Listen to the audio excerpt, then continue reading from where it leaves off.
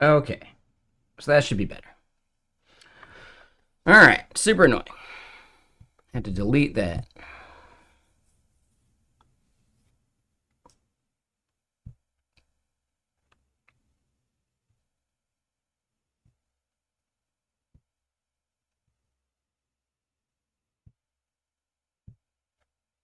All right, so then phone number.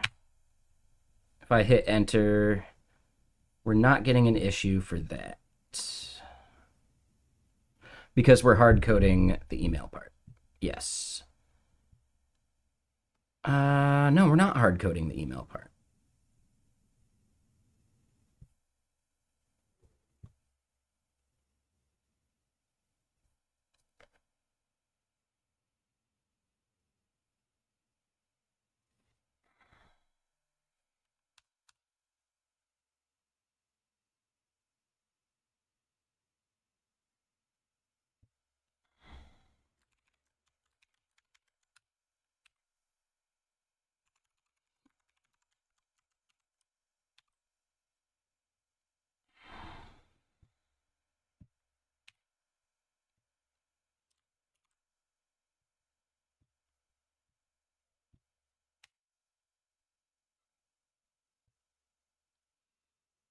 Okay.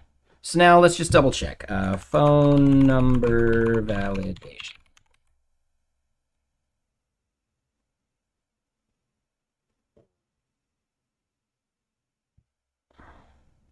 Let's see what Twilio has to say about it.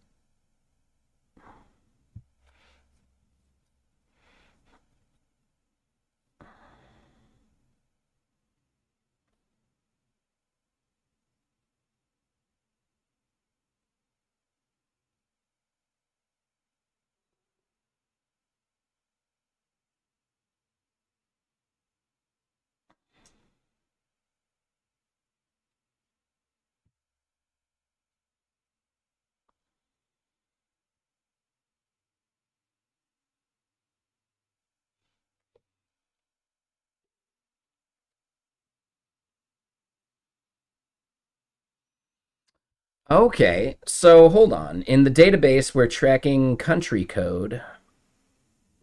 We aren't. No, so the database is still just phone number. So we want to generate it into the proper one. Okay.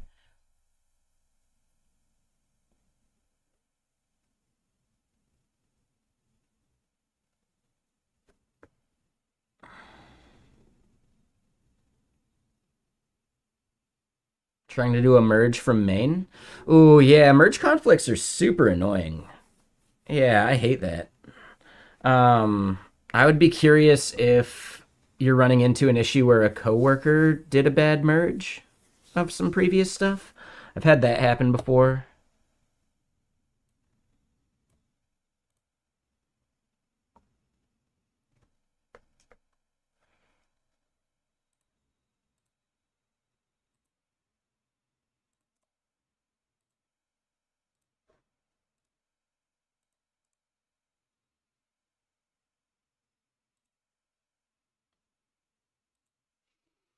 Yeah. And he probably just like he may have had merge conflicts too. And in the process of him dealing with his merge conflicts, he might have brought in some stuff that you had gotten rid of or whatever, right?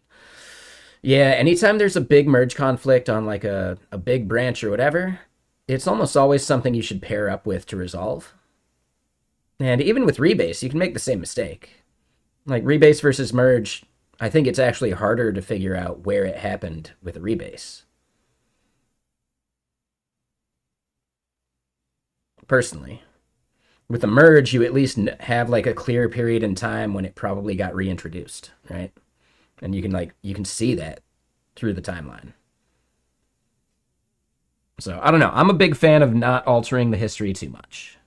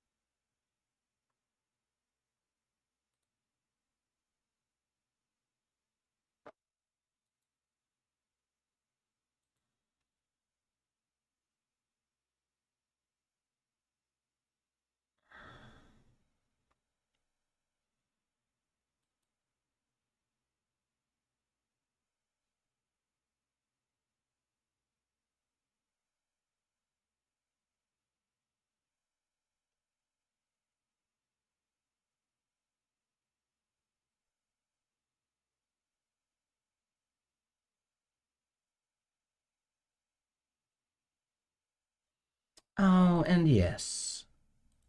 Hold on.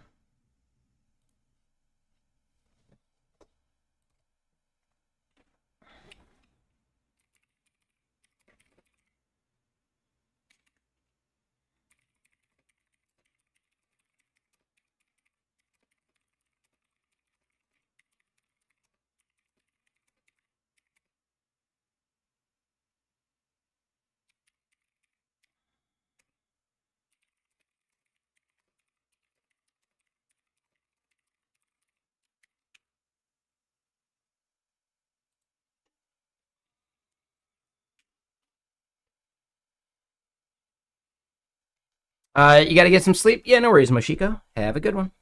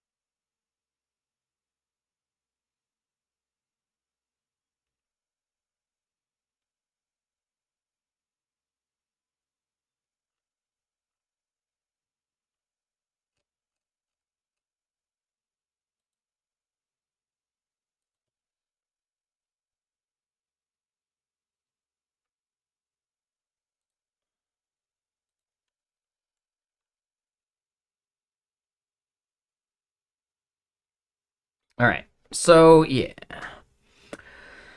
Um,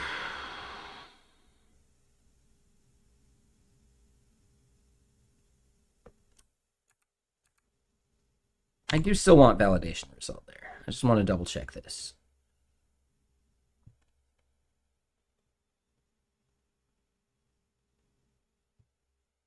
It would be nice to format this better for the user.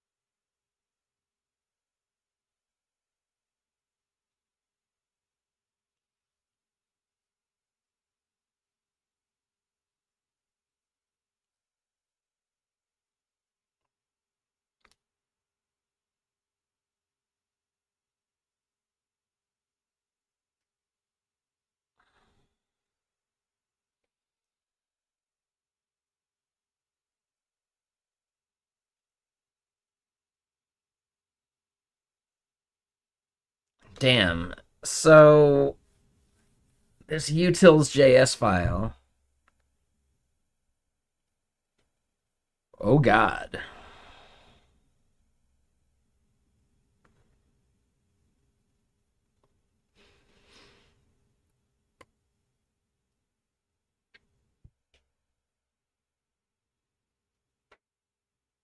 $200K.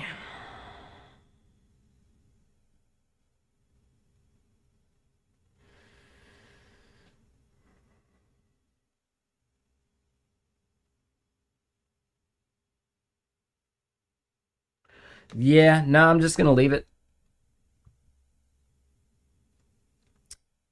Okay, so yeah, user's just going to go in, validate it. All right, foo. Sure.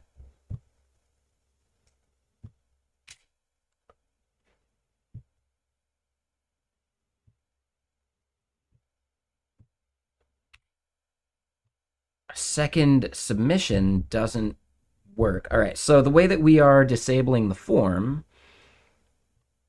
or the button, is a mistake. Where are we doing that part?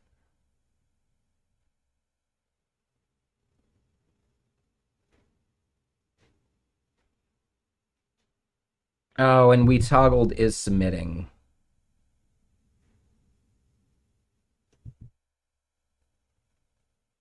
Here.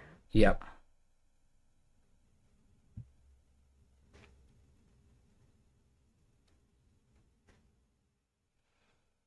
So that's a separate thing.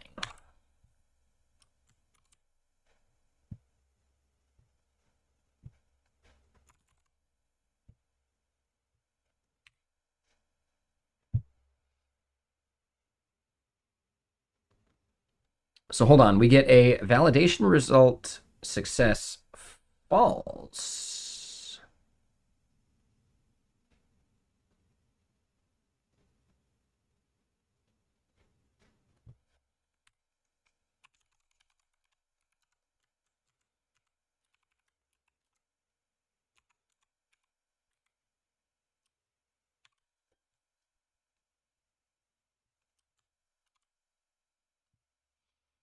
Oh, because name was empty, right?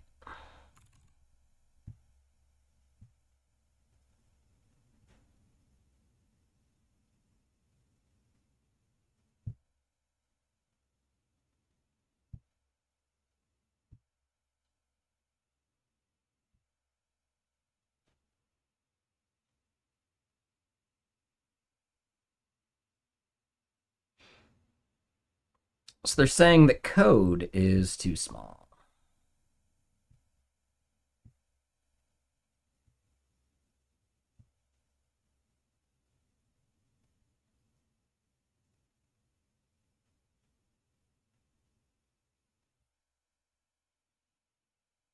I don't know what version is that I'm on. Let me look. 3.24 is the new version using is the new version 4.0 or something. This looks right to me.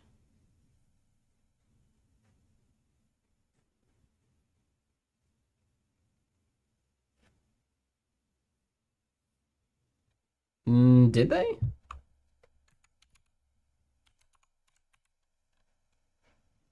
Oh, it's in beta still. Yeah, I typically don't use beta. I don't do any beta stuff.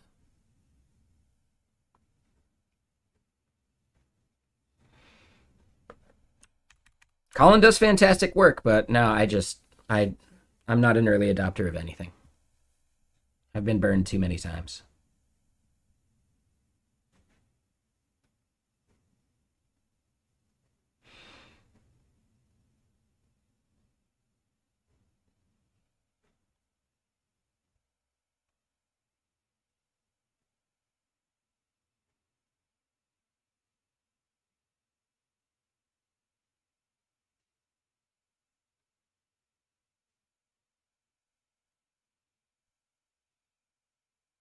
Yeah, I think I'm looking forward to it.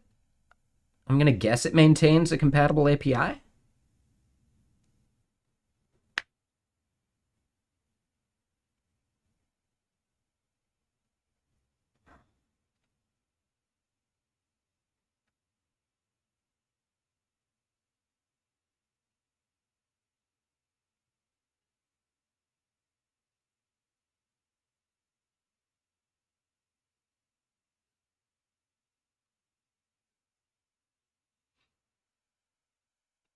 Okay.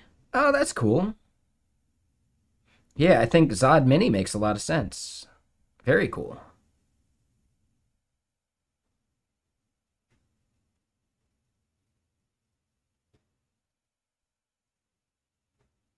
So, I mean, I'm not going to sweat about 5K, but I do like the idea that you can tree shake the stuff you don't need. Yeah, this is awesome. Yeah, good work, Colin.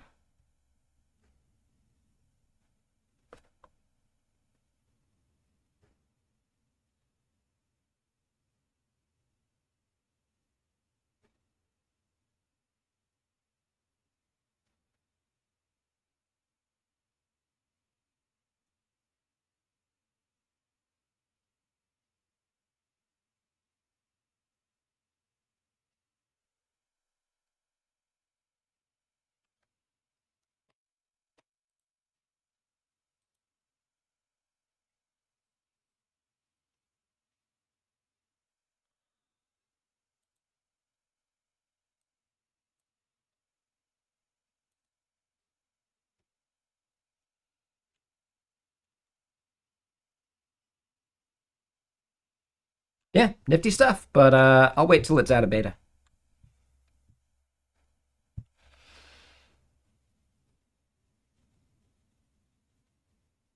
All right, so if we go back to our form here,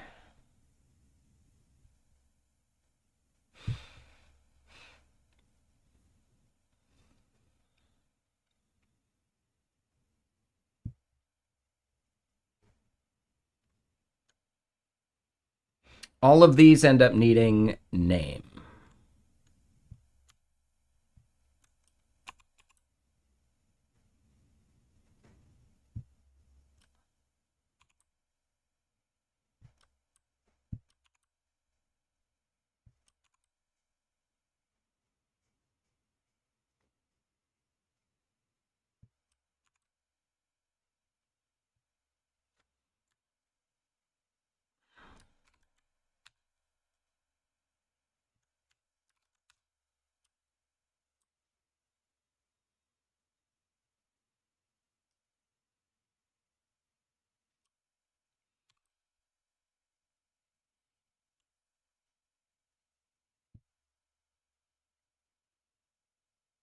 Yep, I'm okay with that.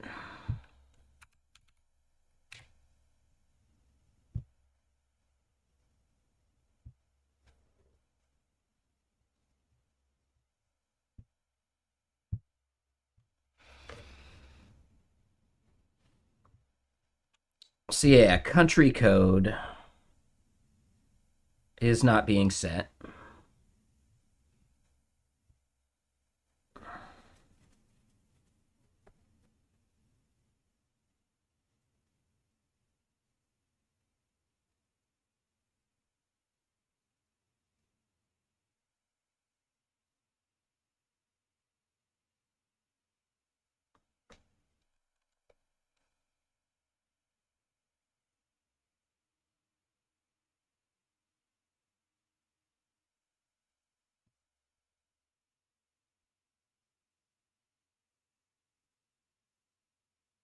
I know, right? Yeah, yeah.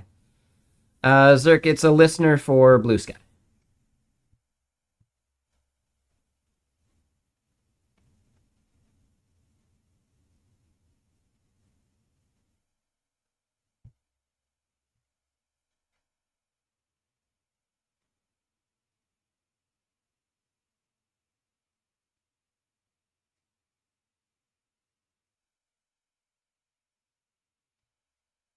Yeah, if I can time it of like fixing a bug right when they like do their like audience stuff, that would be great. That'd be really nice.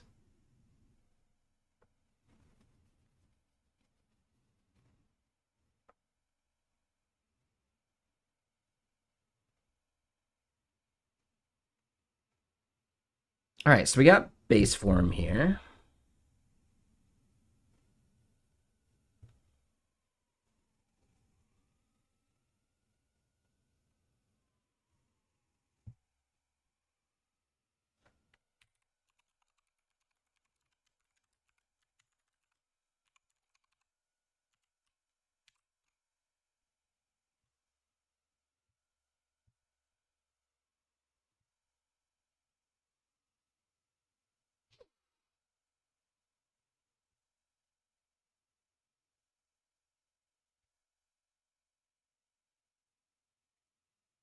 Oh, yeah, country code's default here.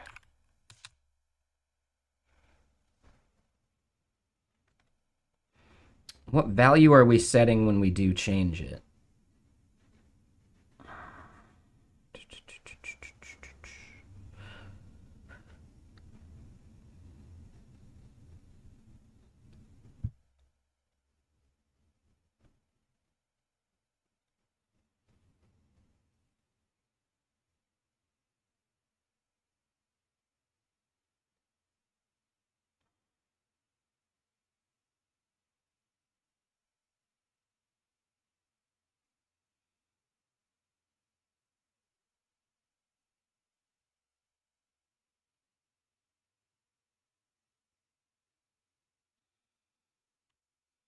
And yeah, I want this to be dial code.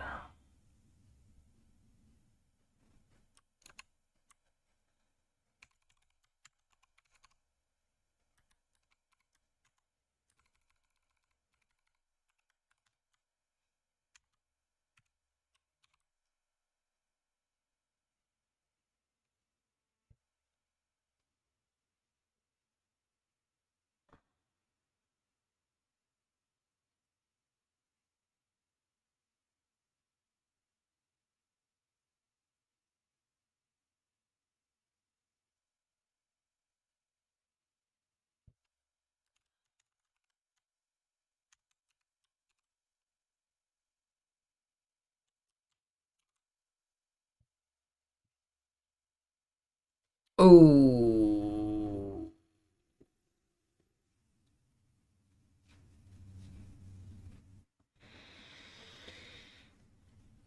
Shit. Mm.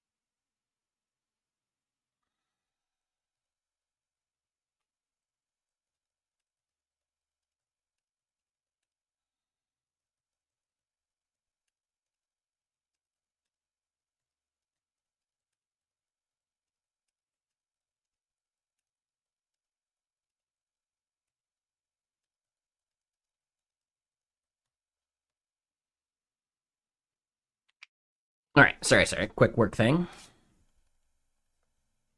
And I got a question. Hold on. Did anyone here check out Firebase Studio?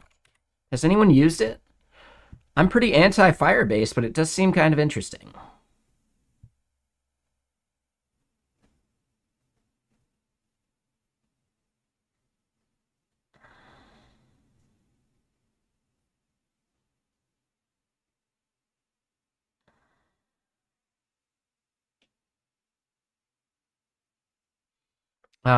A coworker was really interested in the ability to just like deploy directly from it, which is kind of cool. But to me, it only seems like something you'd use for deployment at least as like an indie hacker, because real companies would have their own like CI/CD pipelines.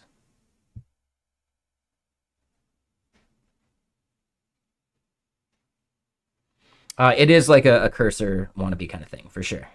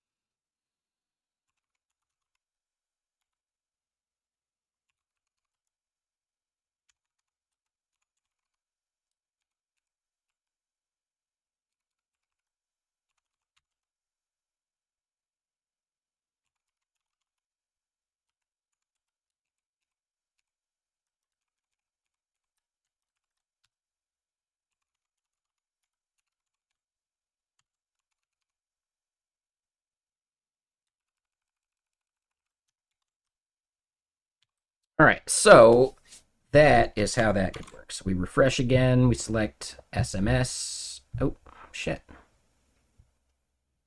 Ah.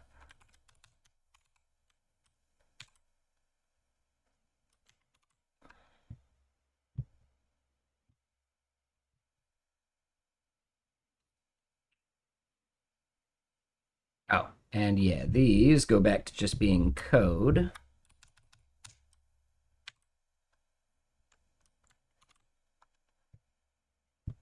Yep.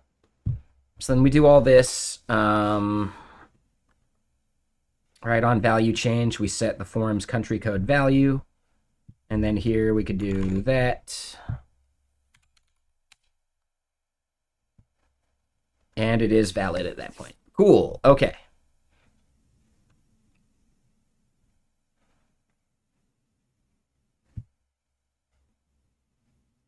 And then the validation result just has the fields that were validated that way, which I like. So then from there,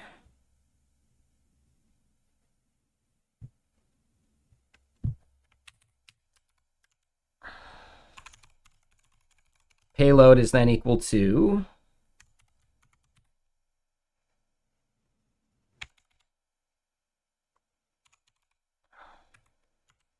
validation data selected type.id.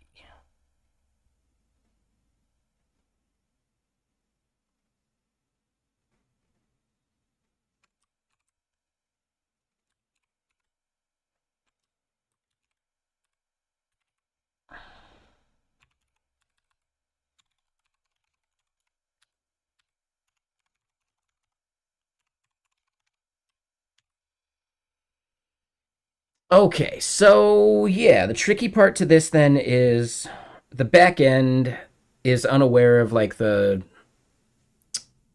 polymorphic nature so far.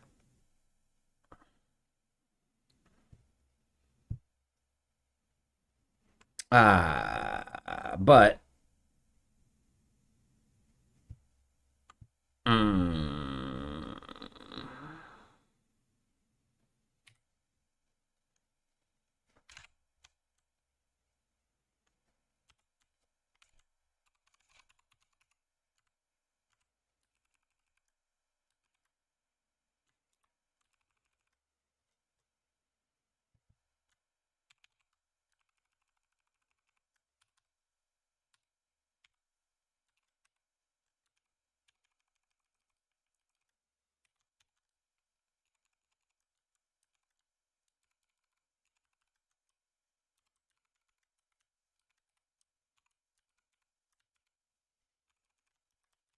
we're gonna make this a let, and then instead we're just gonna override it completely. And instead of country code here,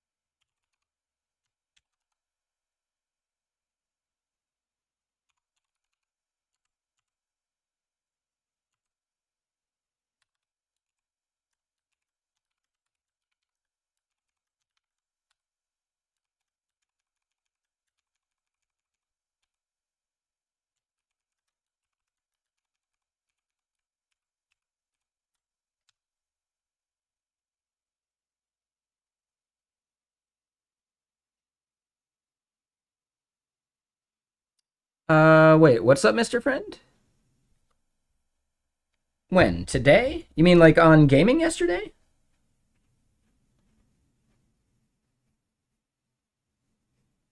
Oh, when I said like you know, no need to like goon too much, that kind of thing. Nah, that's fine. That's fine. I get it. I didn't consider that rude. It was just not the vibe that I'm looking for. Yeah, there you go. Exactly. Right.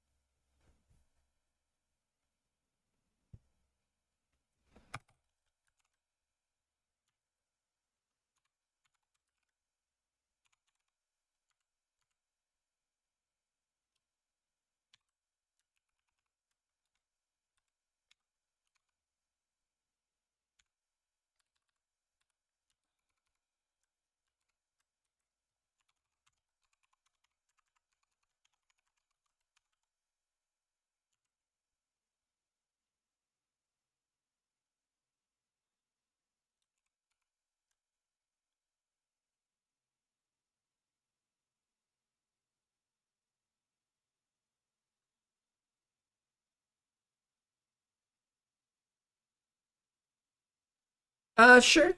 Yeah, yeah. I mean, yeah, I don't know. I don't want anyone to feel too uncomfortable with comments like that. Right? You'll notice I can laugh at a fart joke.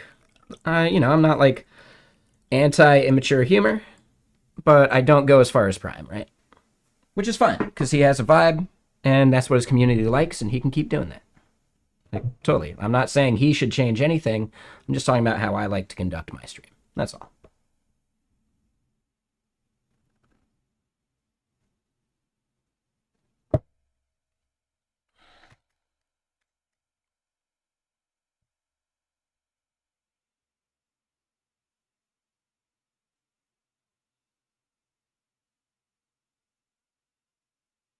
All right, so the caret there means anything but numbers, right? Let's just double check that.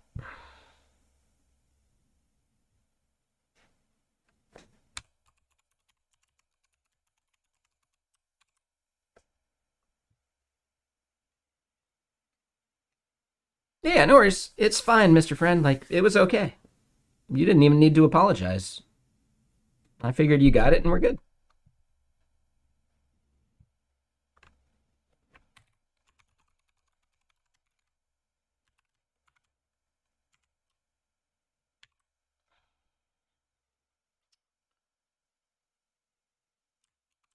All right, let's double check this. So we go SMS here.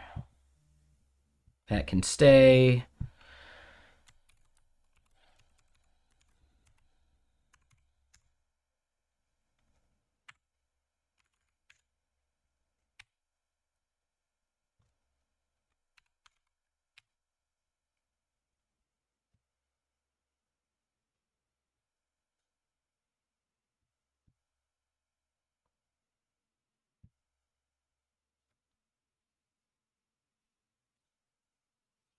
Okay. Yeah, I think that works.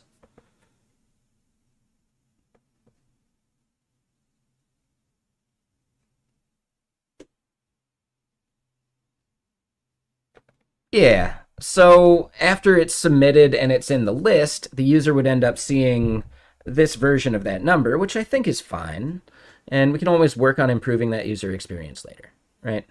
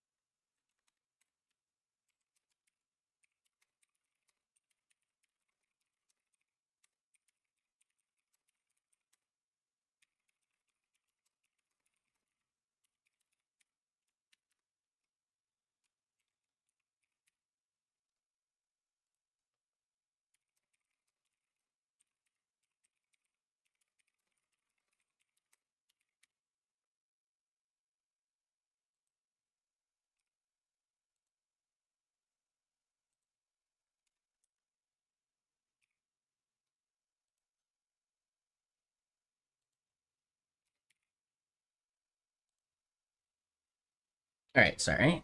One sec.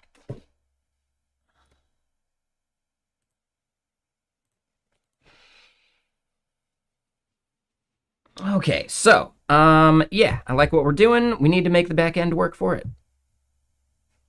What I find strange here is that the revalidation didn't seem to kick in.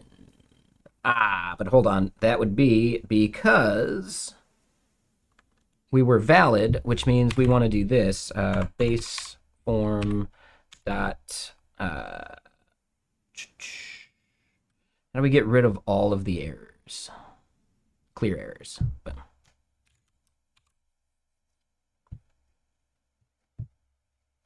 Boom. All right.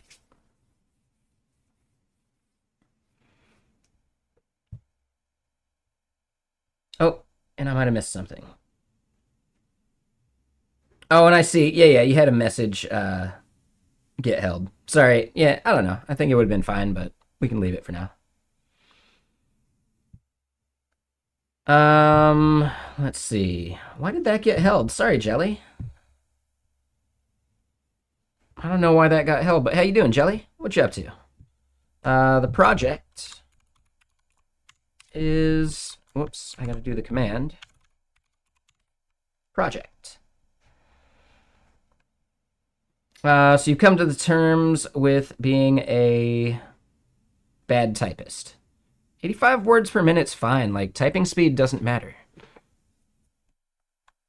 We have auto completion, we have LLMs, we have all sorts of stuff where, yeah, typing speed is becoming less and less relevant.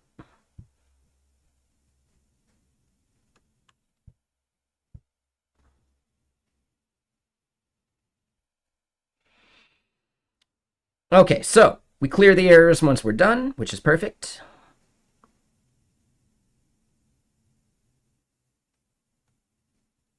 I'm going to call that good. So then we need to start looking at the back end.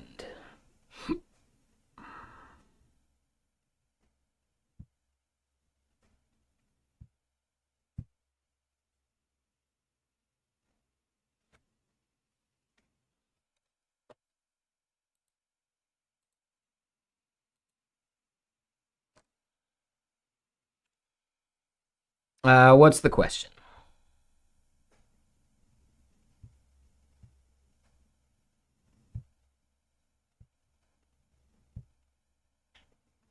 And Jelly. Yeah, I'm using a thing called neo-brutalism.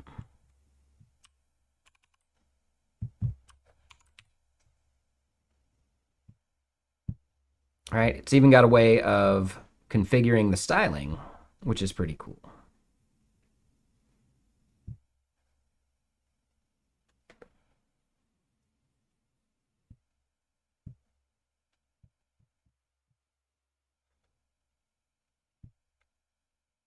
Oh, and they changed up the dock side a bit. Okay.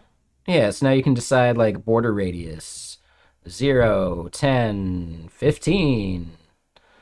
You know, where the shadow should live.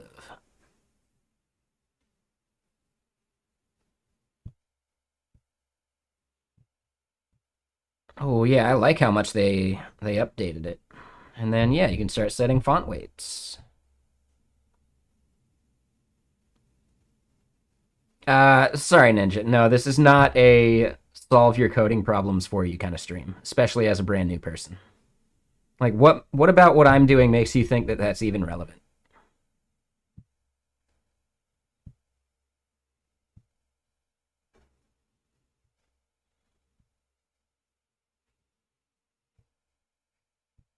You come across as just a spammer. You're gonna move on to the next channel rather than actually like understanding how to solve your own problem. So yeah, now you're like a second away from a ban there, Ninja.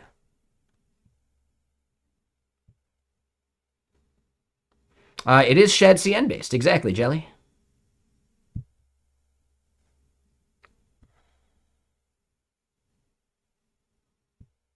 All right, so for the backend code,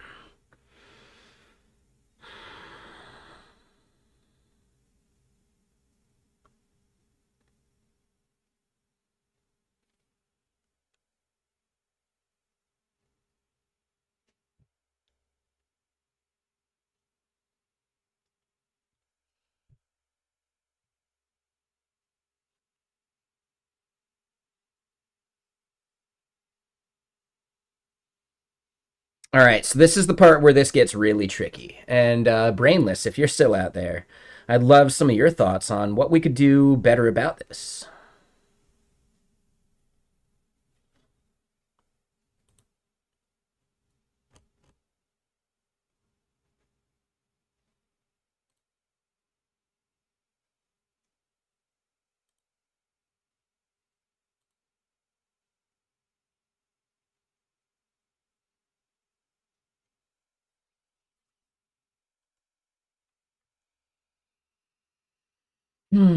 But yeah, so the thought is, and I feel like we had this in T3 chat somewhere.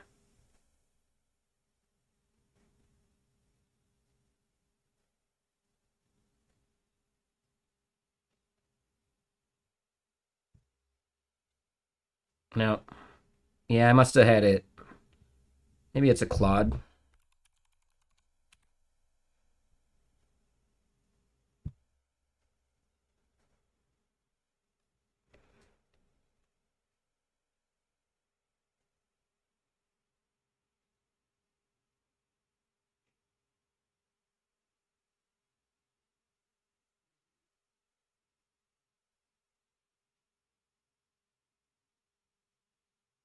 Modeling polymorphic data types. Here we go. T3 chat is Theo's like chat wrapper, right? So if you go to it, let me zoom in for you, right? It's a like a chat UI, but you can configure like which model you want to use after you've upgraded maybe, but you can switch at least on the free tier between Gemini 2.0 and GPT 4.0. So, I mean, it's like Chat GPT, but you have the option of switching based upon the context that you care about, which is kind of cool.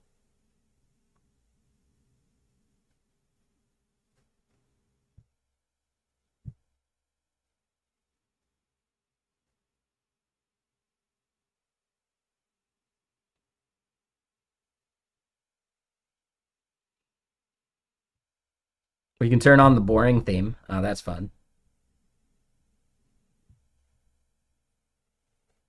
Oh, that's nice too for like streamers.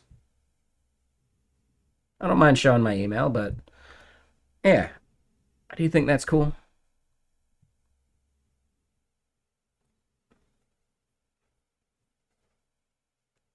I have a Claude subscription. I don't use it that often.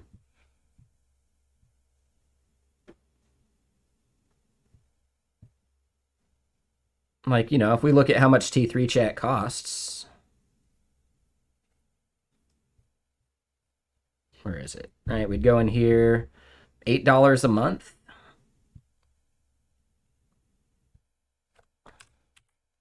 Is there like a pricing page?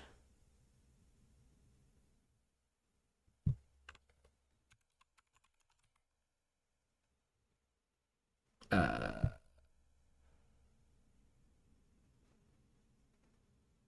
I guess if we click this, would we see it?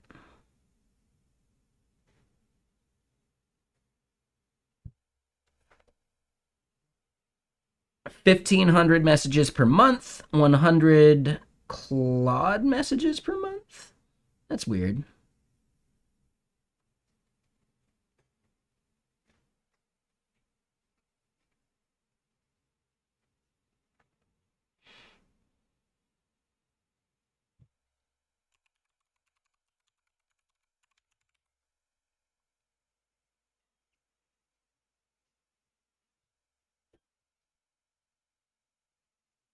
So $20 a month. It just says more usage.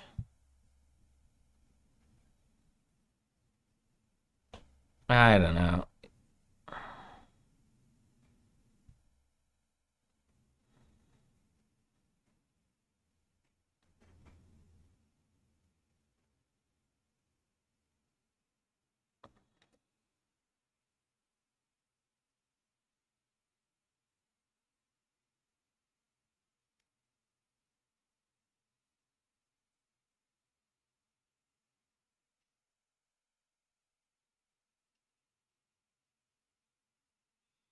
Oh, interesting. Okay.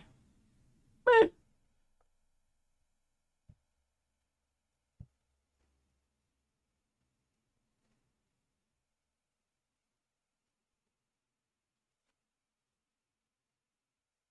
okay. I mean, for $8, it's a pretty good deal, especially being able to like, use other providers. And at 1,500, it's probably a good deal. I mean, it'd be cheaper, and for how much I use it, it'd be fine.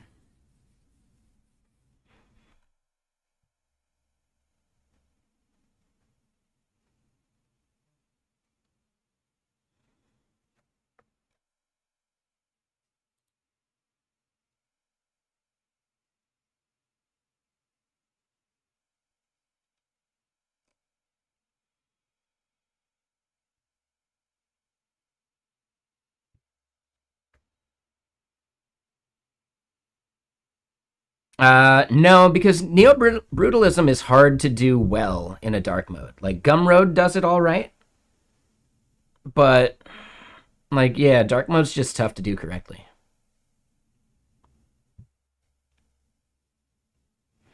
So no, it doesn't have a dark mode. If that's a deal breaker for you, I get it.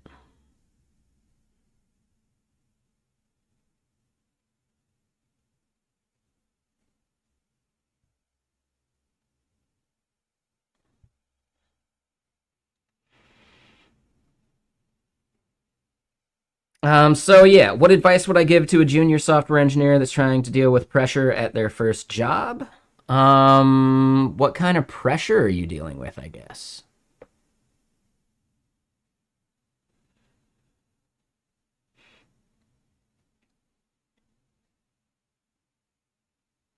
I don't know. In general, you can only work as fast as you can work. But I would say, like, really identify what the pressure is. Is it just too many tickets? Like, I don't know. Like, define that pressure because whatever that pressure is going to be different based upon what you're doing, right? Like, what you have to do to mitigate it is going to be different based upon the actual pressure.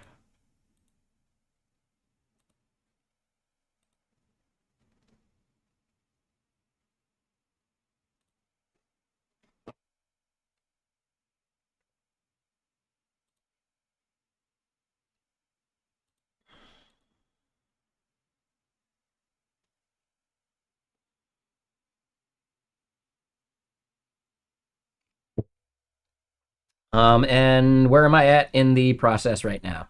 We're currently on the back end trying to get notifications accepted at the API level. So number one, we're going to need to like fetch the notifications by the org, but we have just a base notification and then we have like sub notifications such as a table for email, a table for SMS,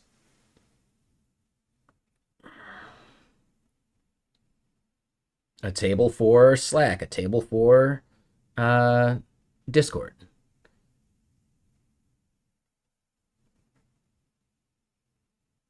Wait, there is a dark mode switch? Really? Where?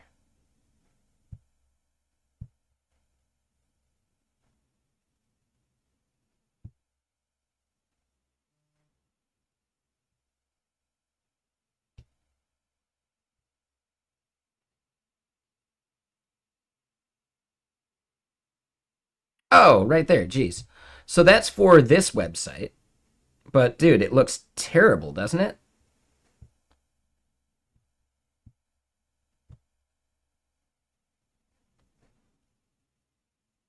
I wouldn't recommend it. Yeah, he said he doesn't like it. Okay, so that's it. Yeah, like I think it's pretty ugly, personally.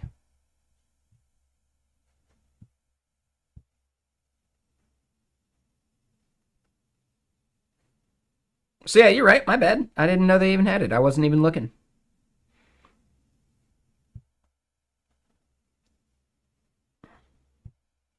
You could probably make it work with different colors.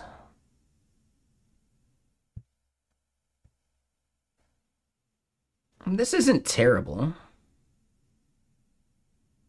So yeah, I don't know. Go for it.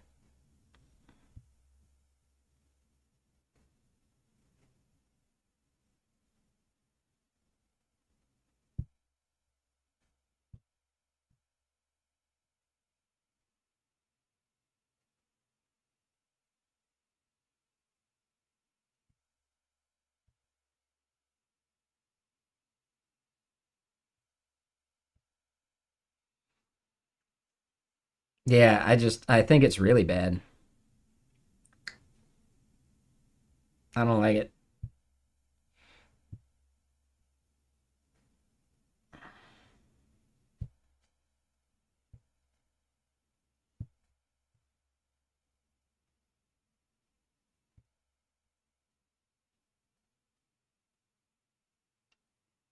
Yeah, I don't know. You do you.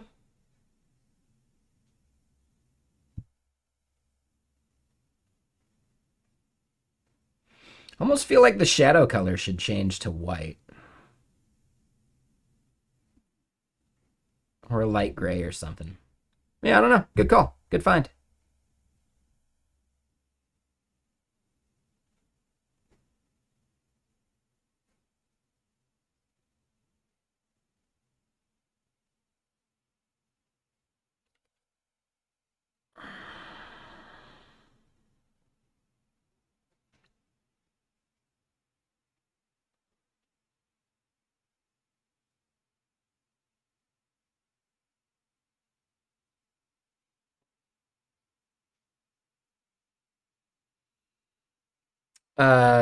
Jelly Papa, are you saying do I use like an extension? No, I don't use Dark Reader or any of that stuff.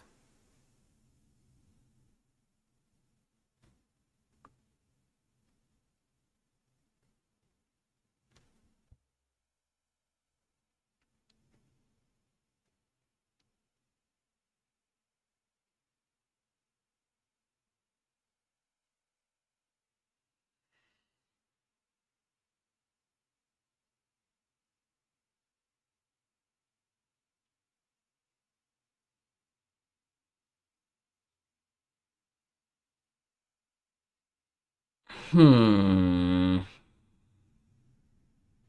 And what's up, Bones? How you doing? I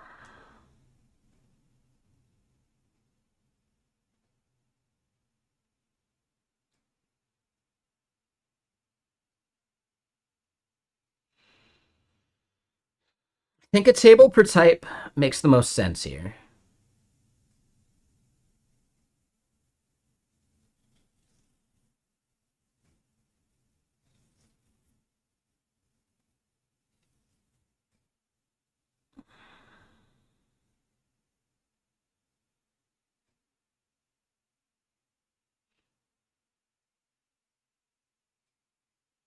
And we basically decided that there's not going to be an update, right? If you messed up, you just create a new one.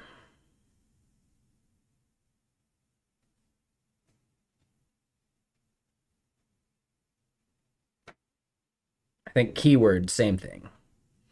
And we could see about doing updates later, but I'd say for now, we're going to keep going down that path. But yeah, what you been up to, Bones? So yeah, like this is basically how it would work. All right, well, all right, that's like the like that query, right? And now if we want to do it with ecto,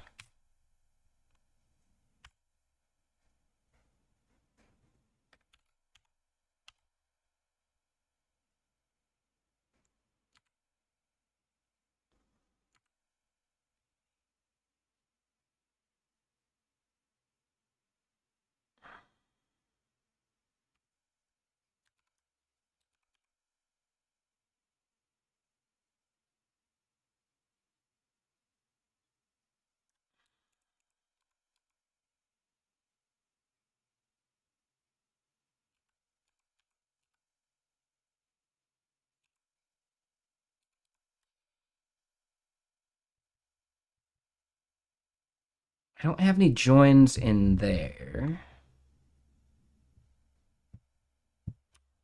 We do a join in here though.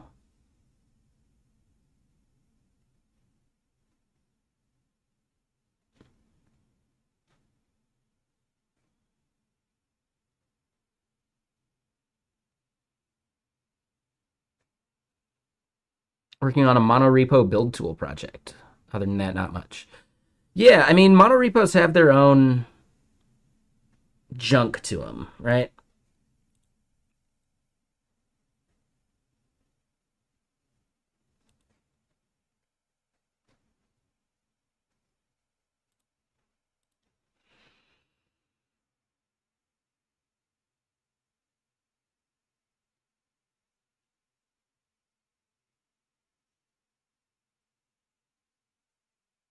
Yeah, like, so monorepos basically are nice to keep things together, but then how do you make sure you're only building the parts that changed when that kicks off, right? So in your CI/CD, if you're having to run every test, even though you only change the front end, that slows down your pipelines massively.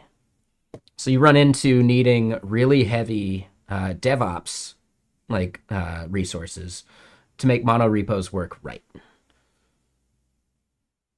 And in a lot of those cases, you can just do separate repos and your CI/CD becomes very simple. But then your process of staging changes together, such as a change to the front end that depends on a change to the back end, those are going to be in separate PRs. So then when you merge one, you got to make sure the other merges pretty quickly. Otherwise, you run into a broken front end that just isn't sending the right data to the back end or something, right? So having to coordinate PRs in separate repos is heavy. So you're basically having to pick between DevOps rigor and the process of how you do PRs that are technically tied together.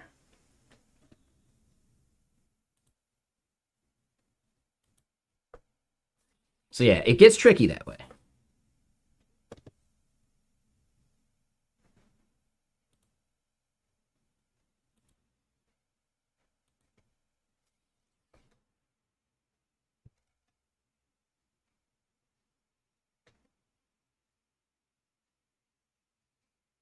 Mm-hmm. So yeah, you're doing multi-language with affected only partial builds. So I mean, Bones, what is it that you're doing? And maybe we talked about this before and I forget, but what is it that you're doing that is different from Basil?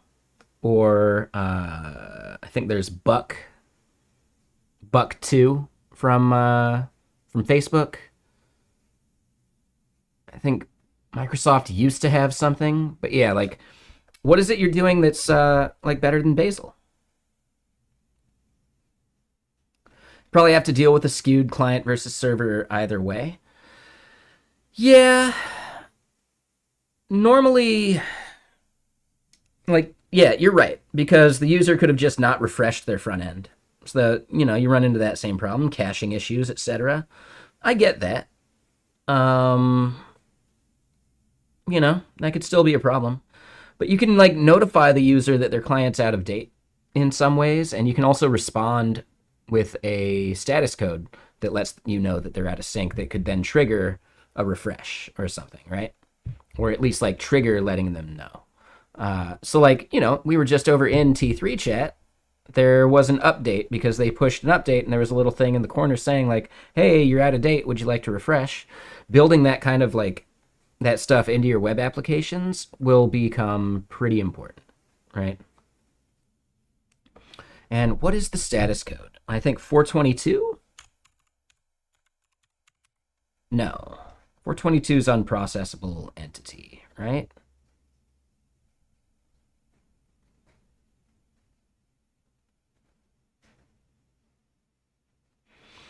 See, yeah, 422 is actually something that I've seen used for validation errors.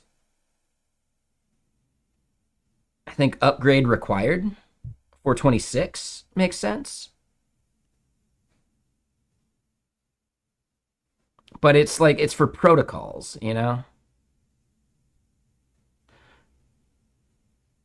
So it's not specific enough, really.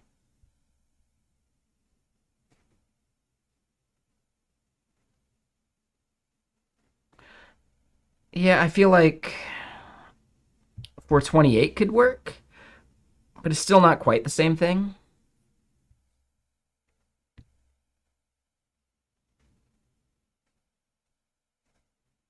Failed dependency.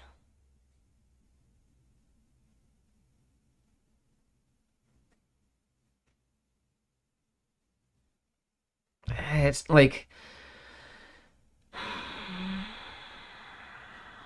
expectation failed, but that's based purely on the expect header.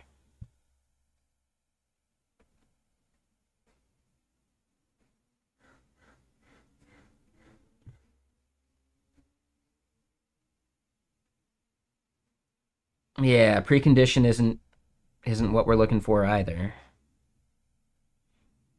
conflict, it's not great. But yeah, I mean, realistically, as long as you just set a status code that your front end and back end both agree means the one thing, and you're not using it for anything else, then I think there's value, right? So, like, you could pick upgrade required even though it's not technically correct. Precondition required could work, right?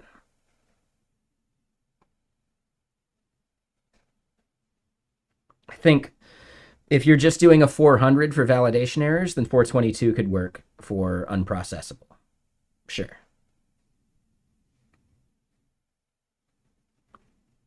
Yeah, that's the tricky one.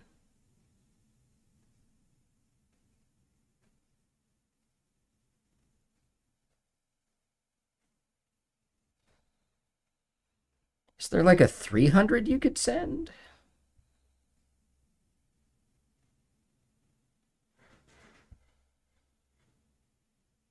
Yeah, no, you wouldn't want to use the 300. Is there maybe a 500?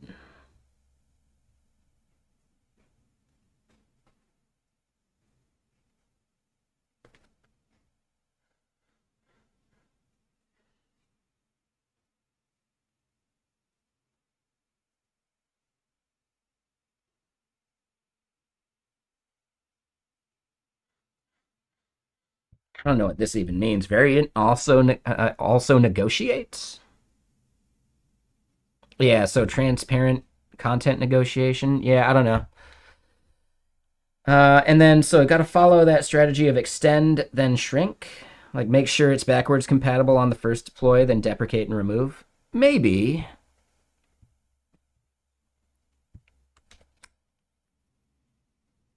It just doesn't always work.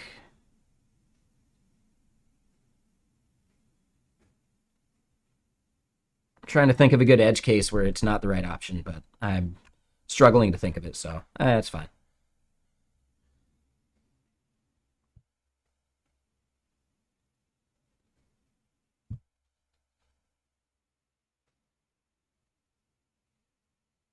That one's good.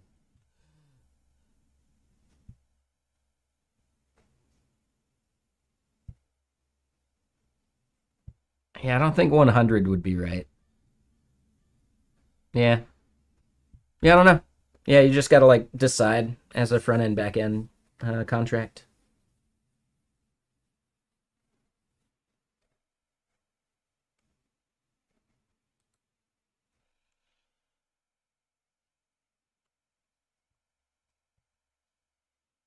All right, so back to what we're doing here.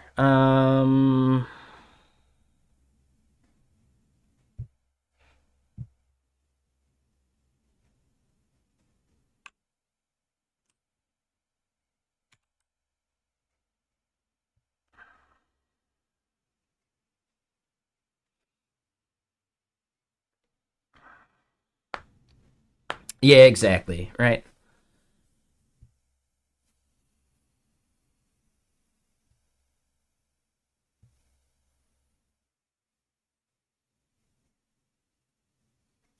Okay, so hold on. Let me look at how we're doing some indexes.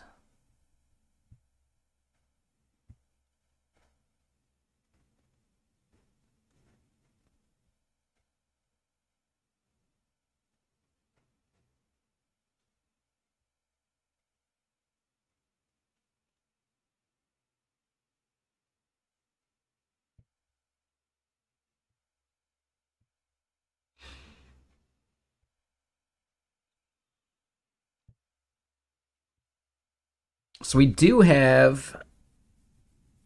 Oh, that's no. So that's it. Notification types. We do have a unique index on name. So we could query by that. And no, that wasn't the AOL paperclip. That was Clippy, right? Clippy is from Microsoft Word. Hey there, looks like you're trying to make a WordPress, or not WordPress. You're trying to make a CSV document. Want some help? Like, that's the voice I hear when I see Clippy.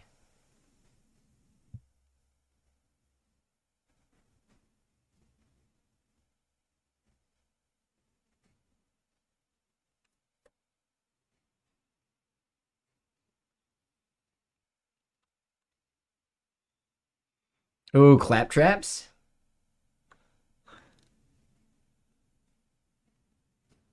Yeah, shit. I'd have to hear Claptrap's voice again, but that's a good one too.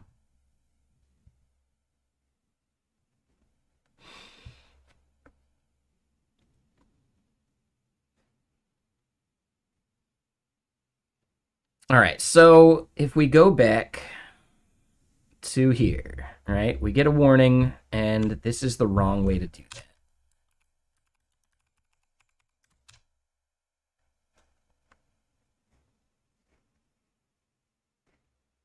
Let me double check this. So the join is thing in thing on thing.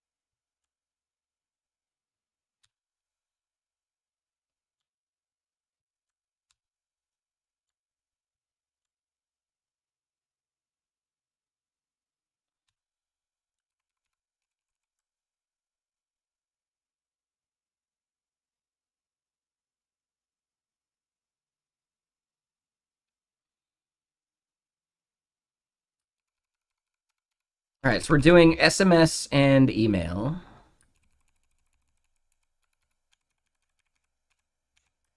Right, notification ID.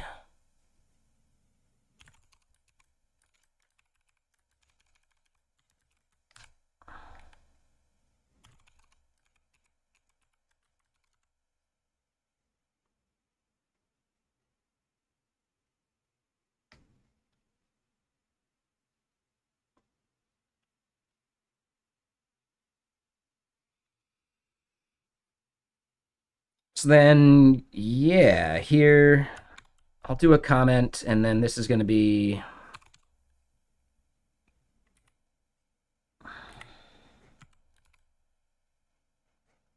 um,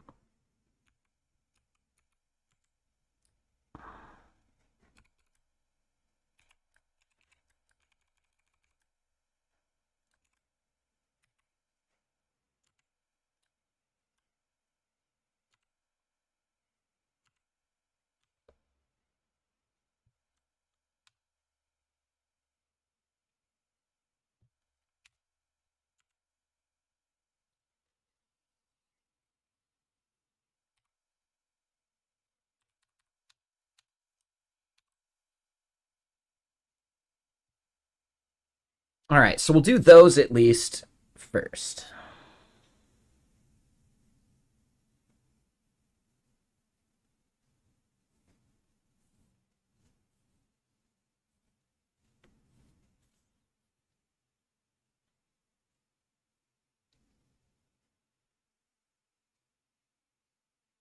We're going to end up creating separate controller endpoints for phone number and email.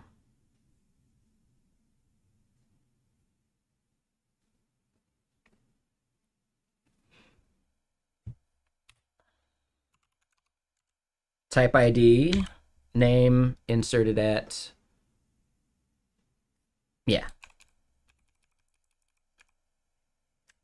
I don't know if updated at matters. So, okay. So this is our list notifications by org ID.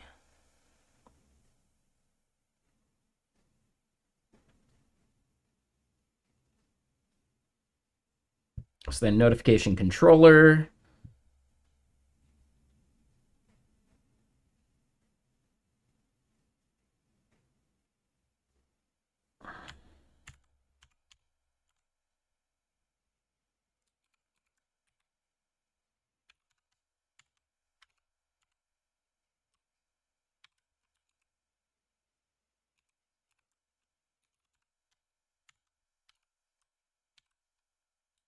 And what was your comment there, Mr. Friend? Programming is like being in an abusive relationship with the machine. Eh, I mean, it is your fault.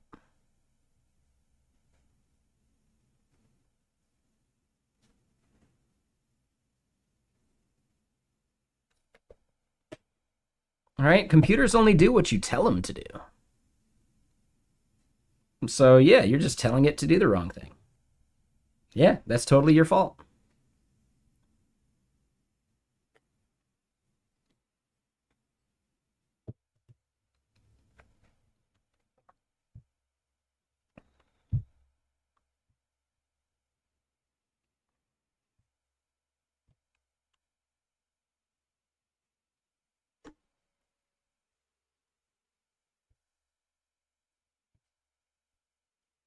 All right, so let's double check permissions here. We need read, write. Yeah.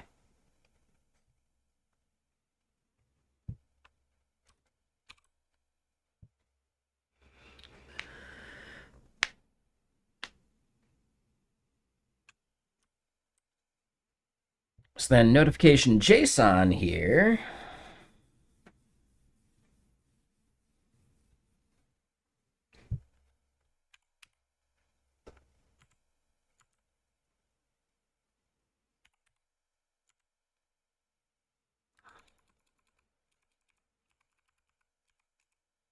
So yeah, ID, name, type ID, inserted at. Cool. Yeah, exactly.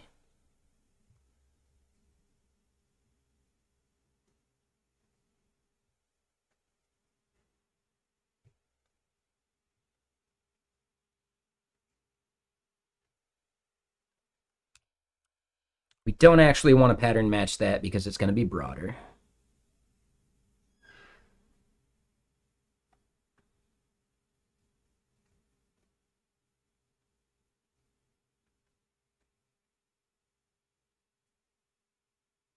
Okay.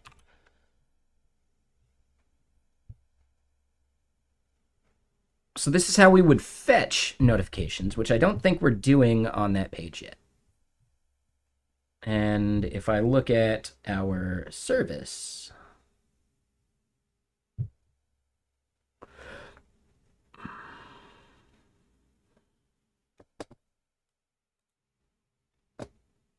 oh, hold up. Here's something I want to check.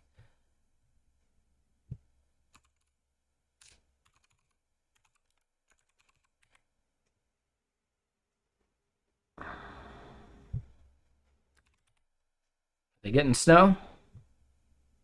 Are you winning? That okay, they're closed for the day, but it is not snowing up there. Brutal.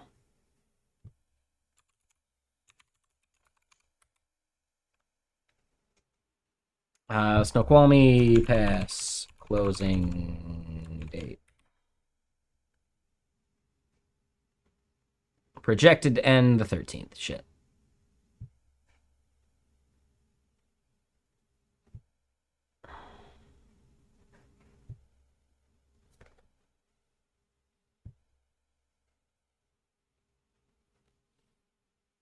The Chair 2 Festival. What does that mean?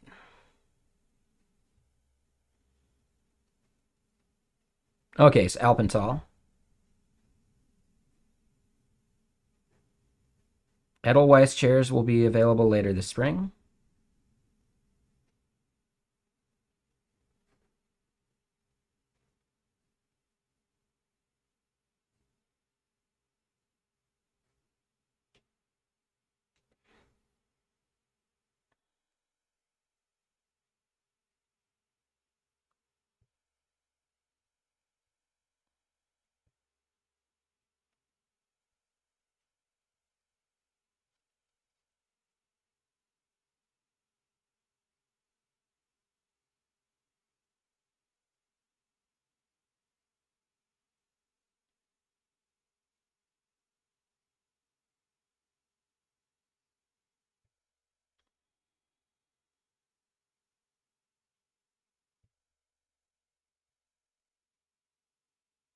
So looks like they will be operating weekends, at least a little bit. Okay. So that's Summit Central. What about Alpental? Last weekend for Alpental. Damn.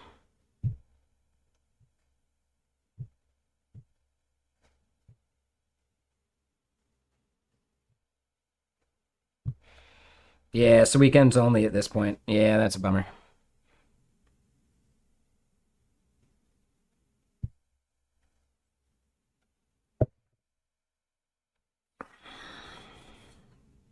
Yeah, no night riding. Yeah, season's done. God, Washington's season is just so short. Like, it didn't even ramp up and start until like January, which is such a bummer. Have I ever skated? Yeah, I'm all right at skating. I'm much better at snowboarding.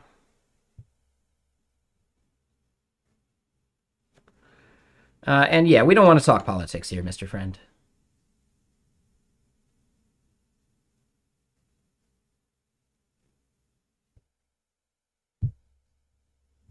That's like one of the only rules in chat. No X versus Y, no politics. Before you chat, you have to agree to that. I would recommend remembering that in other streams in the future.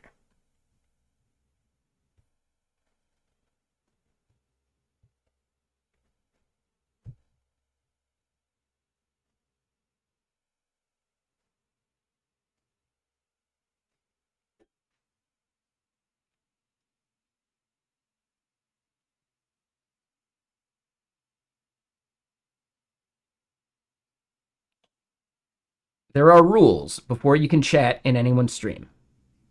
You have to agree to those rules before you're allowed to chat. So you've done that here. I guarantee it. I would recommend you remember a channel's rules so that we don't run into problems like this, or so that you don't run into problems like this in other channels too.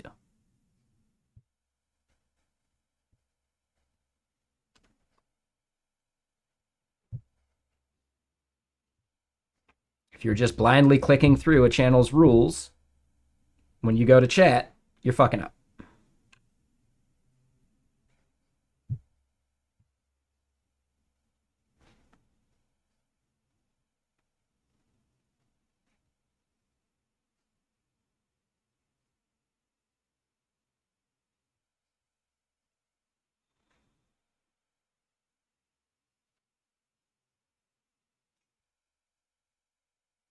All right, so creating a new notification.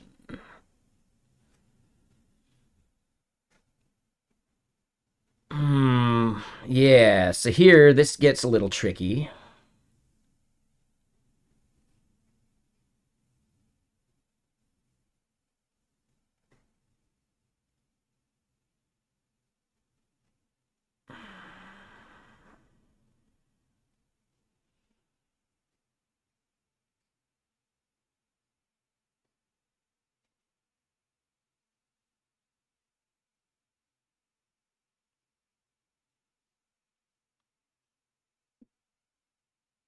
Yeah, the validation for this endpoint is gonna suck.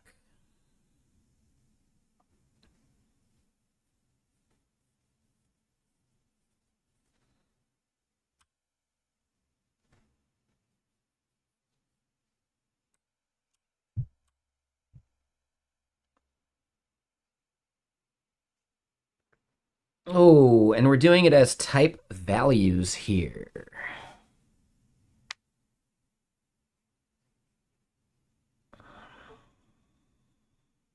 Hmm.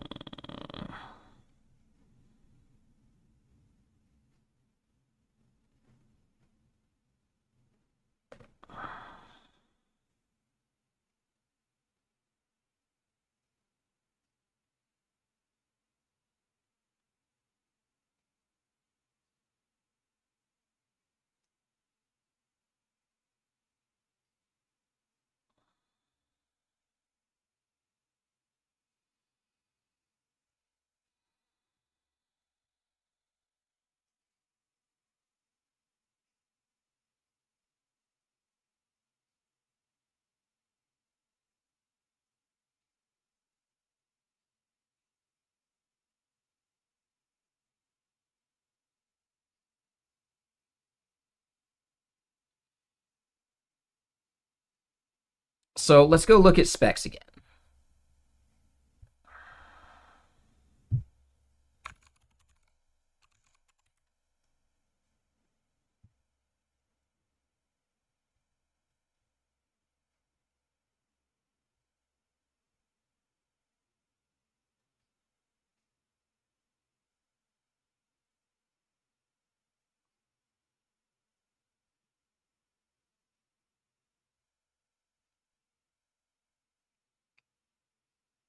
So I don't see a way of making a field optional based upon the schema.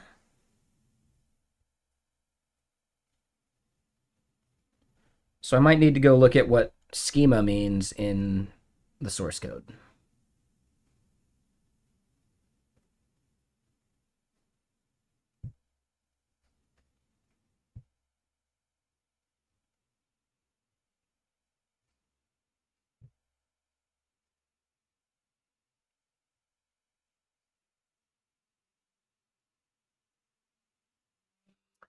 Oh, that's right. We would just simply pass a required prop for the things that are absolutely required.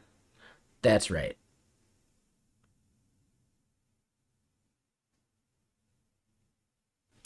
Right. And you can set minimums. Okay. Sweet.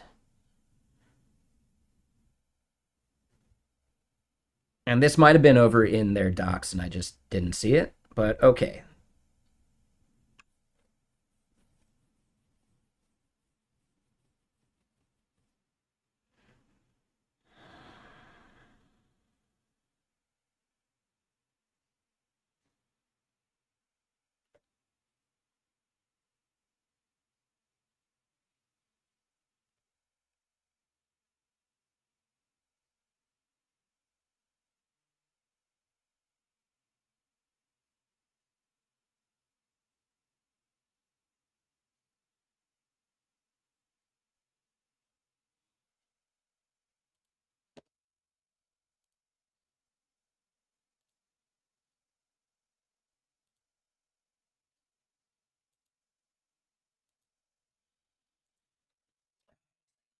I have something here.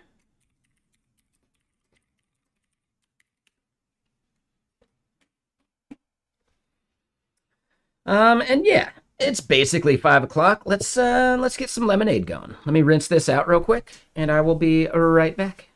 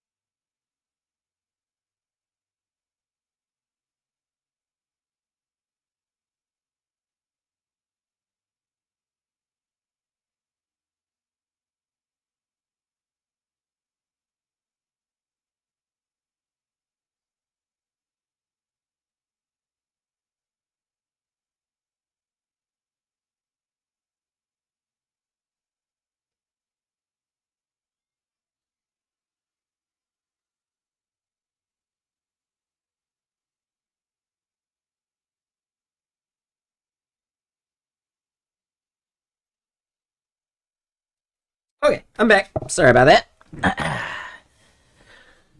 Cool. Got plenty of water. Pretty low on the whiskey, but we don't need to overdo it tonight anyway.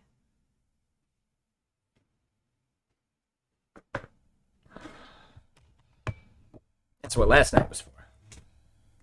And honestly, no, I don't need more whiskey than that tonight. We're good.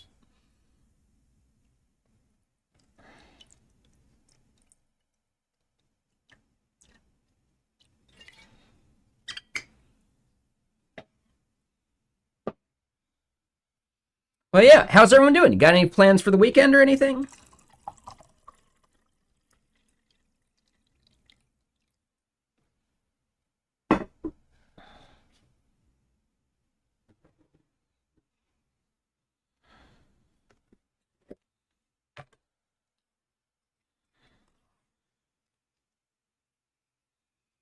I picked up pizza while I was in Seattle last night, so I'll be having pizza tonight.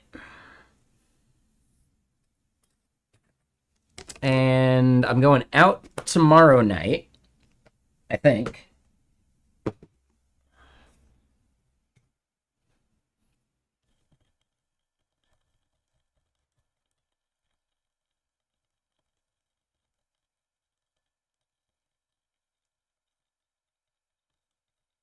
Going to see a Shrek themed burlesque? That sounds amazing. Yeah, so I'll have some pizza tonight. I'll probably have that pizza on Saturday as well. So I got a whole big old pie. 6 whole slices. They are expensive slices, but whatever.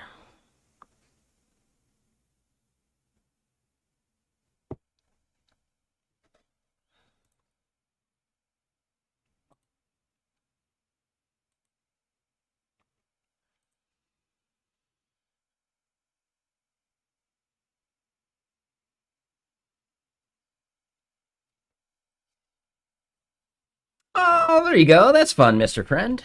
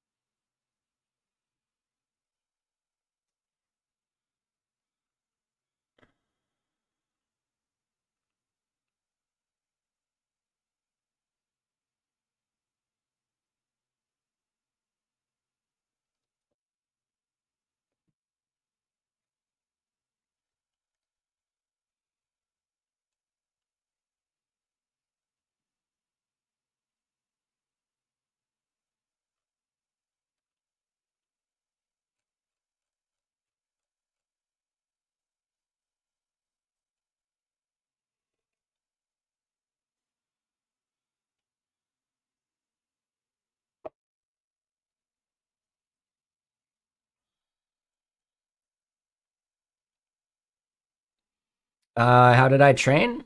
Work. Like, you just keep working. Honestly, Mr. Friend, while I'm streaming is a great time for you to be working on your own stuff too. Treat me like a co-working companion, but you get to see my code.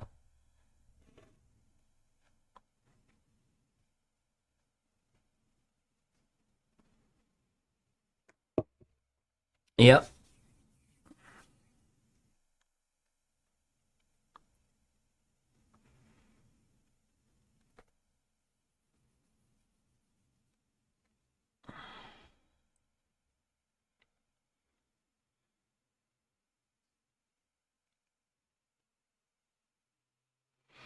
Right. We can do the one of. That's right. I forgot all about that. Okay. Yeah, this becomes way better. All right, all right, all right, all right.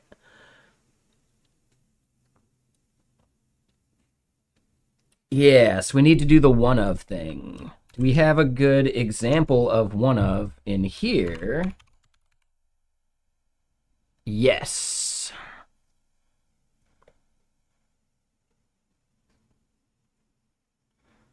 I forgot all about discriminator.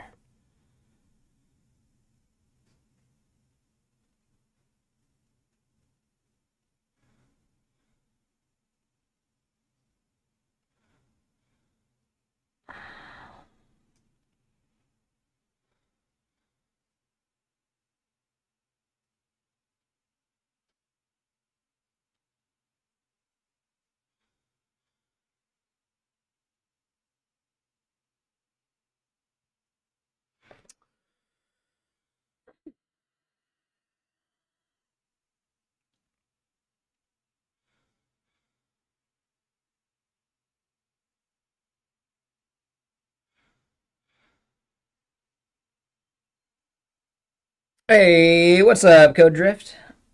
Hello from Driftyland while you're on a stretch break. Yeah, appreciate you. Yeah, what you up to? Thank you for the bits.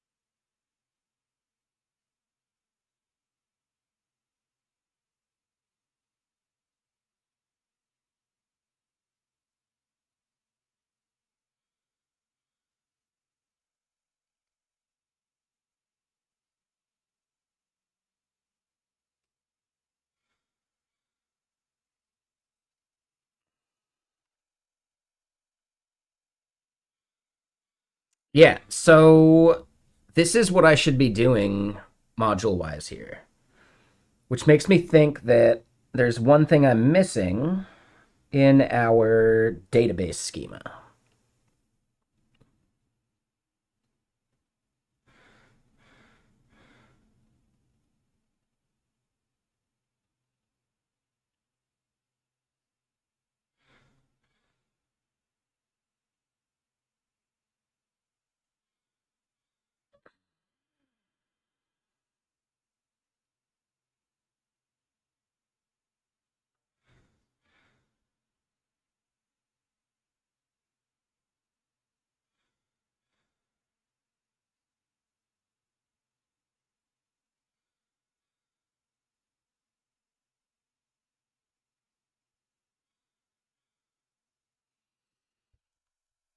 So let me do this. We're going to go to the back end.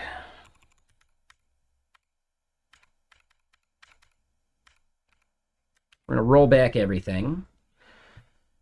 And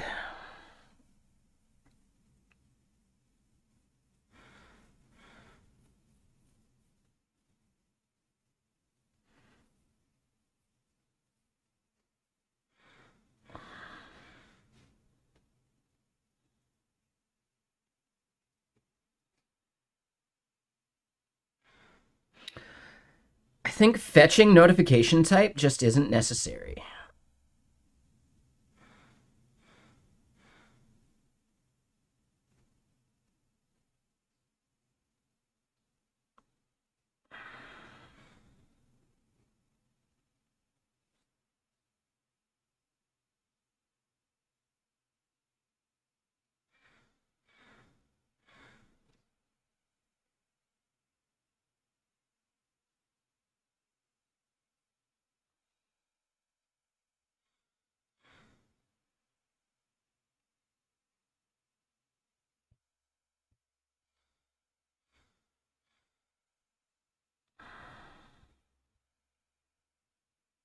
Yeah, I just think notification type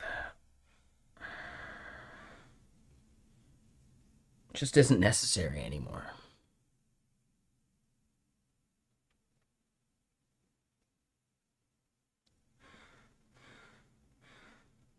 Yeah. So then if we look at notification,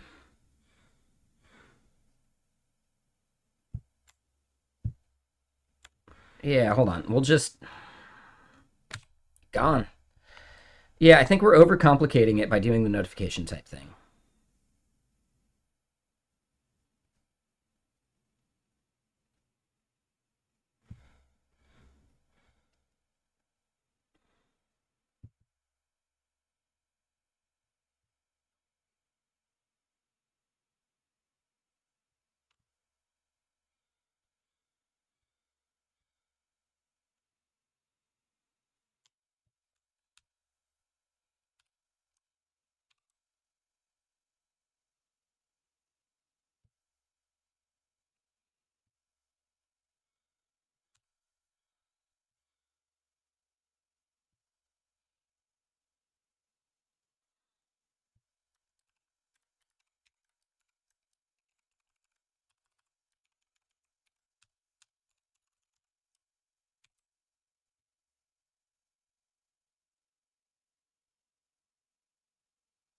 Dorama Sands, come on.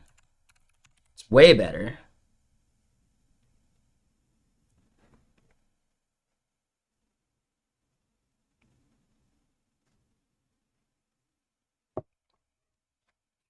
Way better.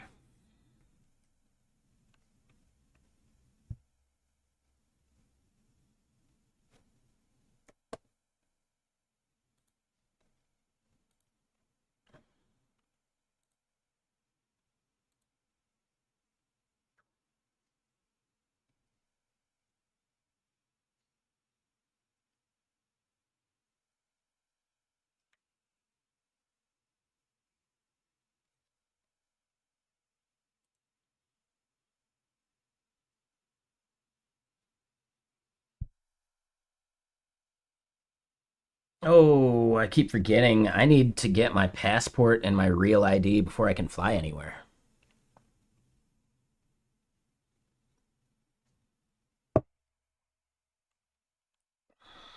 And I need to do my taxes. Ugh.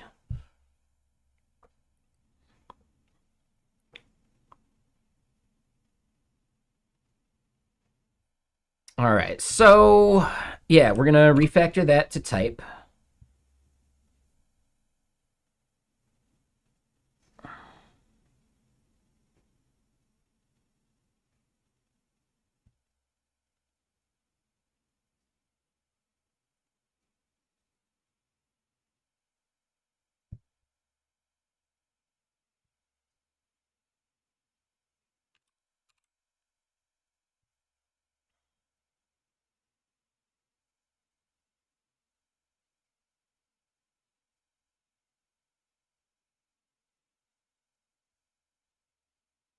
All right, so then over here, yeah, notification types just goes away.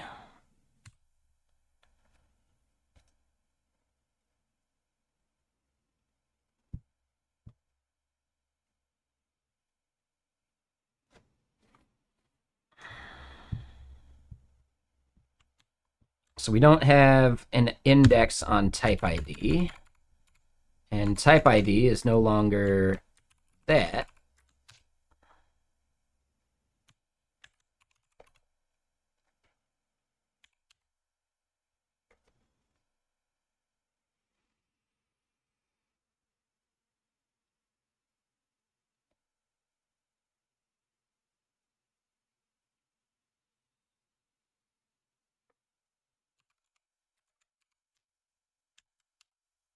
So, right, email, SMS, Discord, Slack. I'm going to say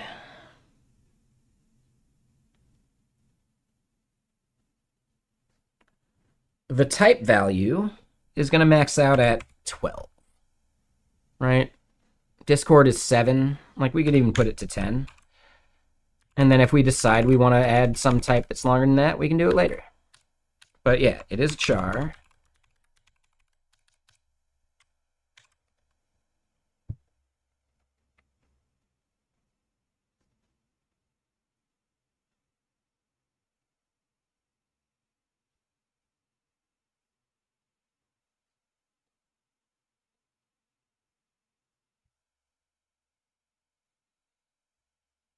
And then, yeah, that makes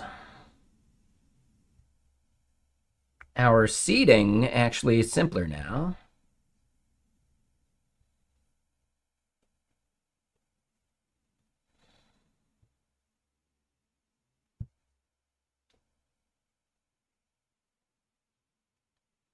Right? Because we're no longer going to be doing this part.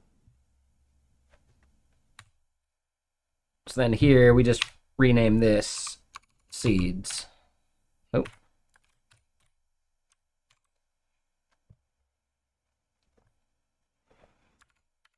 All right, let's make sure we can do this part. Warnings are fine.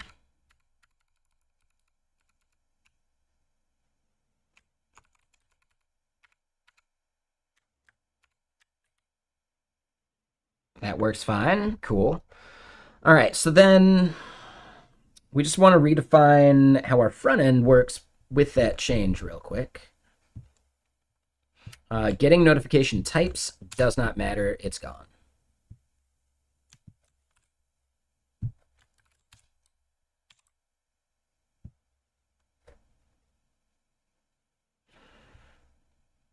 In utils,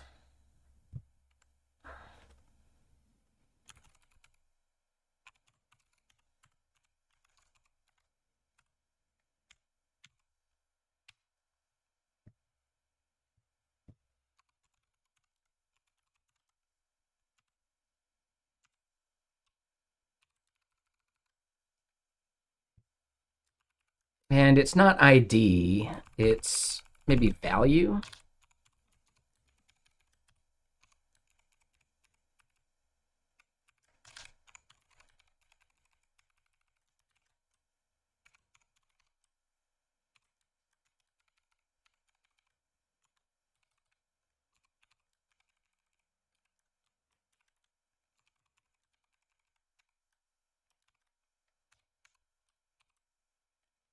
All right, so then we do that.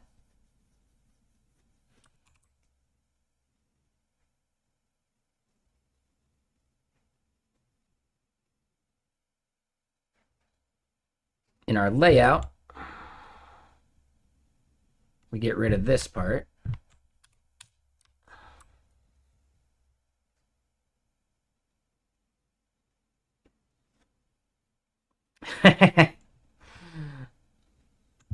Yeah, that's a weird bug.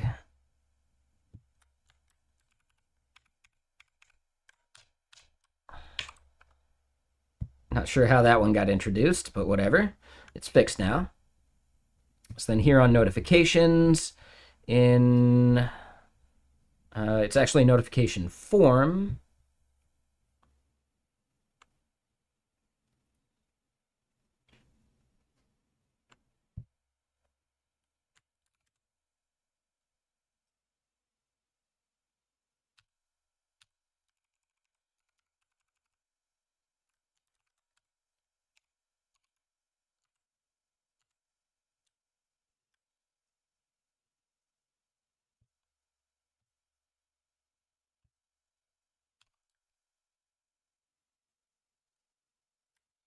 Oh, but it's not key of.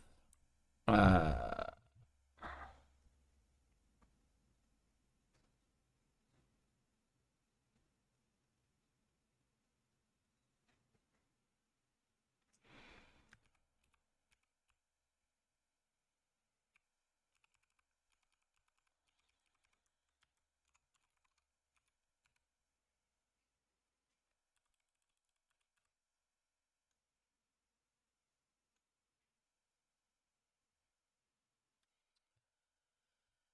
what's the right way to get a TypeScript type from something that's a member of an array?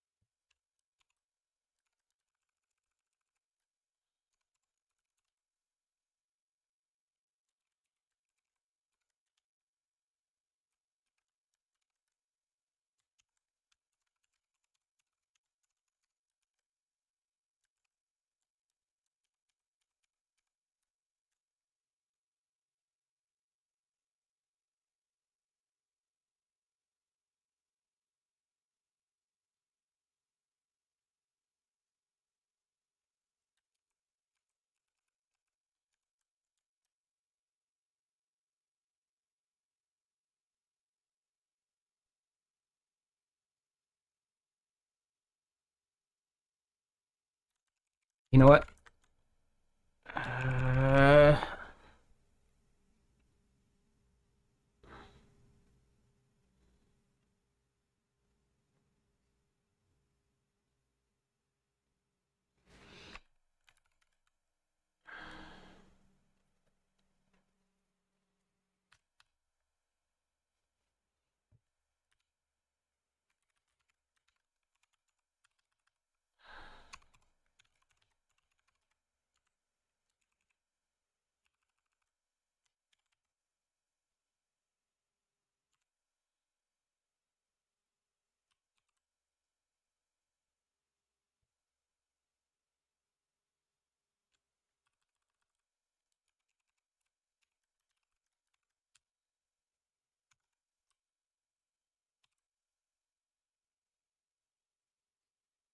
so then, yeah, we get notification type there, and I consider that fine.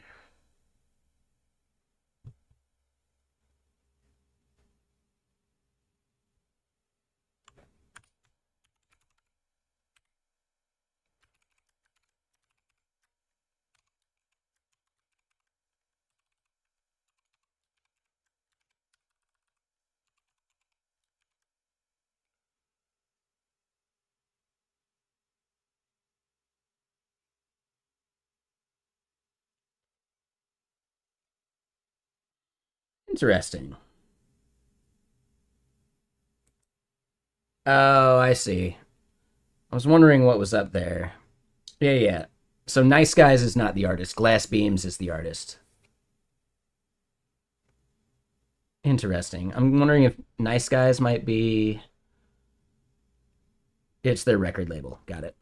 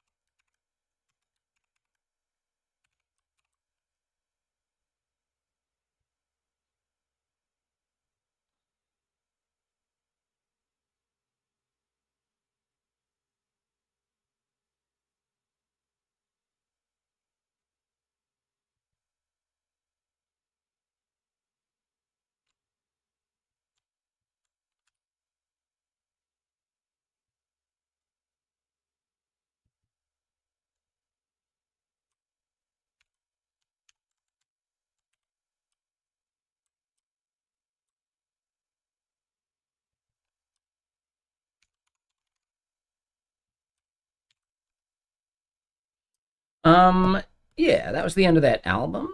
Let's get to some synthwave. It's a they're good, but I don't know. I really want to hear some synthwave now.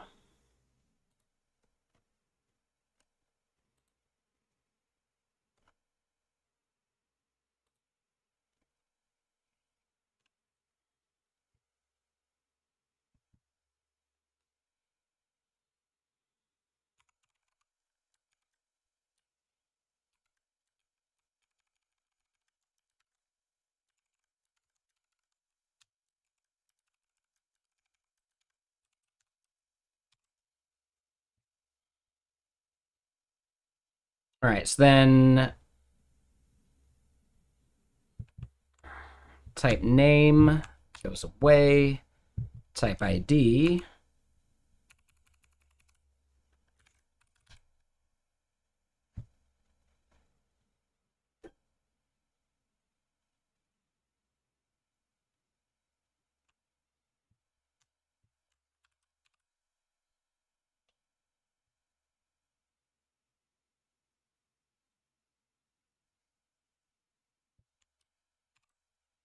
Wait, did I mess up?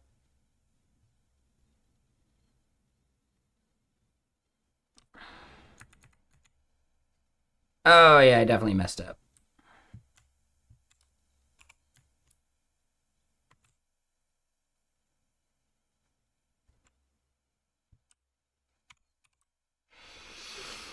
Do I use V4 Shed CN or how running Neo UI? So no, it doesn't work with V4. You have to use V3.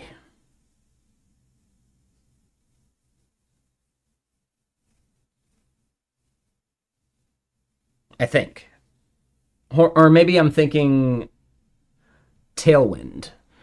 You should be able to use any Shad CN version actually. I don't remember that part, but Tailwind has to be V3.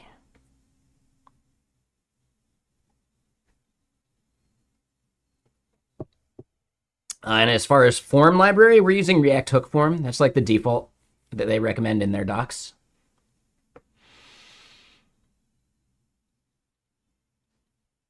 For a web app like TikTok, I'm guessing. I don't know what TikTok is. Um, Sergio, I'm personally against Next.js and Firebase. Oh yeah, I don't know what TikTok is. You can build whatever you want with anything you want. Go for it. Like, my opinion shouldn't matter. I personally find Next.js gets in my way more than it helps. The problems it's trying to solve are not problems that any of my applications have. I don't need server side rendering. All I need is client side rendering and static site generation. And I know Next.js is capable of those things, but it's not what it's good at. And by trying to build your apps in those ways in Next.js, you're going to be fighting the framework the whole time.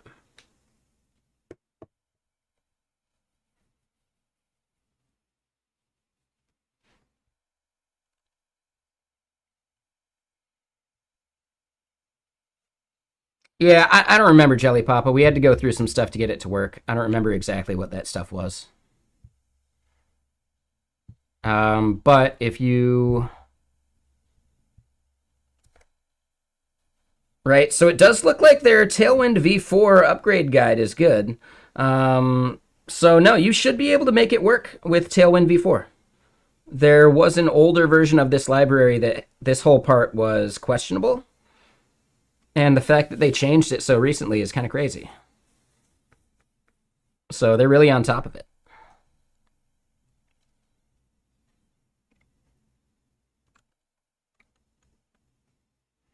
So yeah, I don't know. I'm on V3 still.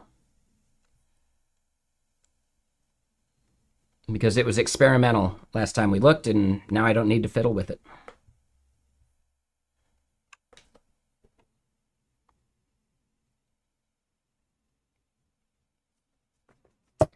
Damn, does every song on this album have sirens in it?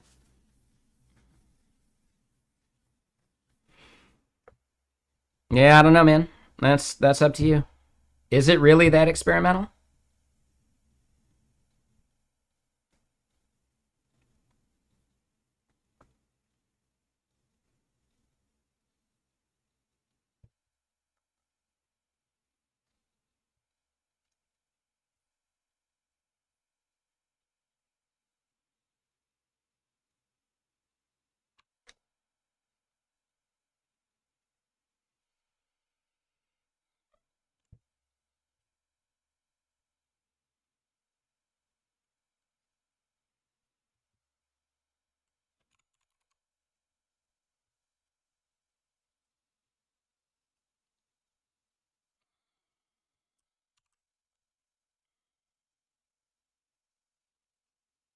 All right, so that part should be good now.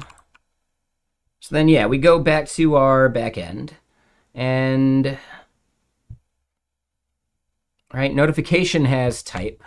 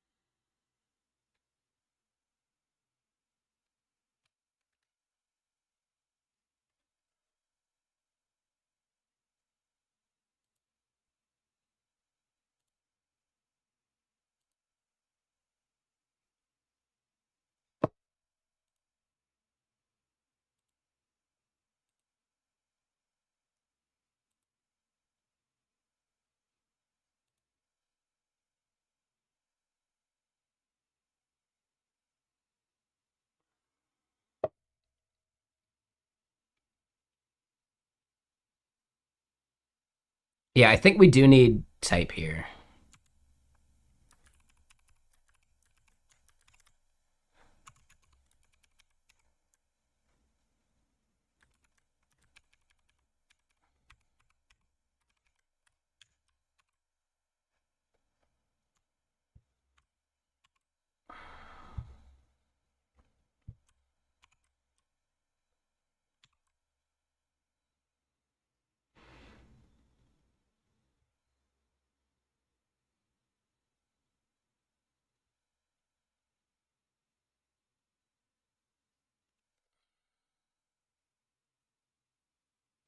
Oh, sorry, and I just got some messages.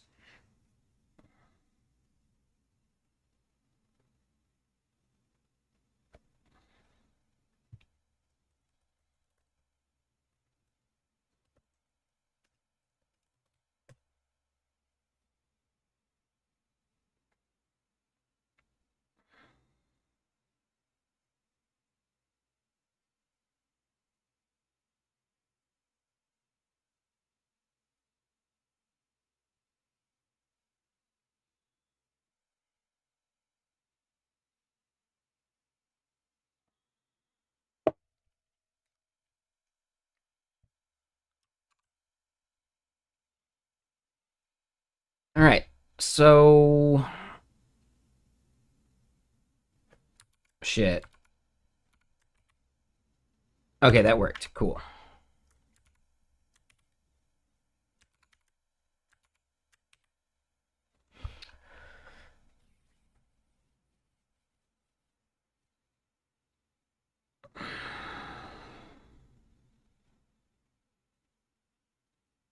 So it's a little bit of redundant data in the like the subtables, but I think it makes some of our other stuff easier.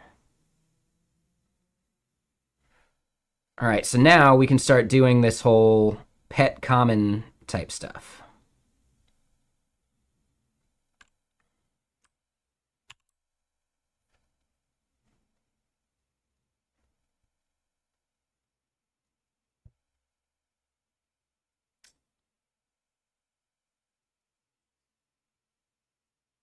So create notification params, sure.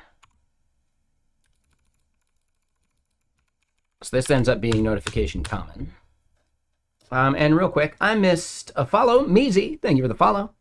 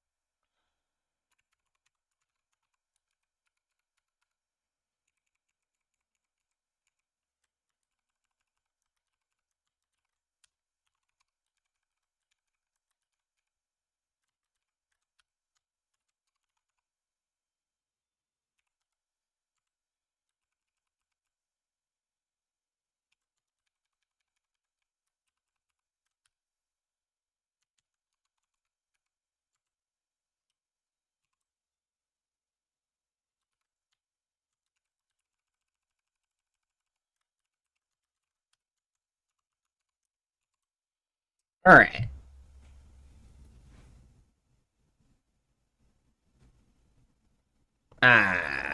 So hold on.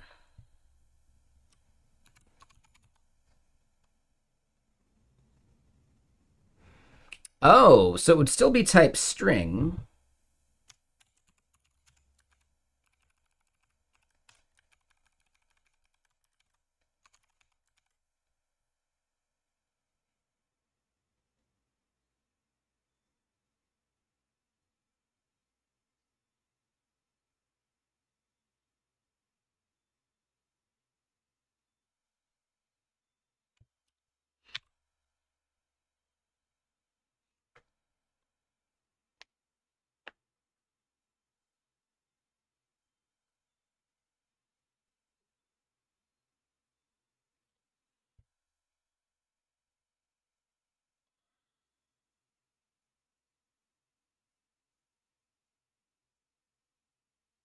Okay, so interesting. This module doesn't have the discriminator part in it, but another part does, so that's just leftover.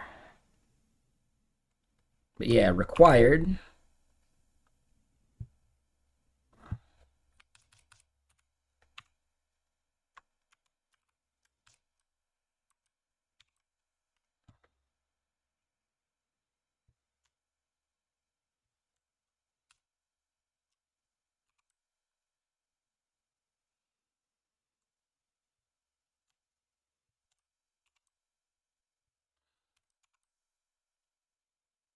Then this is then going to be notification SMS.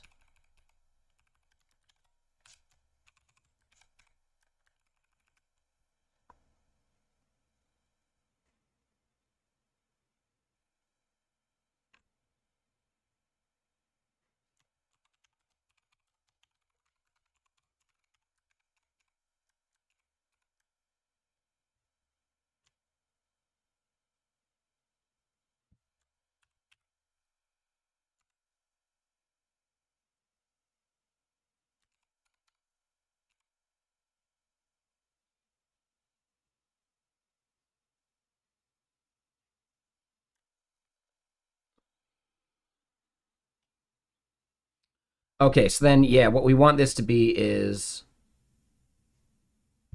notification common params, notification SMS params.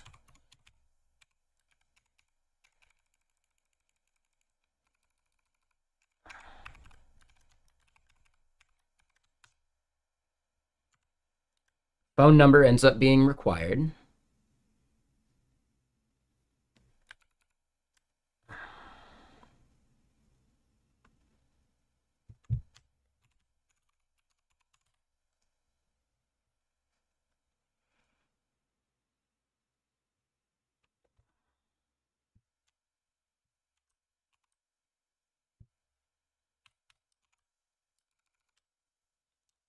Oh.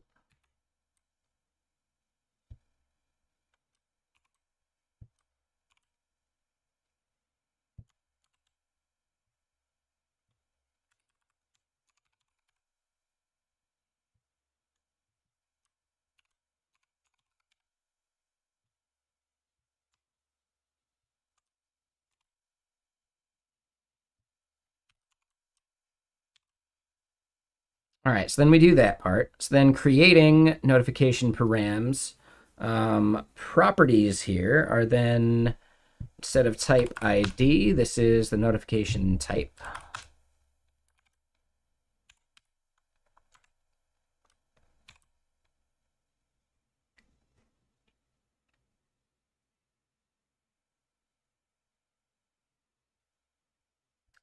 But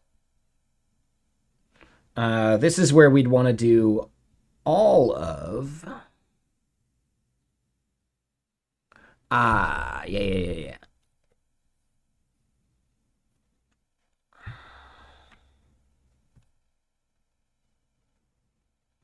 So instead of properties, this becomes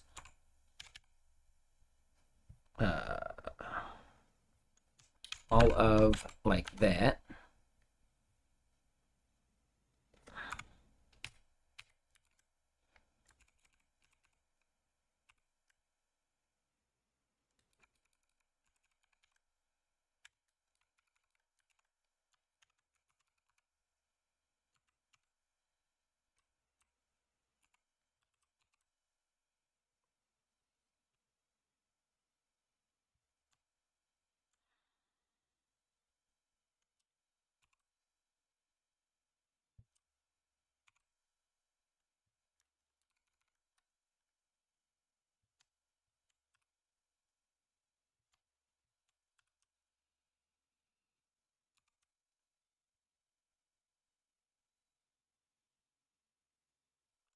And the required goes on.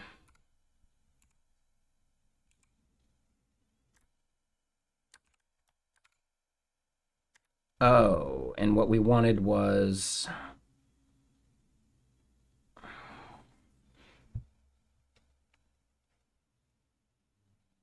schema type object properties wrapping that. Got it. So I didn't need to delete all of that.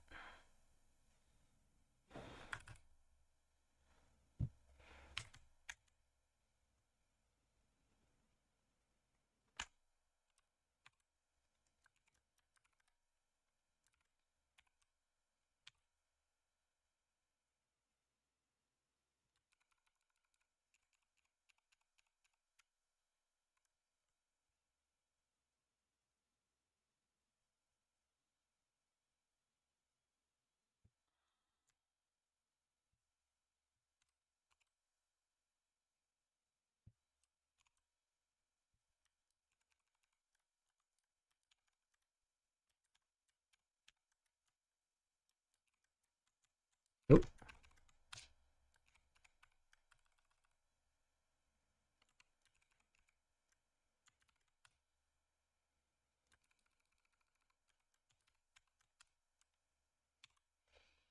Okay. So then we're good.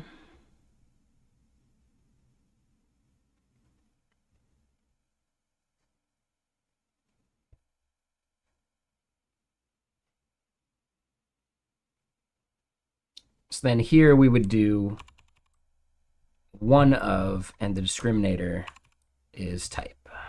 All right, yeah. Okay.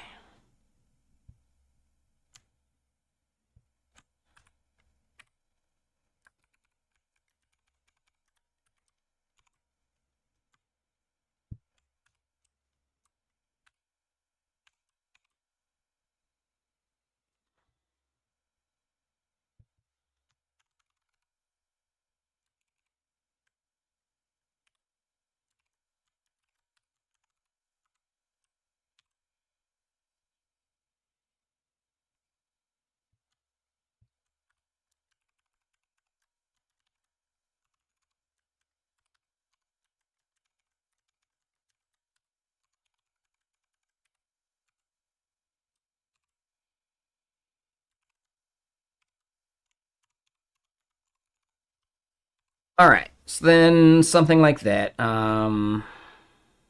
Discriminator is not available yet.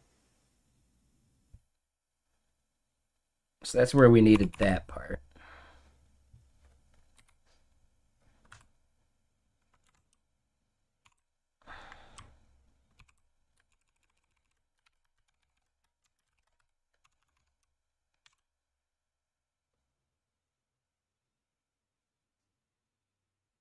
All right, so that ends up being our discriminator there.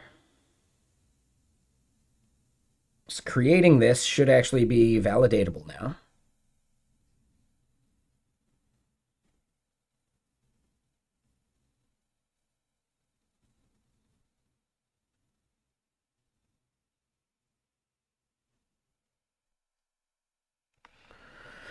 So then for responses,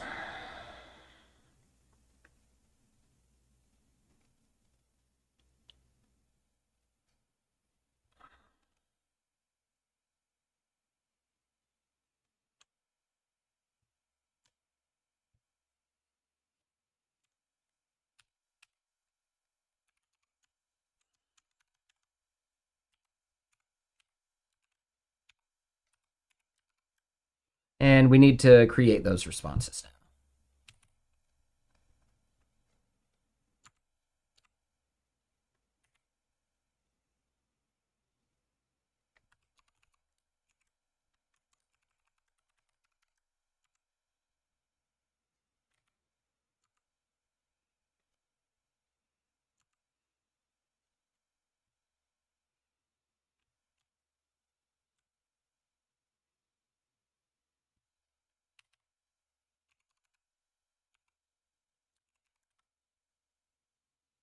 Hey, hold on. No, that's real bad.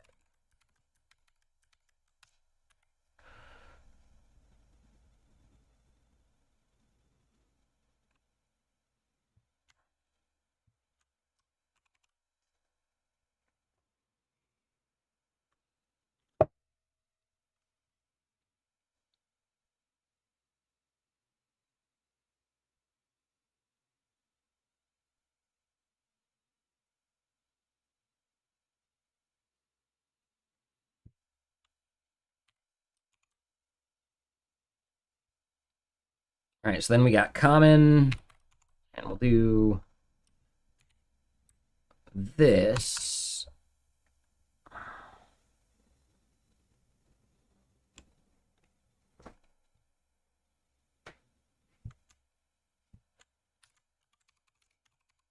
So notification common response.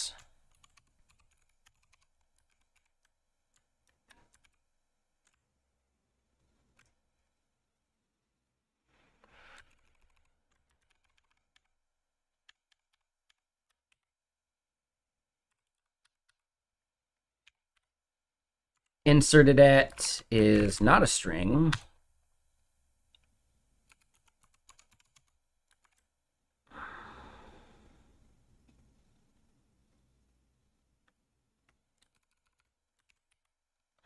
ID is a string.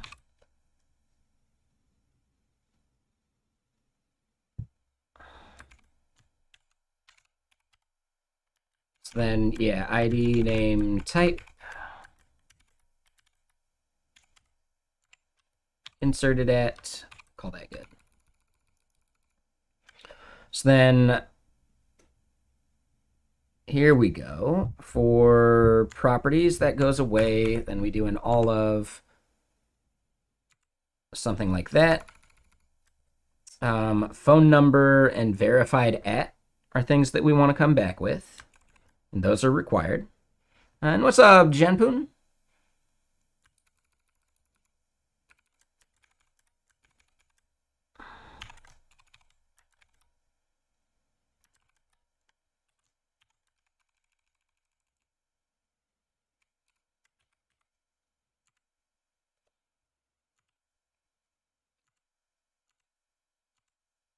Type ID is totally wrong, man.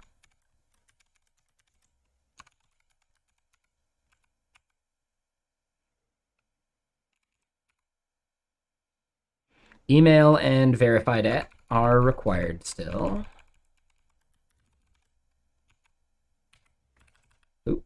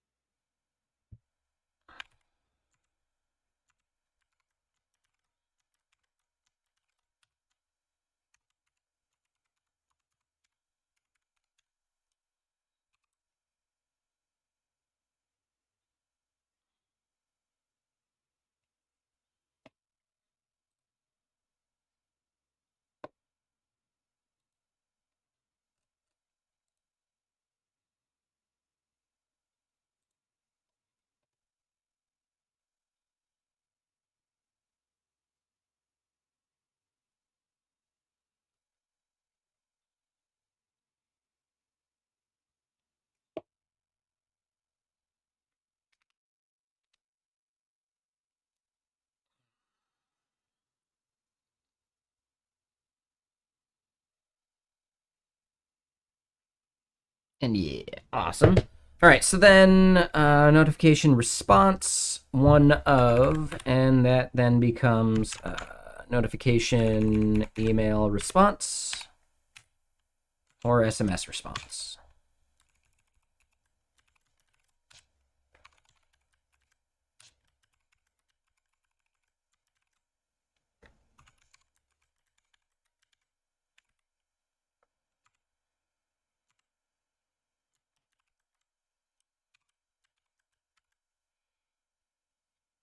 Okay.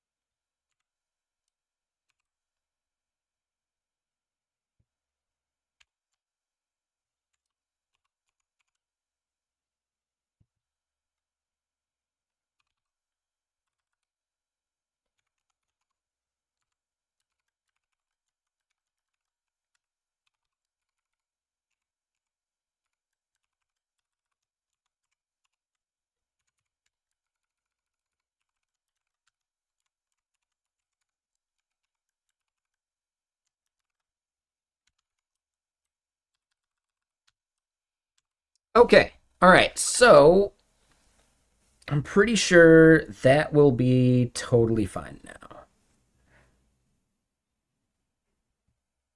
We're handling the polymorphism just fine. We'll see if the front end is able to adapt to that properly.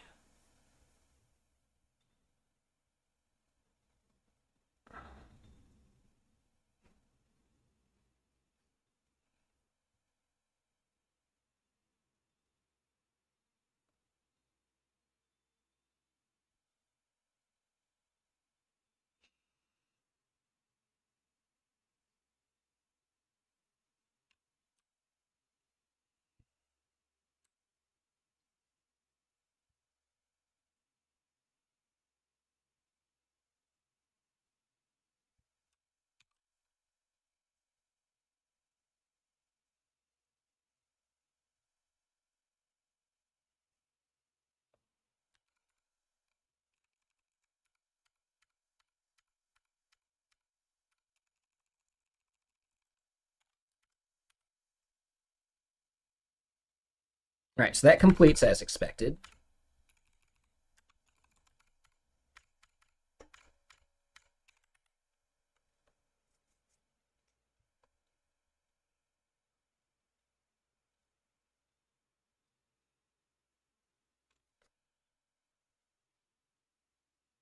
So now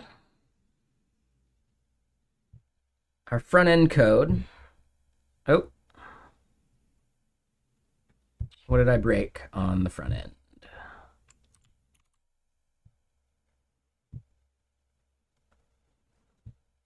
Tokens expired. That's fine. Um,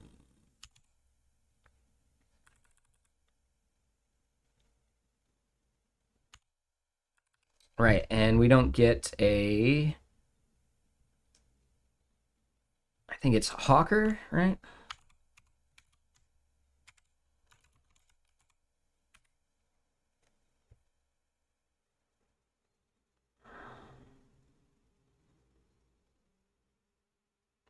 What did I actually do in my seeds? I forgot that already.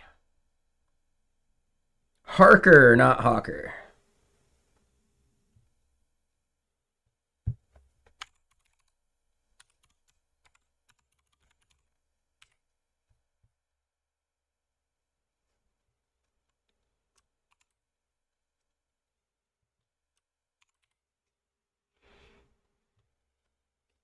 All right, so we get to the notifications page, we click that button, and stuff is still broken.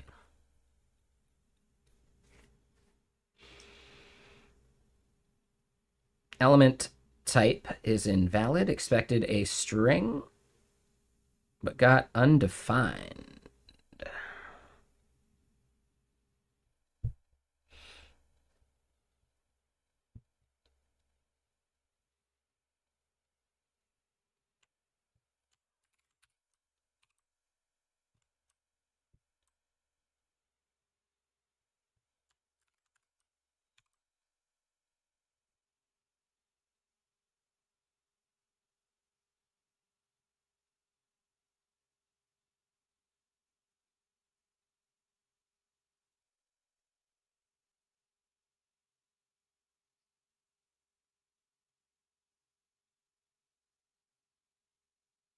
Oh, so we get a 500 from the back end too.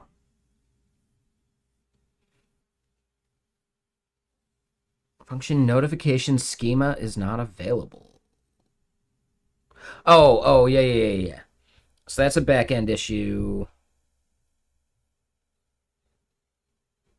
We need to do like the fully qualified name in the controller.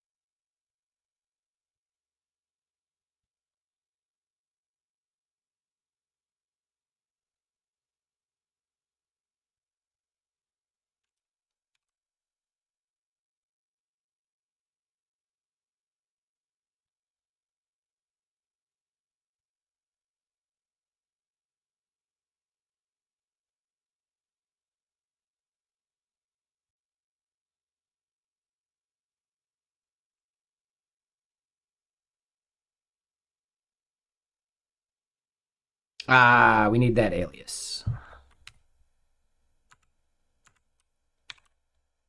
That was the issue.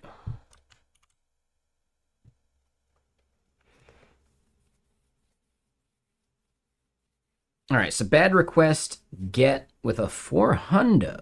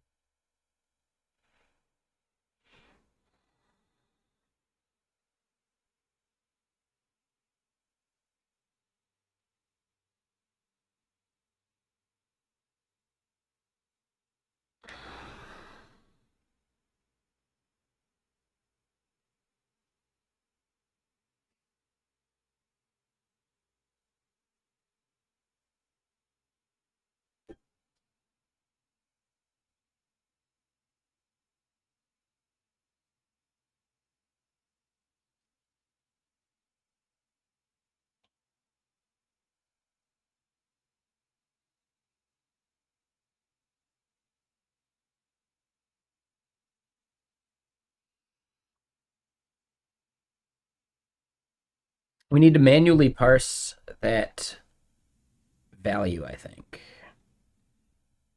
But hold on.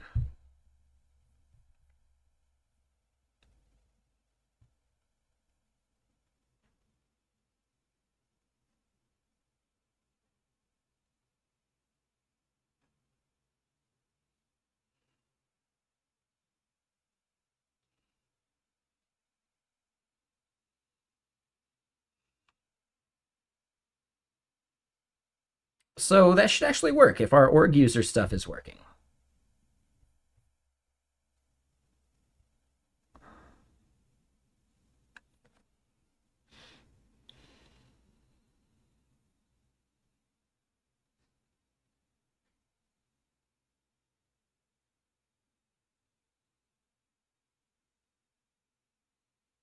Okay, so number one,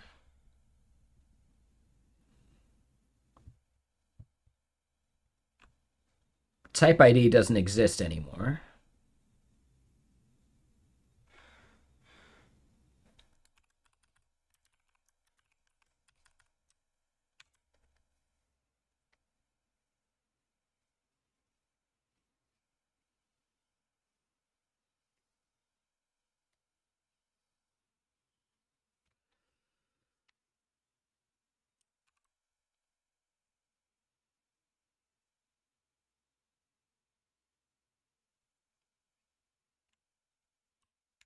All right, so let's try again. I think we still get the 400 sad panda.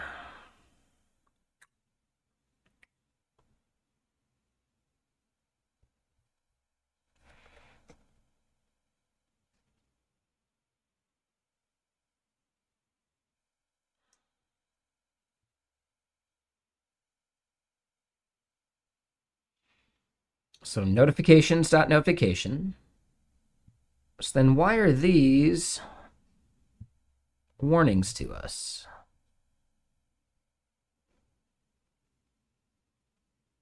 So there, notifications unused, update notification has no local return. I think that's because change set doesn't work there. But why doesn't change set work there?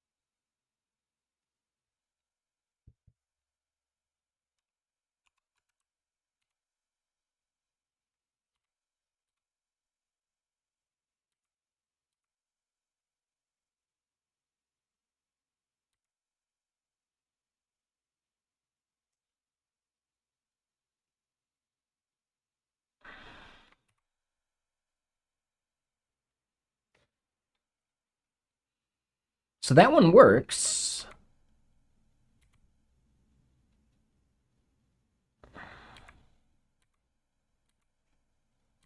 Oh, I think I just saw it.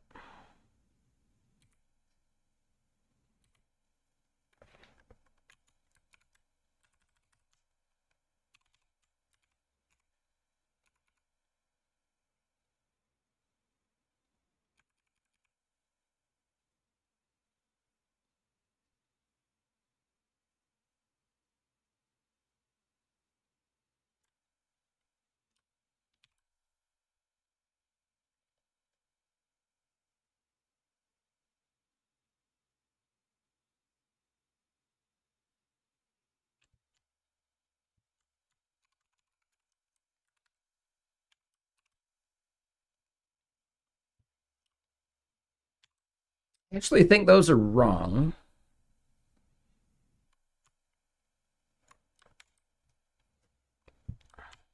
But I also think that didn't fix our problem, so we got to figure out what the actual problem is here.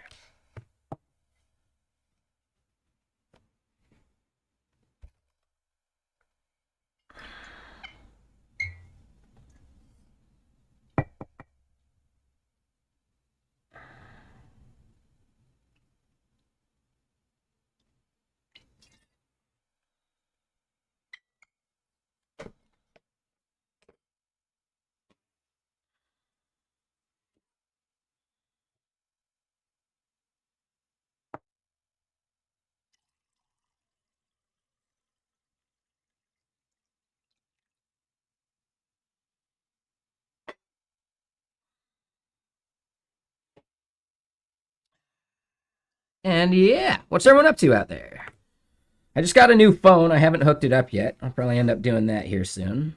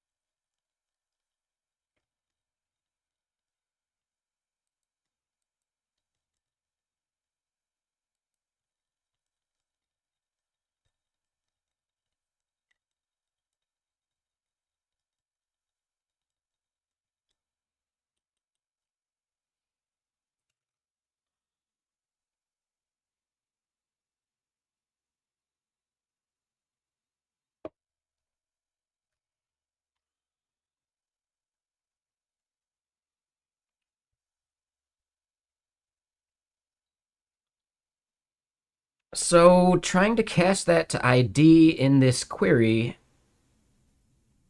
just doesn't work, and I feel like it's this value right here that's the problem.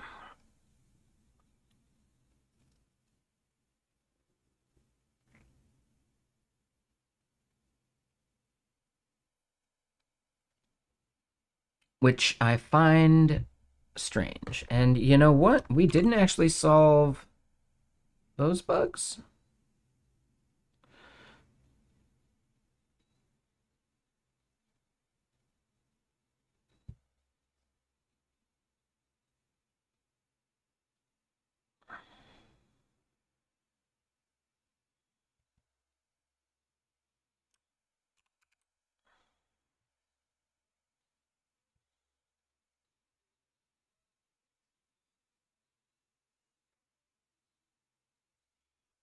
Oh, yeah. I'm not even sure how that got all wonky.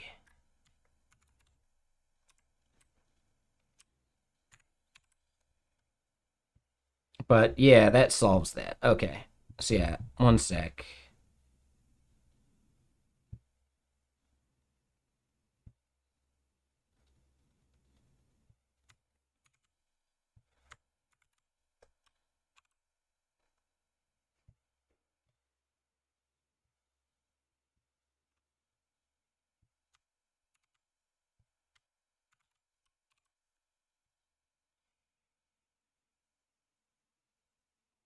All right, so it at least fixes a little bit of that. It's still not our problem in here, though. And the problem is actually confusing to me. Because we're able to get, our join here. Oh, actually, the join is on that. This is where we're doing aware.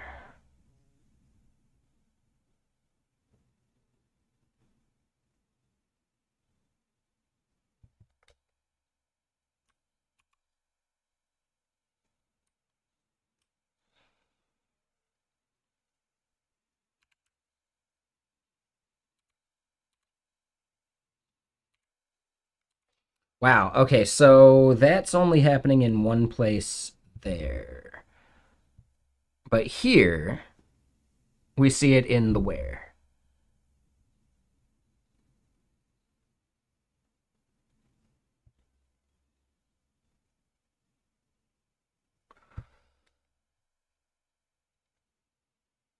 And it's only happening for notification, which leads me to believe it's something to do with the difference here, right? So notification, we don't have that.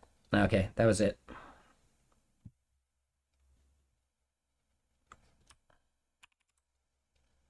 That was my mistake.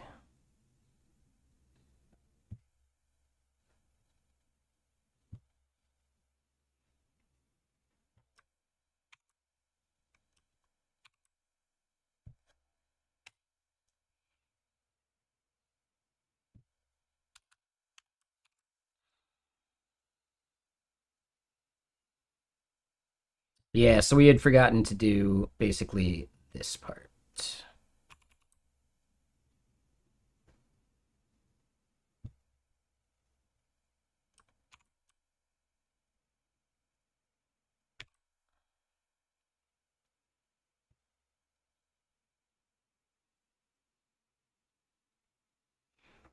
Oh, so we had actually set it here. We just didn't get to it for this one. Okay. So then we're close. Now we get an issue here in the notification form.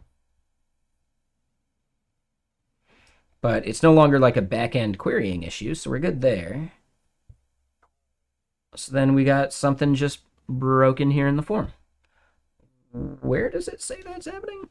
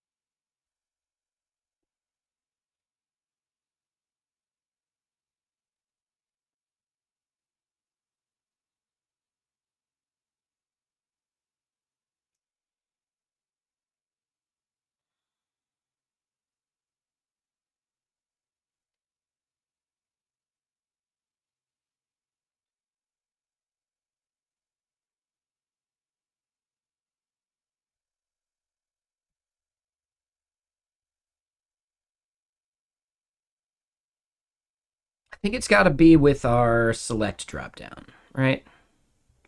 Ah, yep.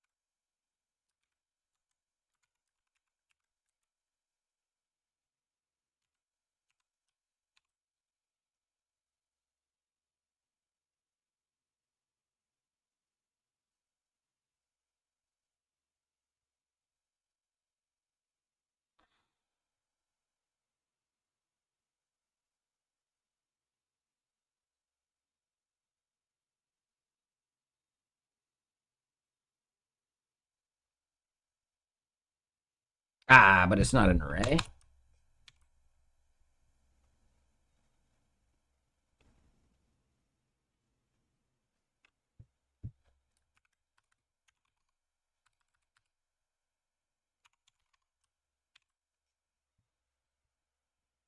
All right, so that should have been our issue for rendering the form. No, same issue. This is bullshit. And let me read what you wrote. You feel like a cheater, but so much injected old code you don't feel like fixing. Just created a fresh branch with the last merged commit you had, copied all the code, and pushed a fresh branch. Yeah, I mean, that's a good enough cheat. I'm okay with it.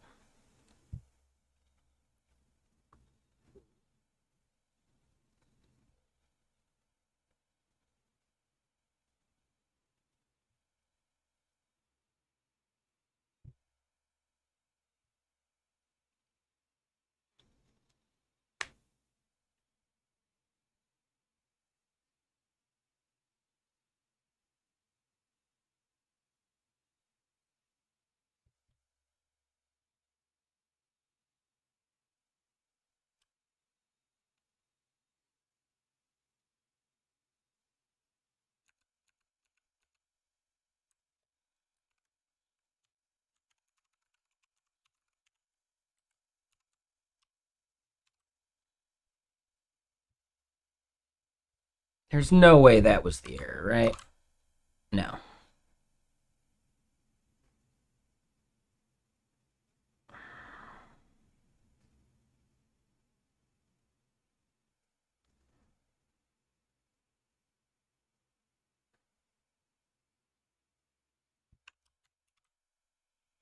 Element type is invalid. Expected a string.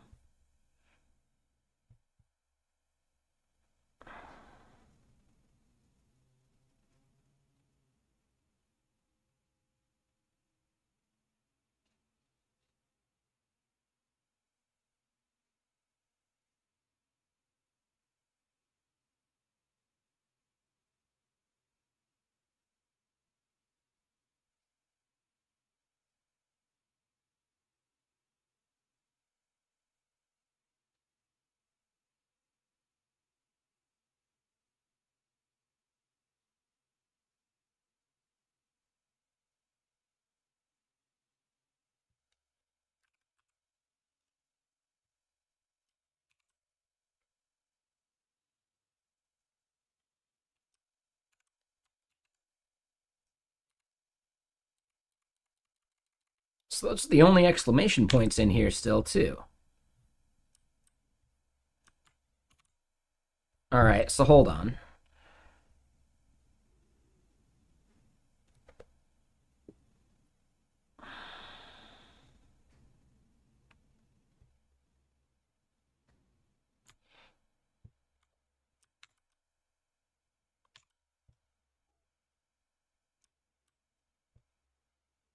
Okay, so that is definitely our issue. It's something to do in the select here.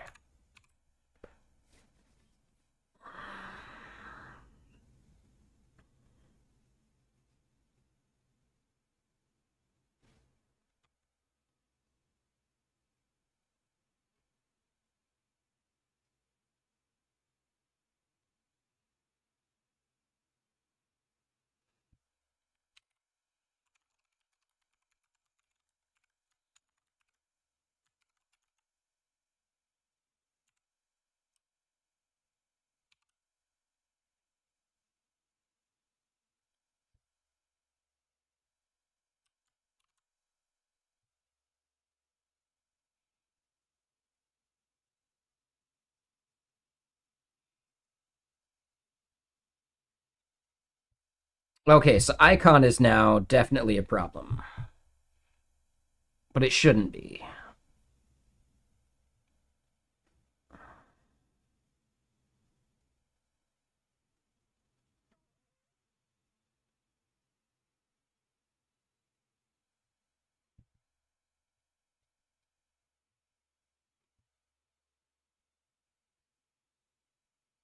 Ah, that would be it. We wanted value, not name.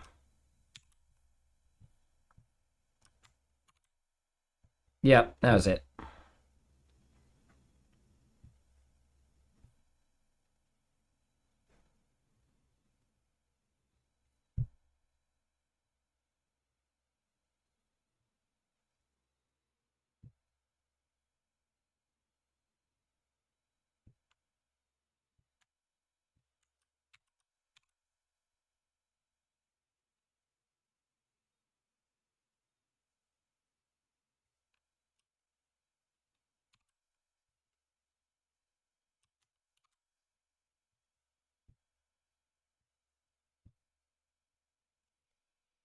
Okay.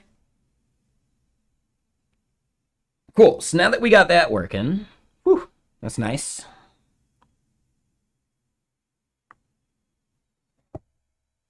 Now we need to actually post, but we'll rebuild that SDK.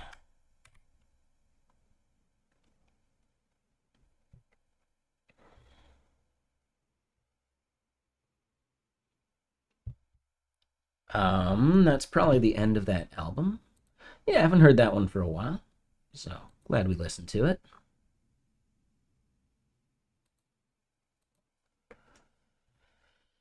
Okay, so then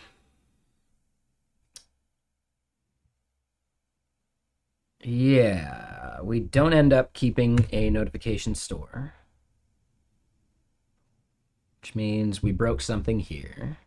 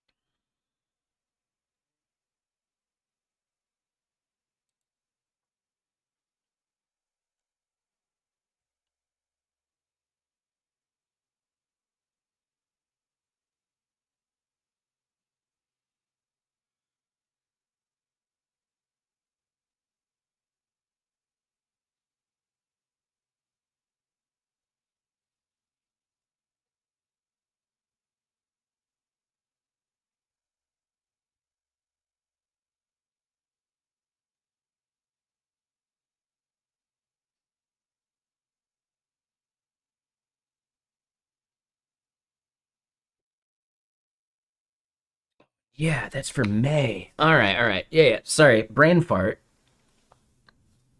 I mixed up what month we were in right now.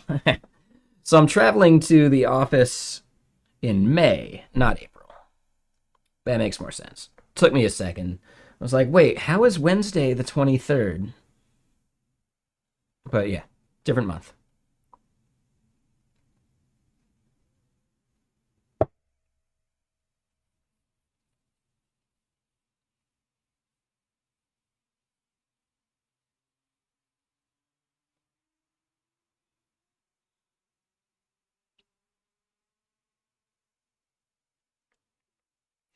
Okay, so then our service for notifications.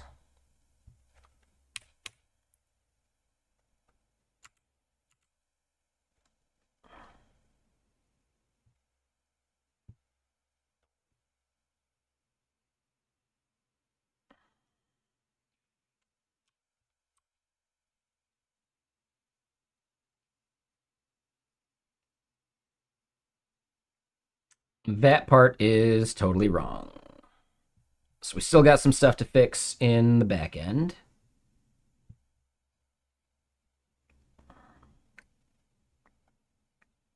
I thought.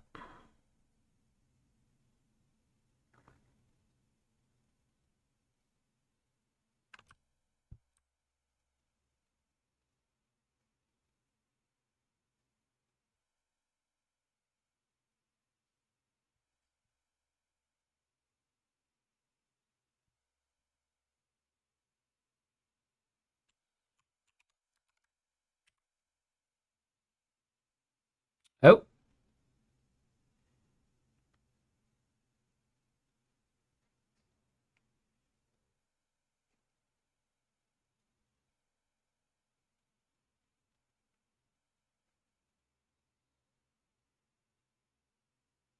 well, shit.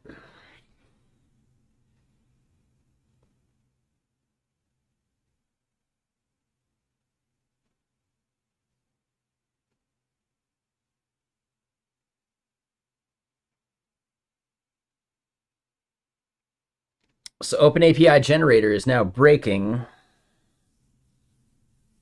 on what we have in the OpenAPI YAML.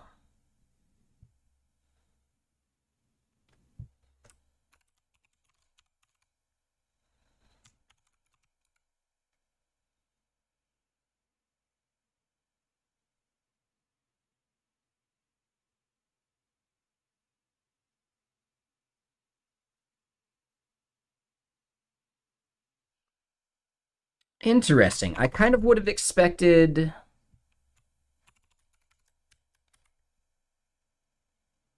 the generator to yell at us about that.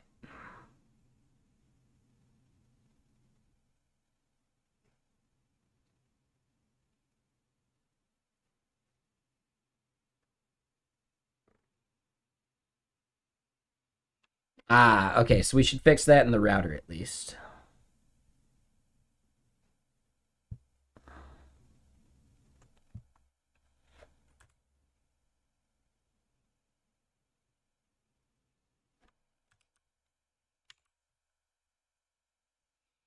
And the rest is just unused. That's fine.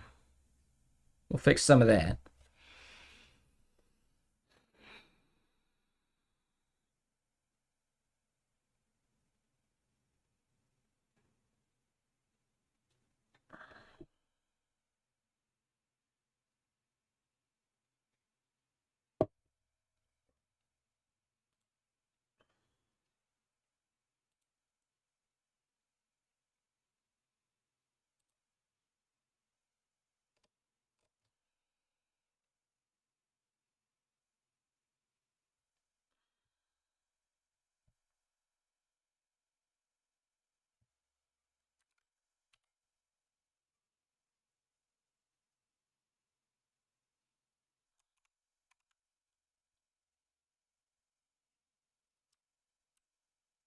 Create notification params.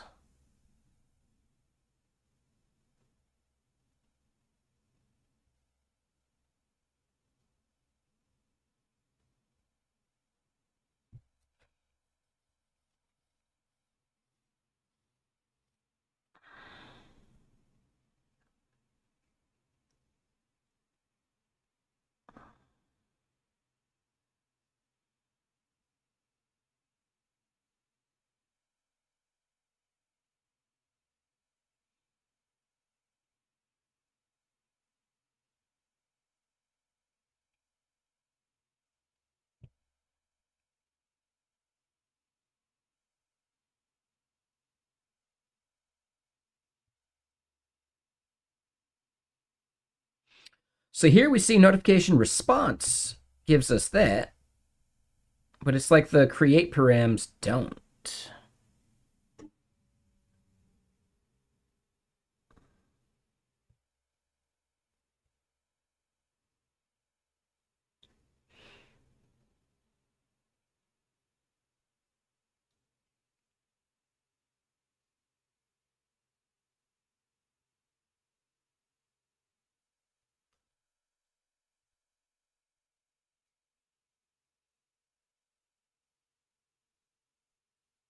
Let me double check this. So we've got create notification params. We're doing discriminator and one of.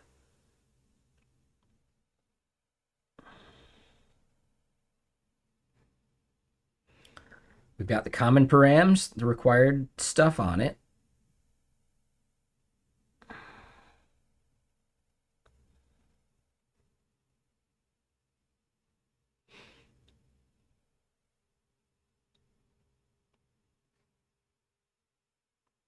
So it seems like the problem is the one of versus all of.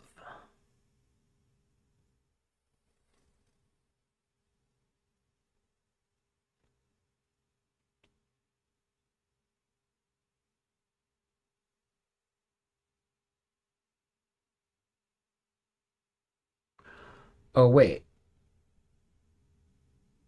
So create notification params.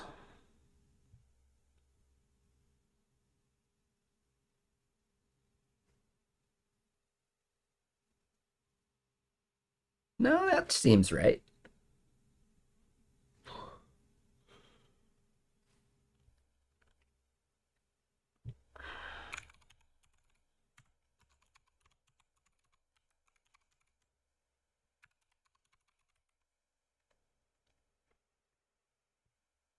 Oh no.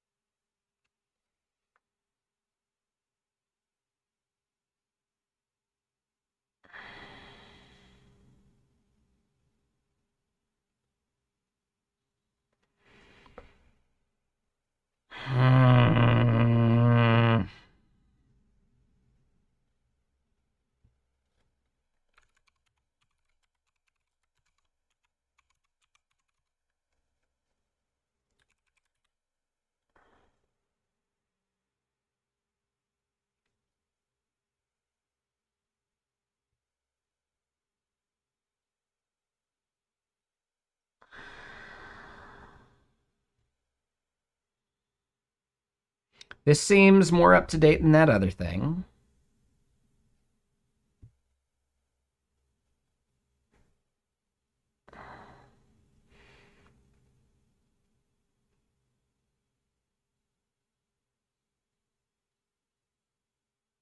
Oh, okay. So yeah, we could maybe just switch to this.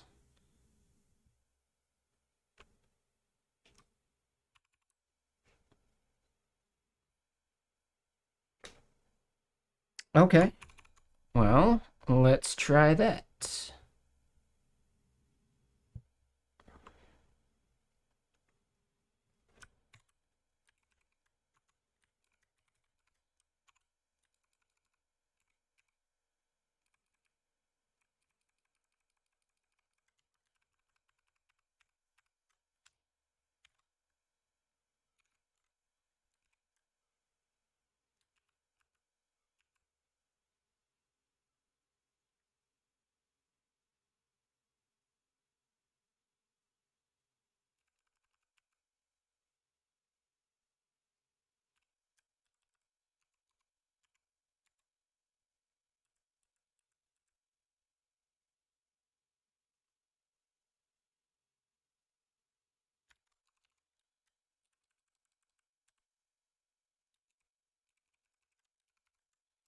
Comment that for now. Oop.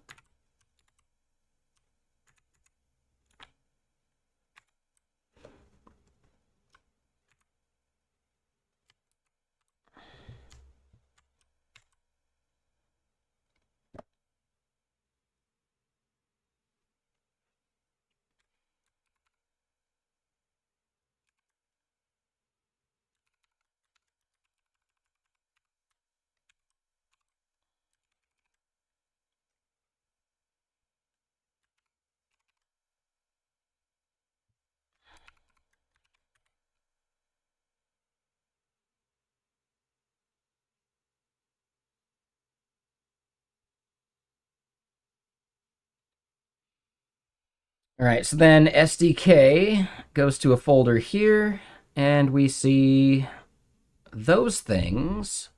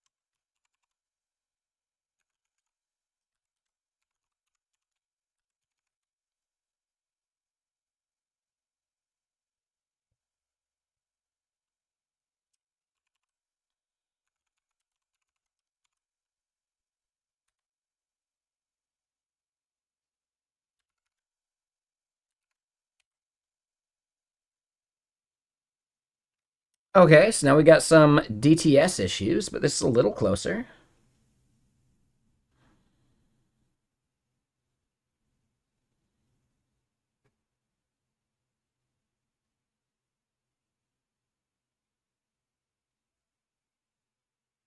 So we probably need to do module resolution, blah, blah, blah.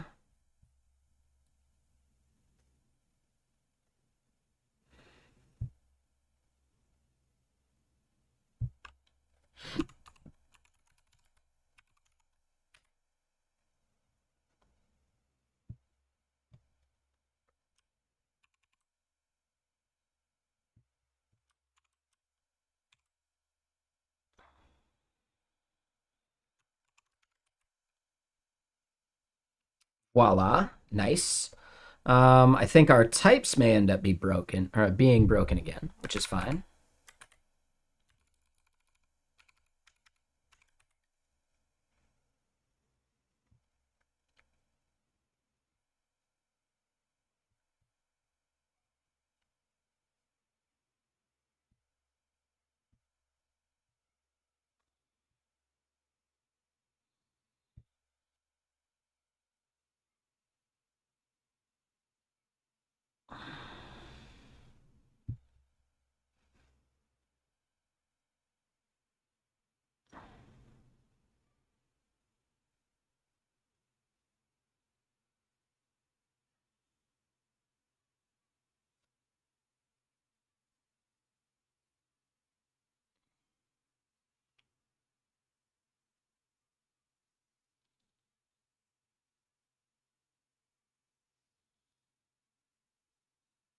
So that's just wrong, but it's doing the other part properly at least.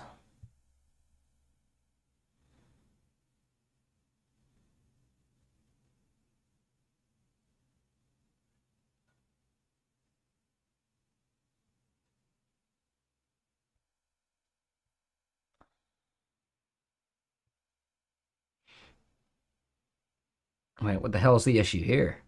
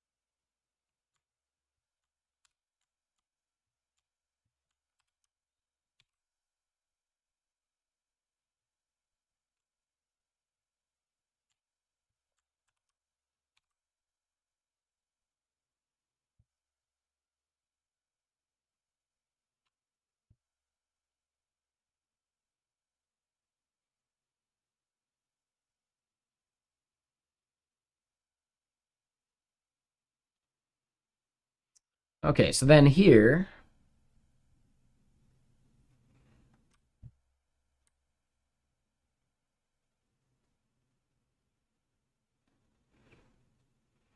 that took us to the totally wrong place. There we go. See, I still think that's a problem.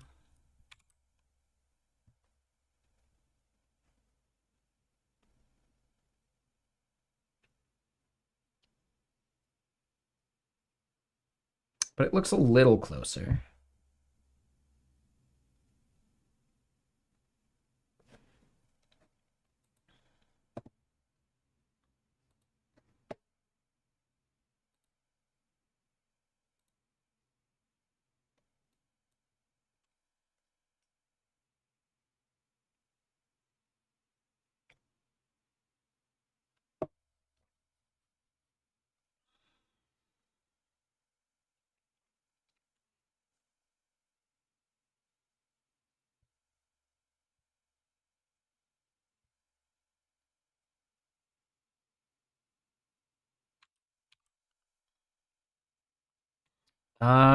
Let's just try it.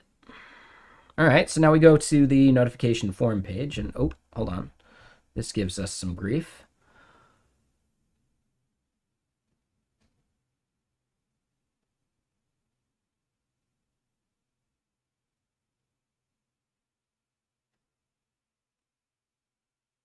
Yeah. So that's defined wrong. This is just create notification params, not keyword notification params.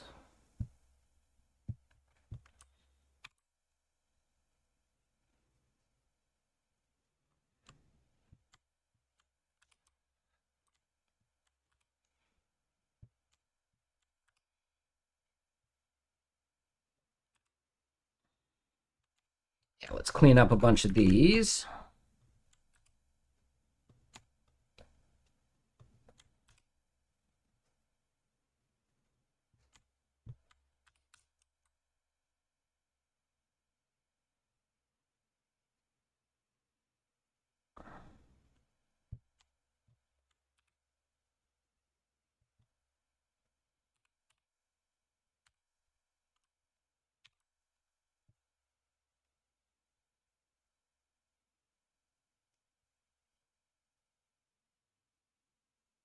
Okay. So we do all of this. And then we end up doing just on submit payload finally set is submitting false.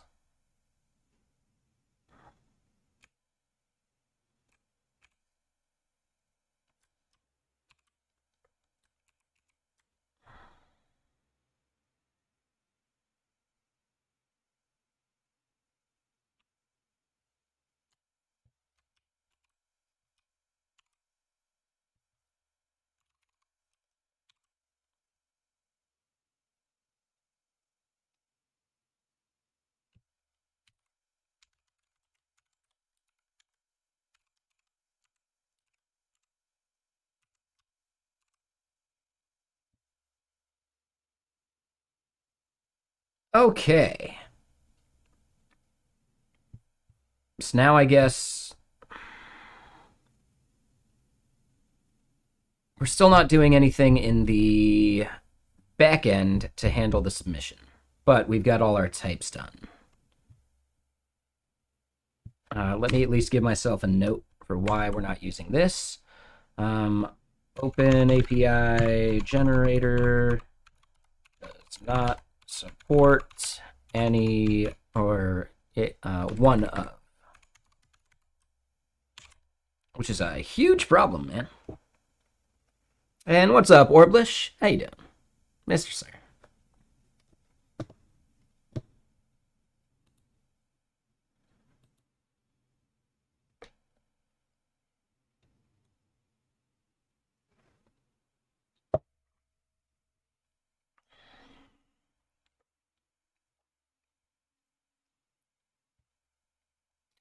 Chilling after work? Nice. Yeah, we are chilling here too. Having a good old day. I think we have made some good progress. We won't really know until we can submit a notification.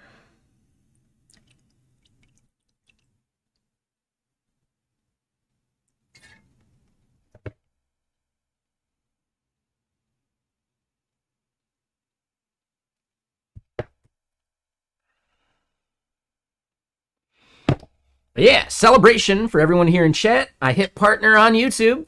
Pretty pumped. Like they had like the limited partner, but now I can make money from ads on YouTube. So sorry for everyone watching if you're getting hit with ads. YouTube Premium, which I would still make money off of. Now it's not going to be a whole heap load of money, but still pretty cool. And I love the fact that I was able to do it without, like, I haven't published a YouTube video in over a year. I'm pretty sure. I can go double check that.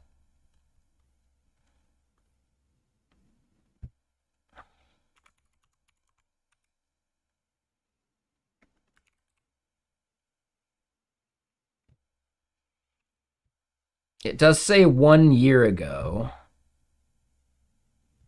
When 1 year ago? December 21st, 2023. Perfect. Okay. So, yep. I'm slacking. It's been over a year, which means all of the 4,000 watch hours that it took to get there were people just watching my live stream. So you guys over on YouTube, thank you so much. That's thanks to you. I really appreciate it.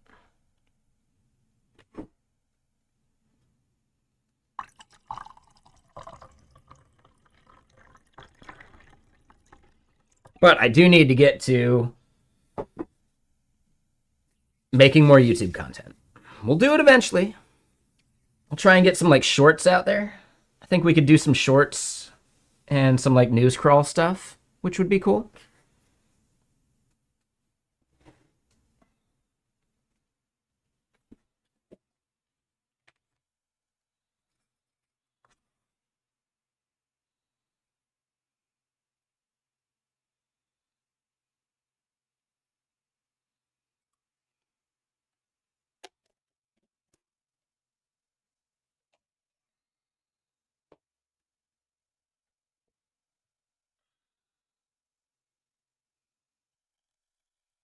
Yeah, I'm pumped on it.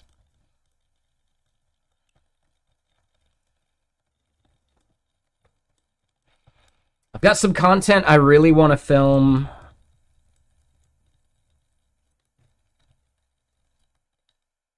That is like, I don't know. I think it's going to be some really fun content.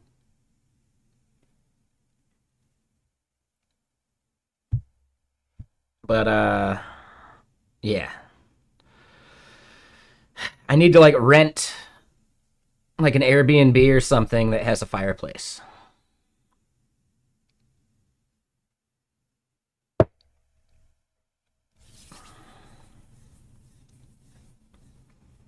Because I want to like record some content in front of the fireplace wearing like treat it like Masterpiece Theater style.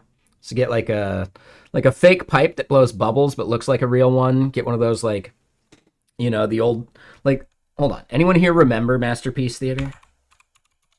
I'm definitely showing my age, right?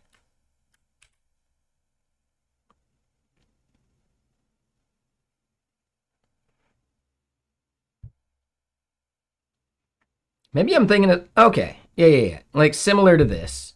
For some reason, I had, like, a different view in my mind. But yeah, like, dude would, like, read from a book or something at, like, the start, and then it would, like, do a film thing or something. Like, I don't know. I want to do something similar.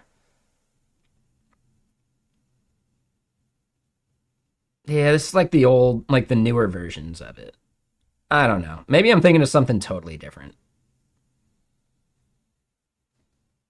For some reason in my mind, I had the idea of like someone in a, right, in one of these kind of chairs, but like sitting in front of a fireplace, wearing like,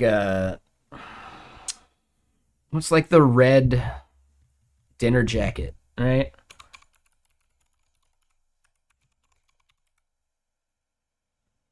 Yeah, like kind of like one of these, but more like the velvet style.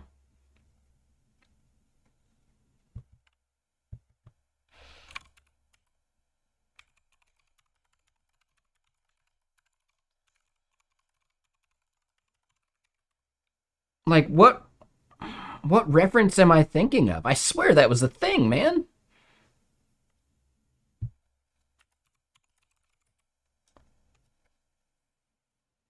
I don't know, man. Whatever. I'll make it my own. Fuck it. I guess I don't have any inspiration I'm taking from it. It's just something I dreamed up in a fever dream. Like, I don't know, man. But yeah, I do want to get one of these like not necessarily the dinner jacket, but like red jacket um fancy, I don't know. Like velvet is definitely what we're looking for.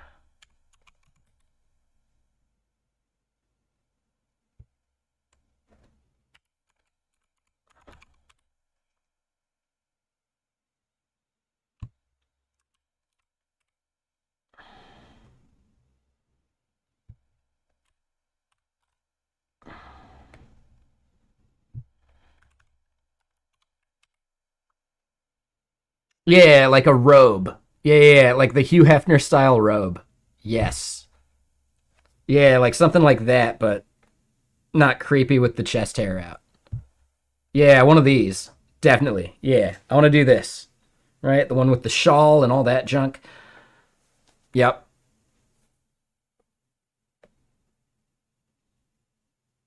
Ooh, Larobi, that sounds cool. Yeah, this is like exactly what I want. It's like 120 bucks, but for a bit, I think it's worth it. You know, like if I can make a good like 10 videos out of it, I'd say the return on investment would be okay. Dude, I'm not paying 600 for it though. Fuck that.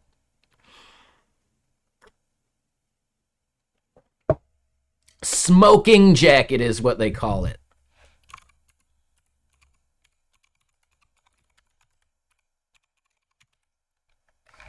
Yeah, I want to get one of these like red velvet smoking jackets. It could be purple. I don't care too much about the color, but I want that vibe. Sitting in front of a fireplace, reading some shit. Like, you know, like doing it like good, like narration style.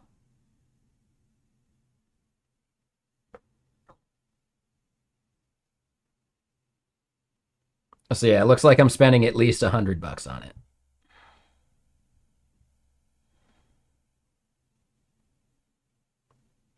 Come on, where's like the Wish version of it? Oh, here's the Wish version of it. That one looks even worse. Oh god. Yeah, I don't know. We'll figure it out. I could just get like a robe instead.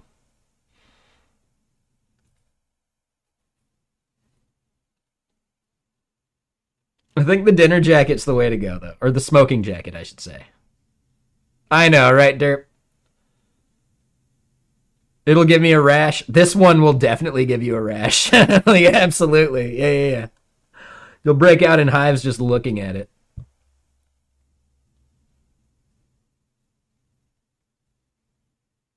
But yeah, like, I don't know. One of these things, I'll pull the trigger and get one eventually. But I got some video content I want to do for it.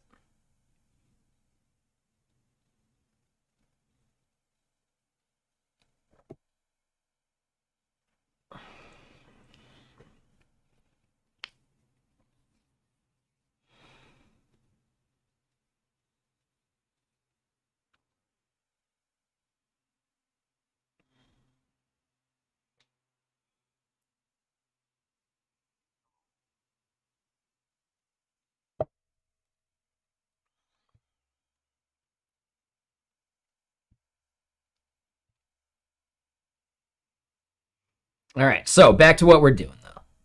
I know, one hell of a thing to hop into stream and see. I get it. I totally get it.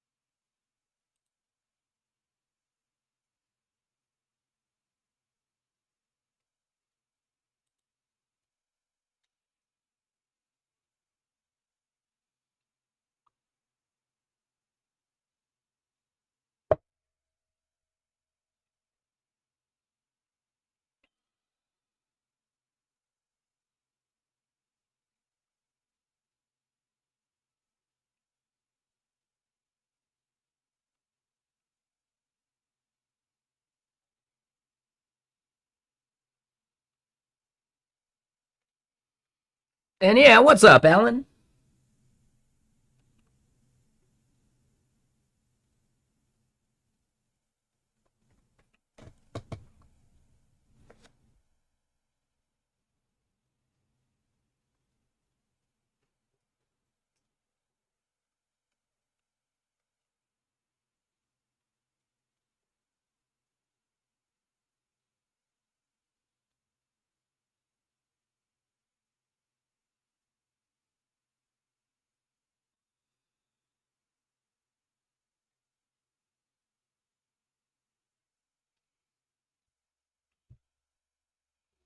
Oh yeah, Alan, what you up to, man?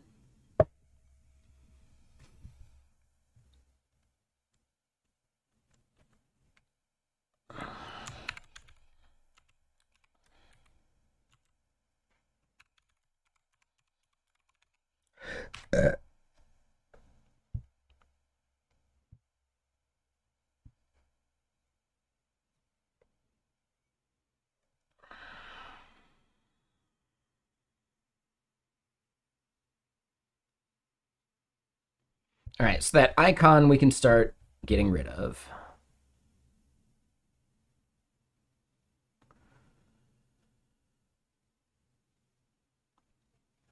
No, and I get that. Yeah, yeah, yeah. I saw your post about it. Hell yeah.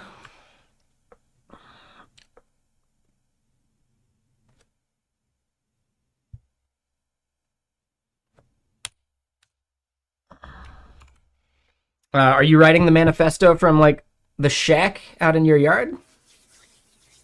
Because that's the only proper way to do that. If you don't have a shack, you should build a shack first.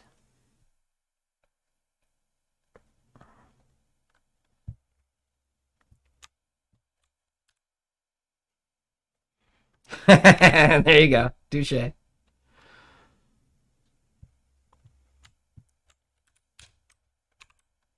I get that one. That makes sense to me.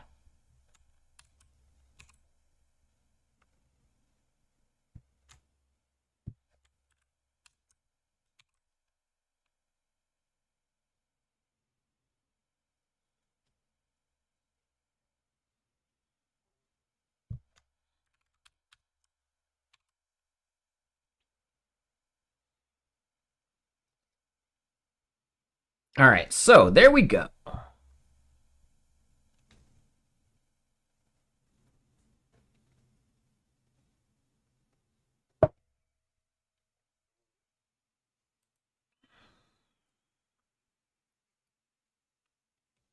Yeah, for sure.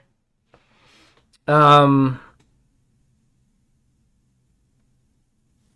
I would say double check with Spiridon. I mean, I don't know the exact like content of your manifesto, but I bet it would line up with a lot of like his opinions about, like make make programming great again type BS.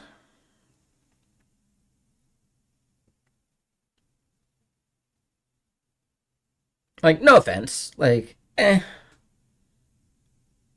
I think websites and web apps are separate, but there is definitely overlap. But he is definitely like very strongly opinionated about how things should be. Yeah, Spirodon FL. That is his name. Hold on, let me spell it for you. I haven't seen him stream on Twitch for a while.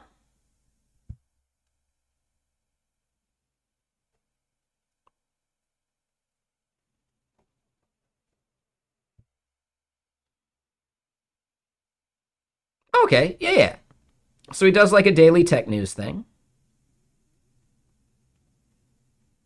A lot of people do that stuff. Seems like that's all he does on Twitch these days, though, which is fine. Like he can do whatever he wants.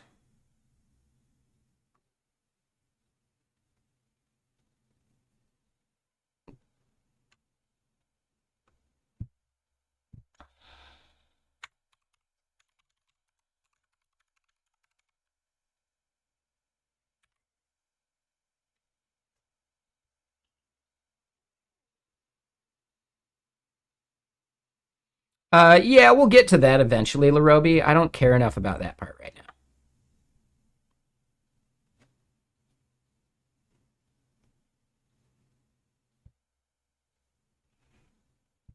Right, we got to get the forum submitting.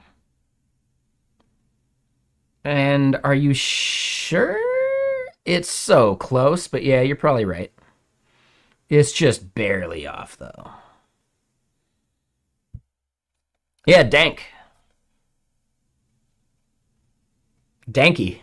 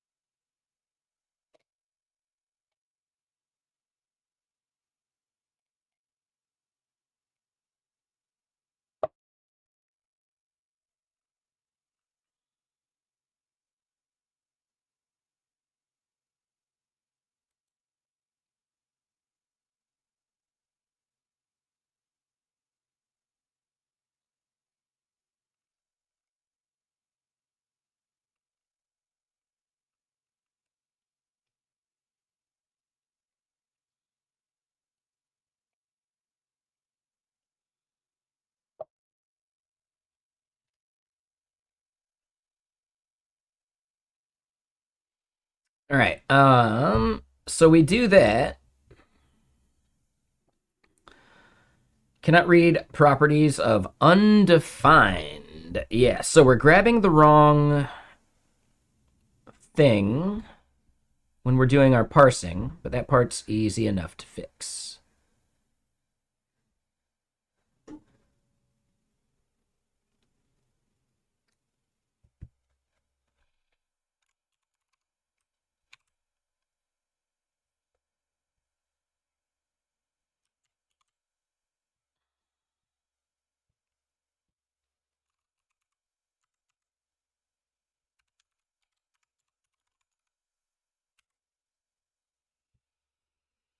All right, so new notification, name, email, and type email. Cool. How are things going for me? Just chilling. Yeah, we're getting we're getting the front end wired up to the back end. We made some changes to how some of our data gets associated, but yeah, I'm feeling pretty good about it.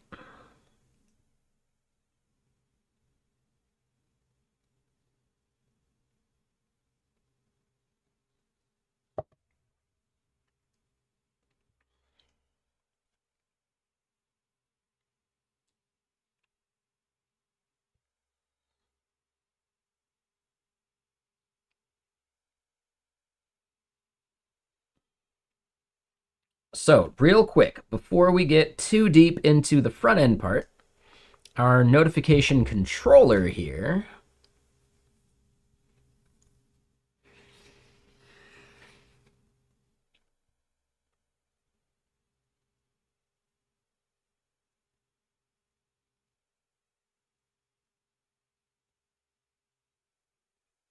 All right, here we do this create.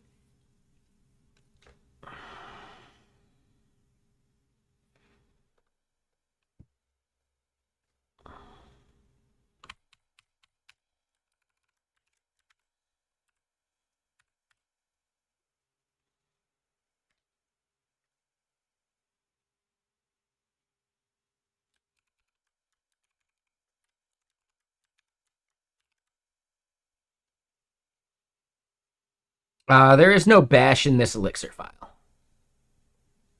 Which part were you? Oh, hold on. Wait. You were seeing some bash a second ago, but that's not an Elixir file. That was just our build SDK stuff. So this is just a script called buildsdk.sh that we run some commands like generating our OpenAPI spec, and then we generate the client, and then we move that client over to where it should be. So it's not bash in an Elixir file. It's just bash. It's in the Elixir repo. Yeah, no worries. There is something to recognize. So, like, there's the difference between an EX file and an EXS file, right? So, EX files are for, and kind of like, it's actually just a convention. There's nothing that enforces this, but EX files are things that define things, right? And EXS are where you, like, run things. So our seeds EXS file is something that gets run, right, via mix run. But EX files are for defining things, which is kind of cool. It's like a cool, nifty, like, difference between them.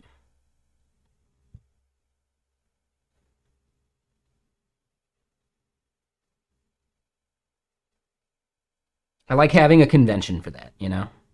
Instead of everything being just a TS file.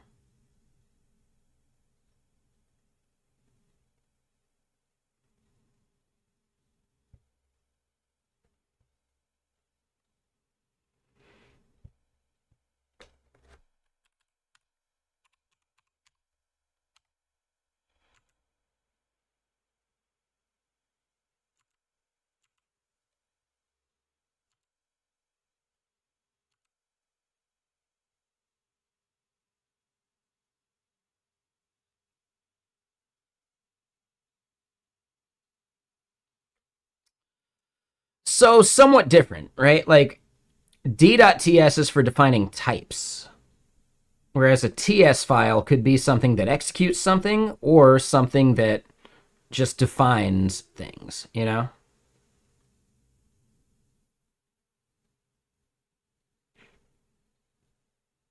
Oh, okay. So I didn't know that light speed. Okay. Yeah. So like the big difference there, Larobi, is that Elixir doesn't have types in that same way. So like that part isn't part of this same equation.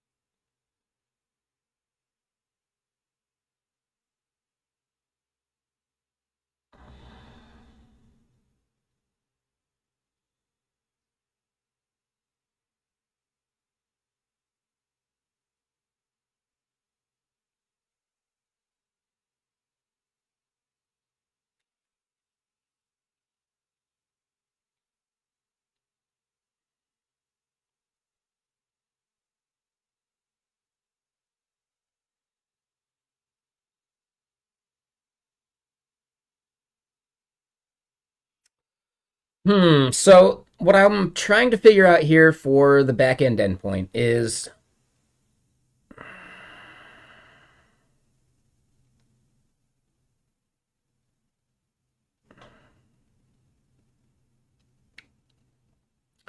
I don't necessarily want to create the notification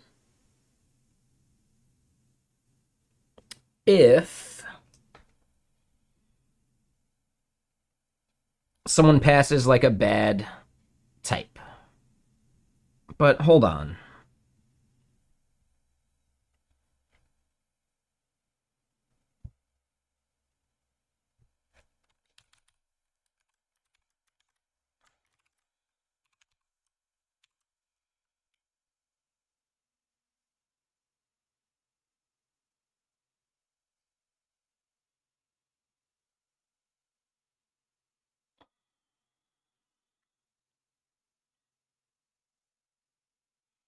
So no matter what, this is going to validate that it's there.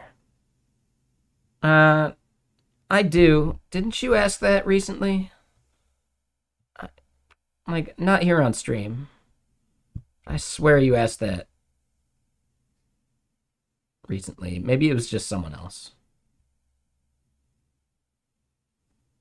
Yeah, it must have been someone else.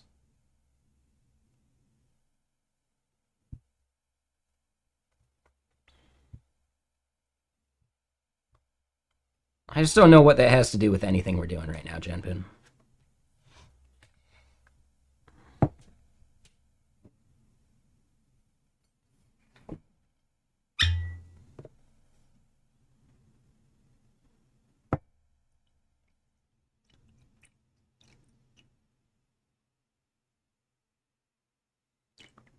And why that answer is even important.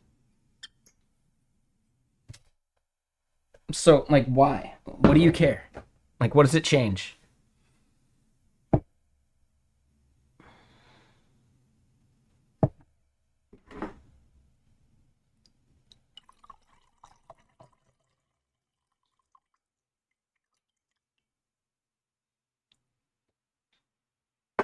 All right, I do need to get some more water, so I'll be right back. Give me a second.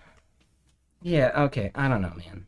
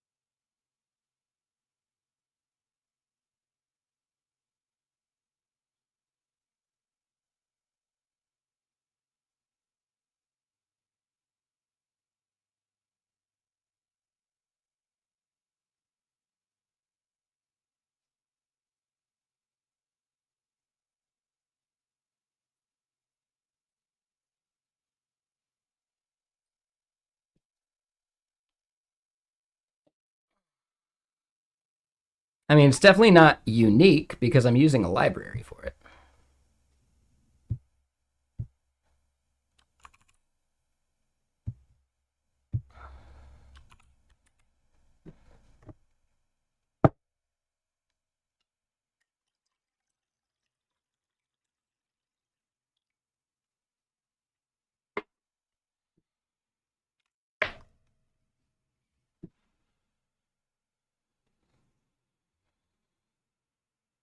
All right, so let's do a little bit more lemonade mix.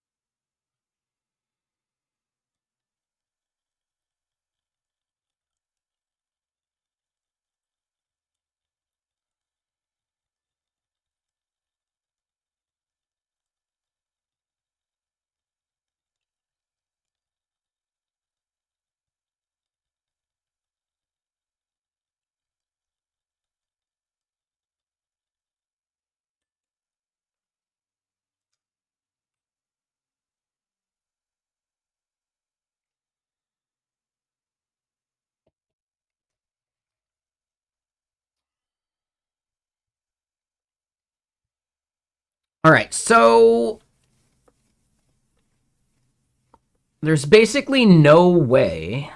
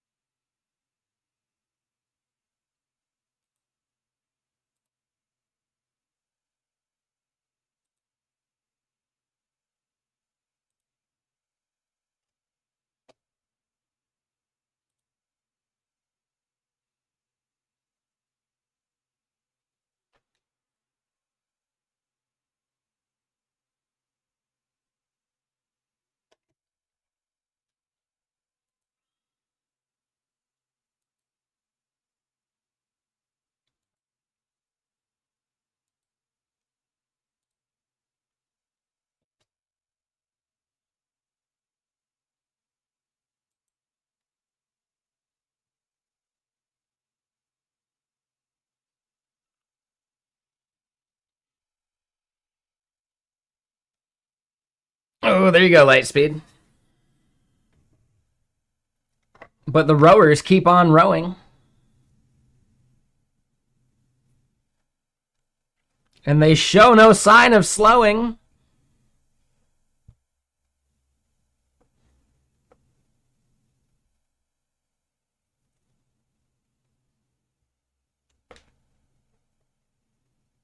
Yeah, solid reference, Lightspeed.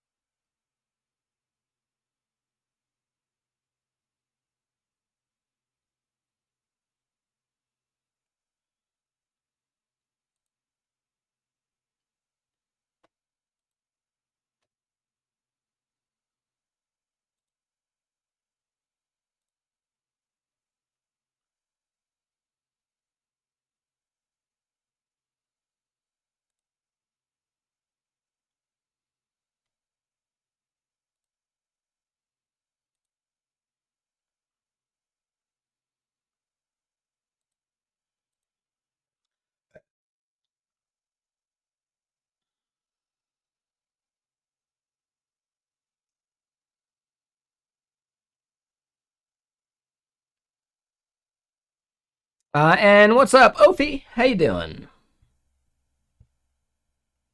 What are you up to? All right, so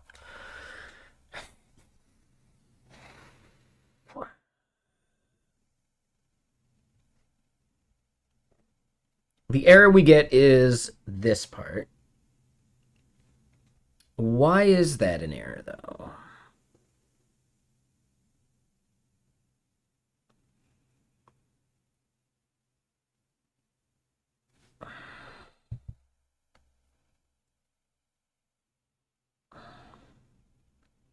Aha, so what we want to do is that and that, but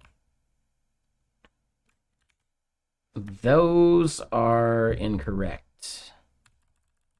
It ends up being notification.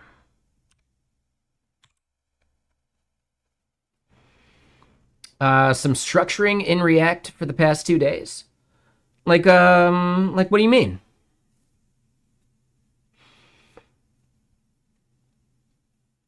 I'm guessing it comes down to like a couple different ways to build something. At which point I'd recommend just firing up to like proof of concepts to see how you like it. You know, if it's maybe like the decision between, I don't know, TanStack router and React router or some BS, like try them both out.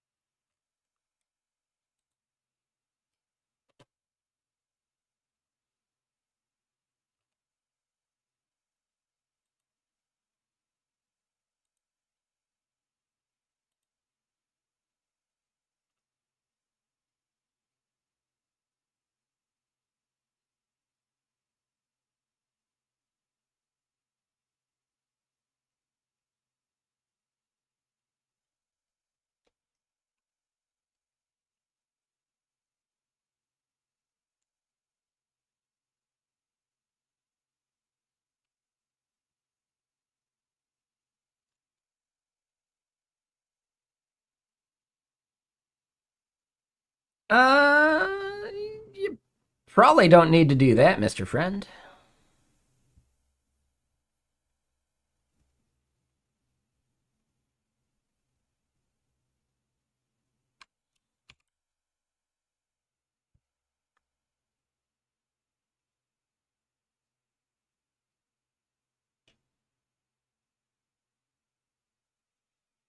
An intelligent grid? What does that mean? What is an intelligent grid versus a grid?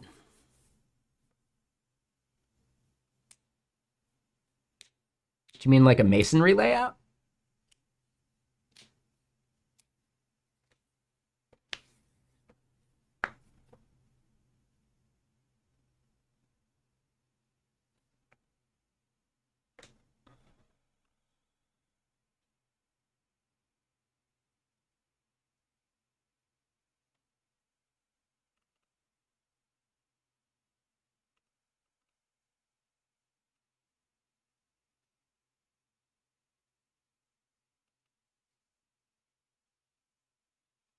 Let me get more music on.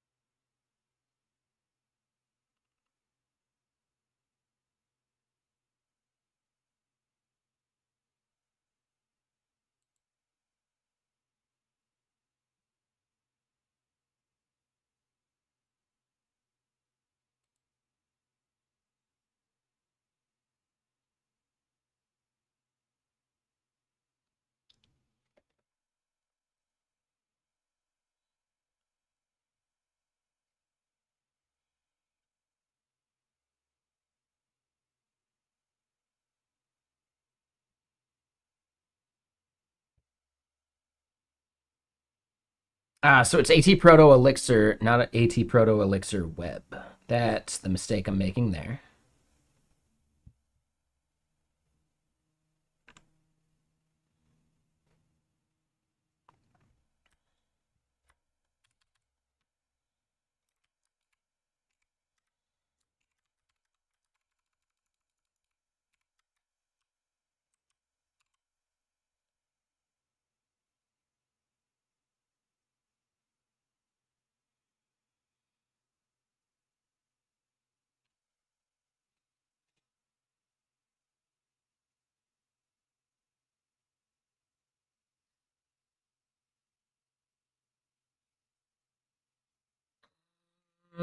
I think I see what you're saying.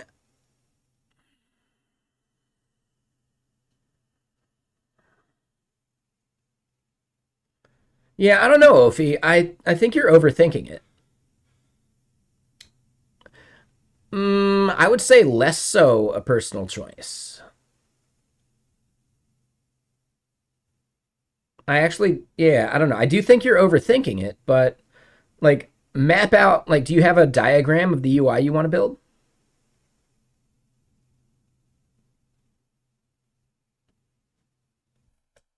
As an example, if you look at Mantine and their, hold on, let me go show you some docs.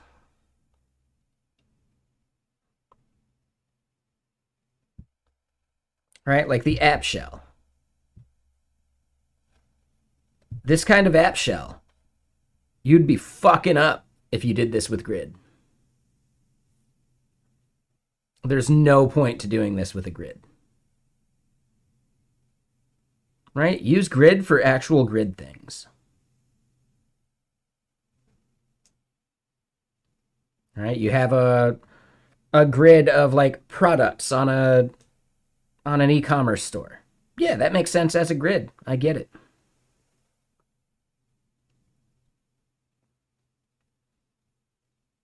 But the things outside of that list of products, nah, just flex it. The grid would be way too rigid and it doesn't give you any like room to like tweak things later, especially as like mobile responsiveness goes.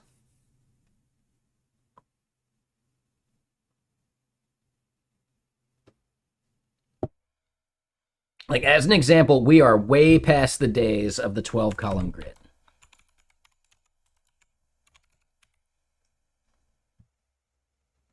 Right? Like this grid is bullshit and no one should ever use it again.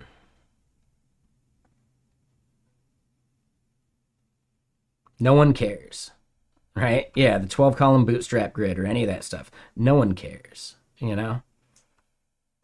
Be loosey goosey.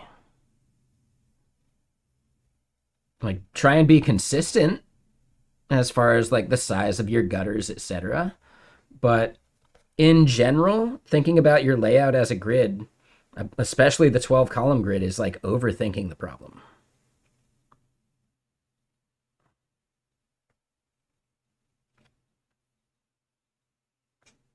In my opinion, I could be wrong,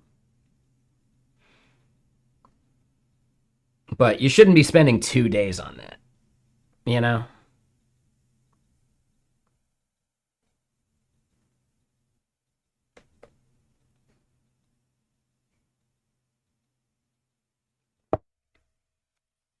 Realistically, if you want to change it later, you can just change it later.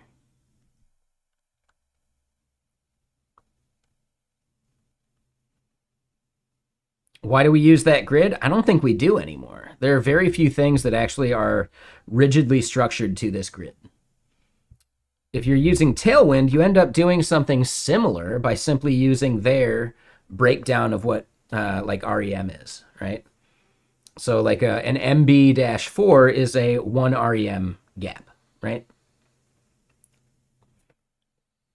If you're using that and their like numbered system for it, the grid doesn't make any sense anymore. You can just lay things out with a consistent gutter, as an example.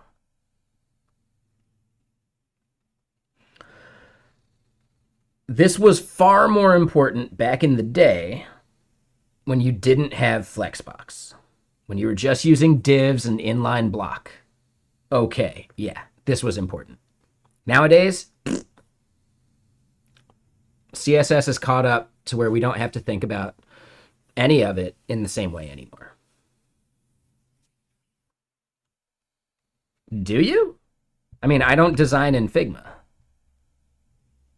but I build application layouts without a Figma that ends up being consistent enough normally, right?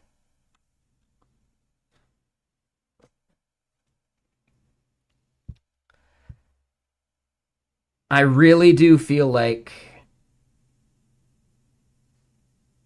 there are ways to make it work, for sure. Designers care more about it. As a dev, who gives a shit? Personally.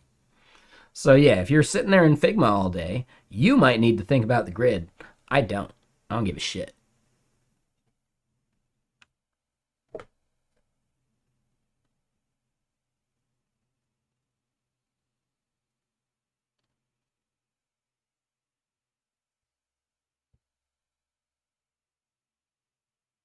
So that's the difference between being a designer and a dev. If you're having to wear both hats, then I get that, sure. But what you're maybe getting at with what you're talking about is design is not the same as the implementation. And often when you get a design, you're still going to be breaking away from the bullshit they give you because breakpoints that they didn't design for. So, yeah, you're going to violate the grid eventually anyway.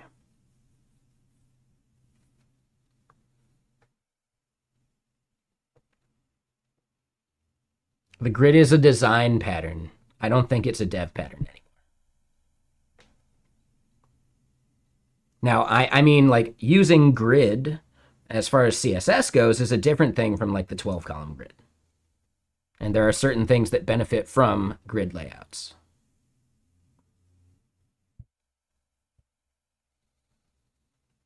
I still don't use grid nearly enough though. Like I don't have any of the syntax memorized. Like to me, Flexbox does the job.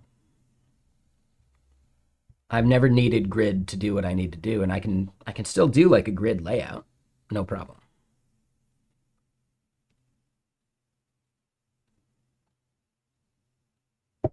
So I don't know. Yeah, I'm basically in the never grid camp as far as CSS goes. I don't see a use for it.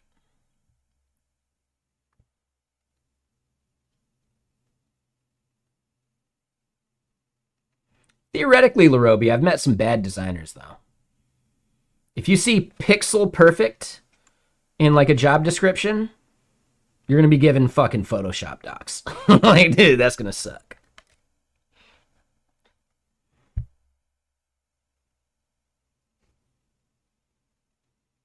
Pixel perfect doesn't exist.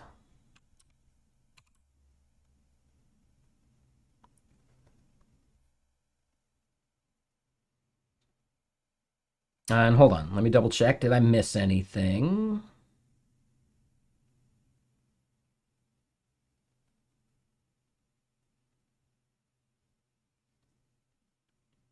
And light speed. No, you can totally make grid responsive. That's just you using breakpoints to redefine the grid, though, right?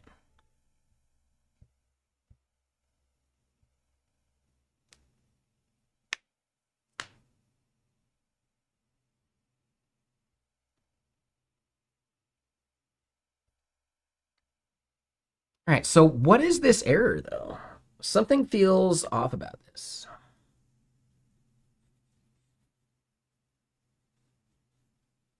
And Genius, thank you for the follow. Appreciate that.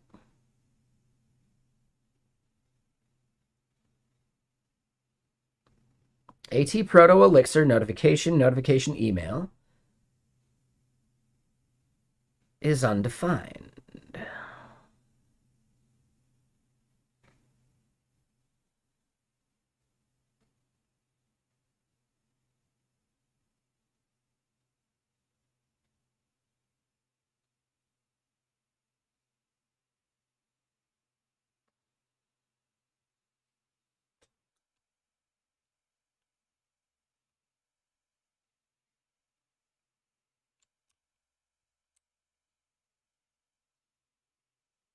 And what's up, X Factor? How you doing?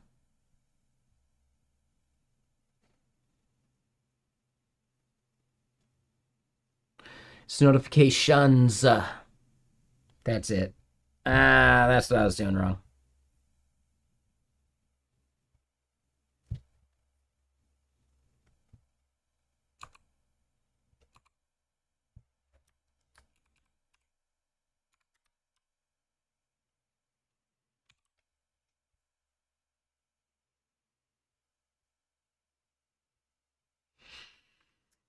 Okay, so no matter what, the notification gets created and we listen for it and it gets validated before we get to this point.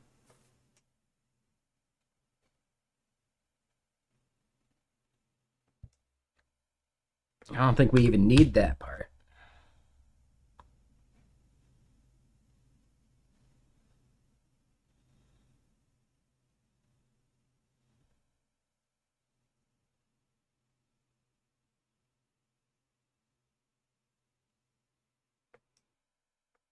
At which point we don't need that part either.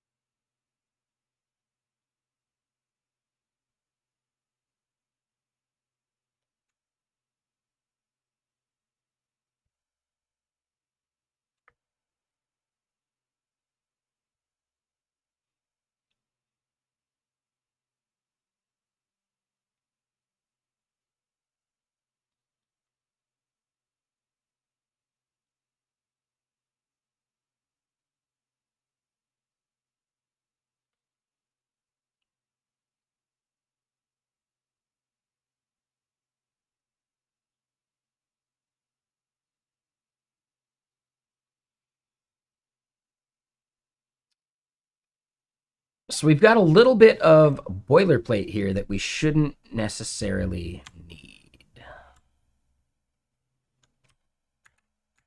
So I'm going to bring that back because we'll use it later. But yeah, like the with okay do thing.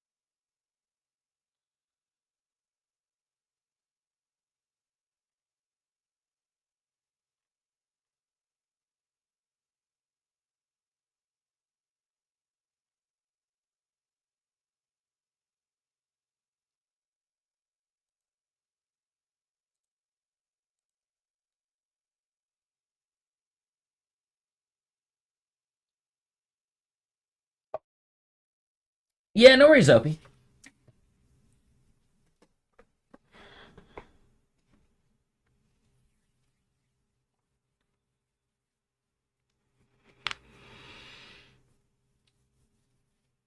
Um, Yeah, I just don't know what food places are in Bothell. Anyone have any like preferences for the best food in Bothell? Anyone know any of that?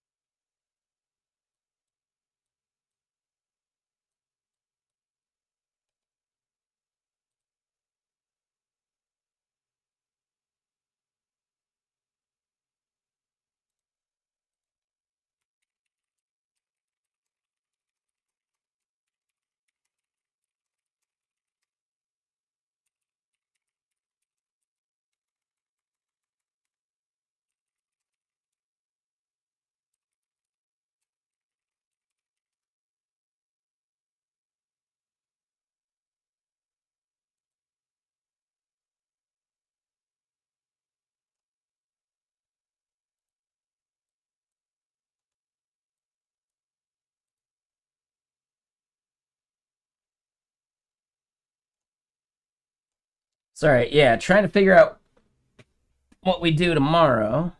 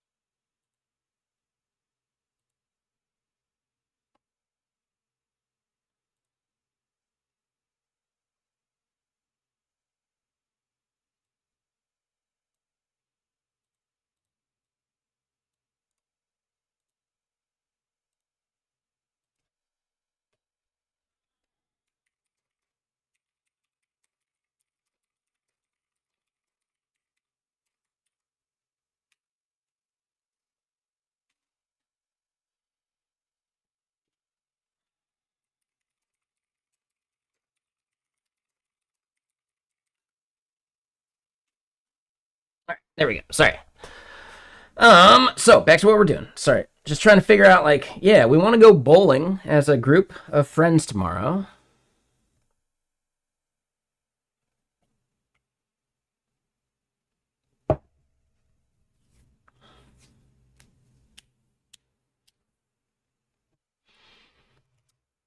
We were thinking there's like the fancy bowling place in Bellevue, but it's like $200 or some shit for a couple hours with only 3 people, which is insane.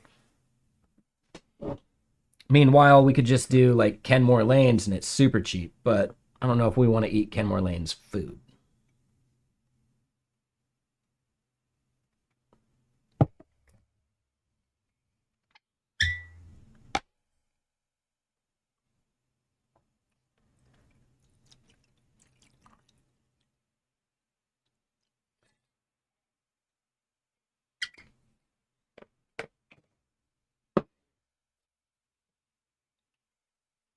Let me get more music going. 1 second.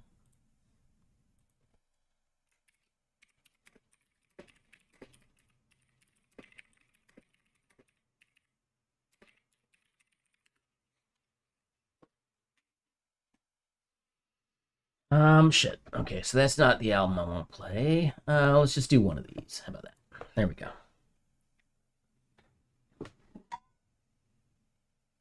Yeah, hydration check.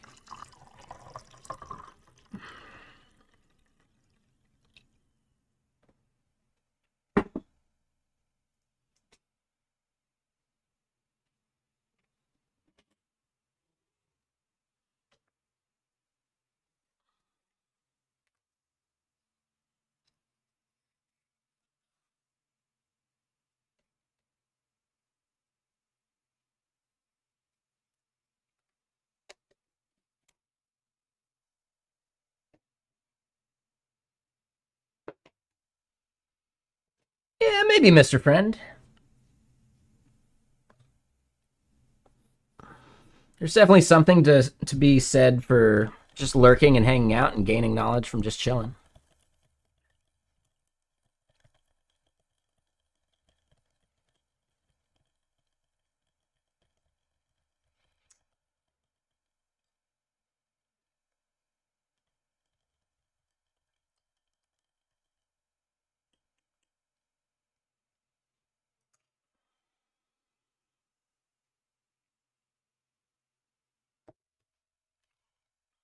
All right, so what I think I want to do is instead of that,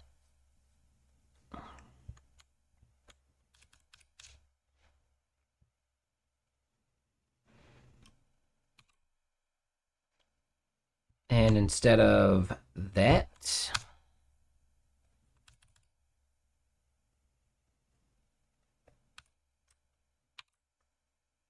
oh, I messed that one up.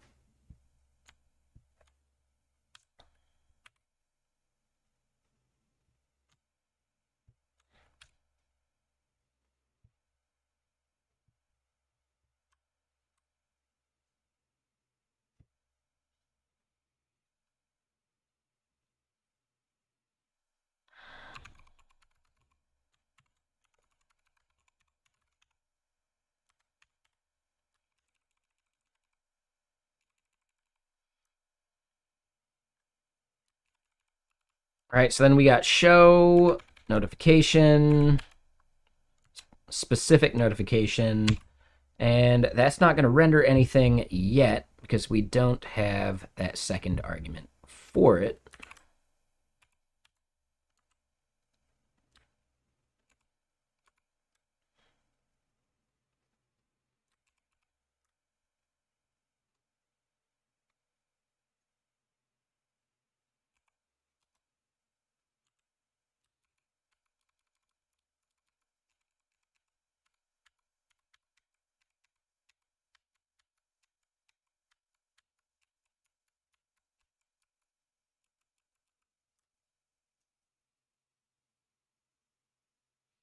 Hmm.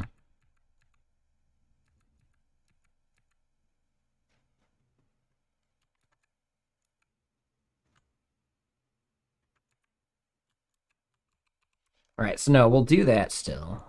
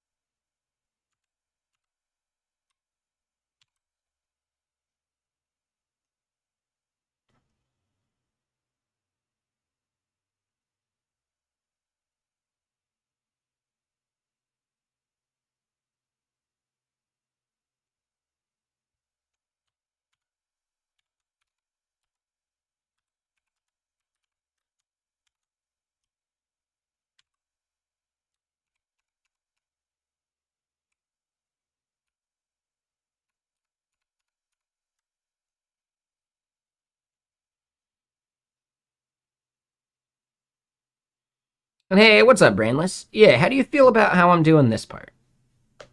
Like, I need to fetch or I need to create the one notification first, and then based upon the type, I need to create the other one.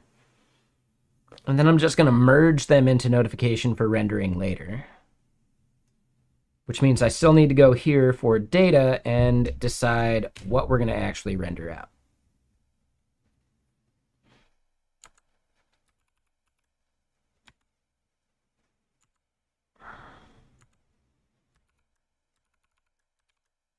And data is wrong because it ends up being more like this. And it's really raining out there now.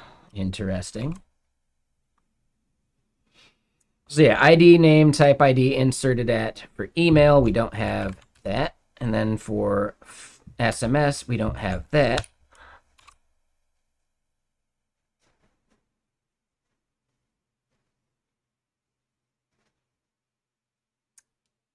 So then I feel like we're good.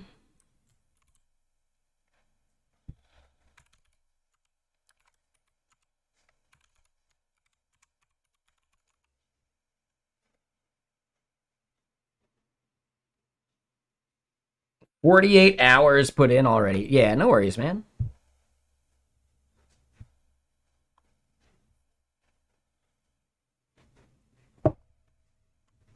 All right, so I think our back end is ready for it. Here on the notifications page, right, we should get rid of some of this junk. We definitely want to use toast.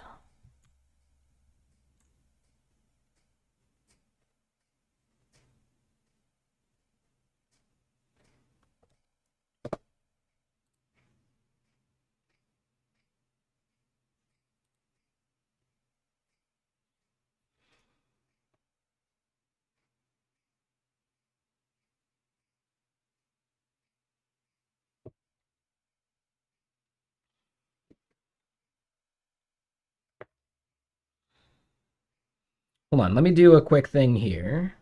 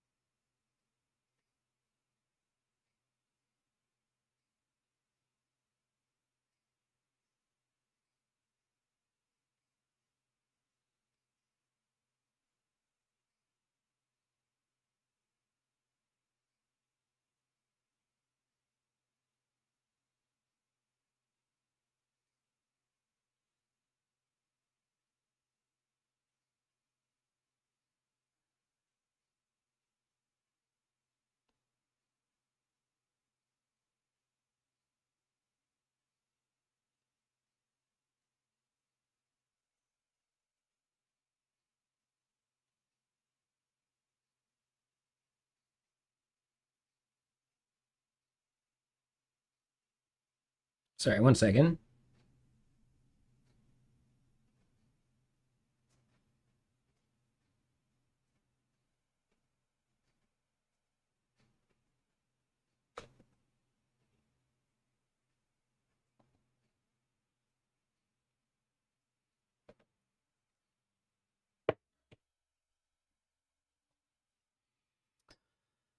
Um, and yeah, hold on. Wanted to get your PR up as soon as possible because it changed most of the application. Wanted to avoid merge conflicts. Yeah, I mean, that's a bold strategy, Cotton. Like, yeah, dude. That is, that could be rough.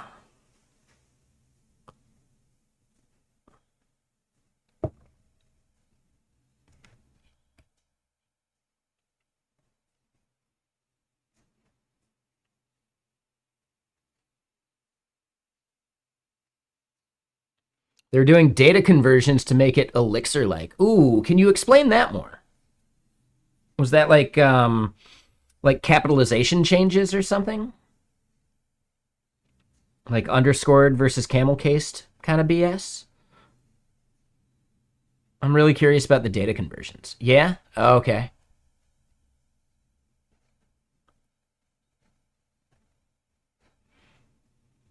Yeah, that was something that the OpenAPI generator was doing that I really didn't like. Oh, okay.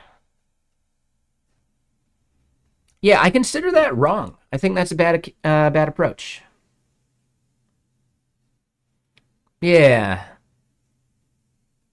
Right? Like let the front end deal with camel cased. It works fine in JavaScript. I mean, I understand why someone would want to do it, but I don't think it's necessary. Like, just let the data be what the data is going to be. Fuck it. Elixir and TypeScript don't give a shit. So you could do underscored in the browser, or you could do camel cased in Elixir. Like, who cares?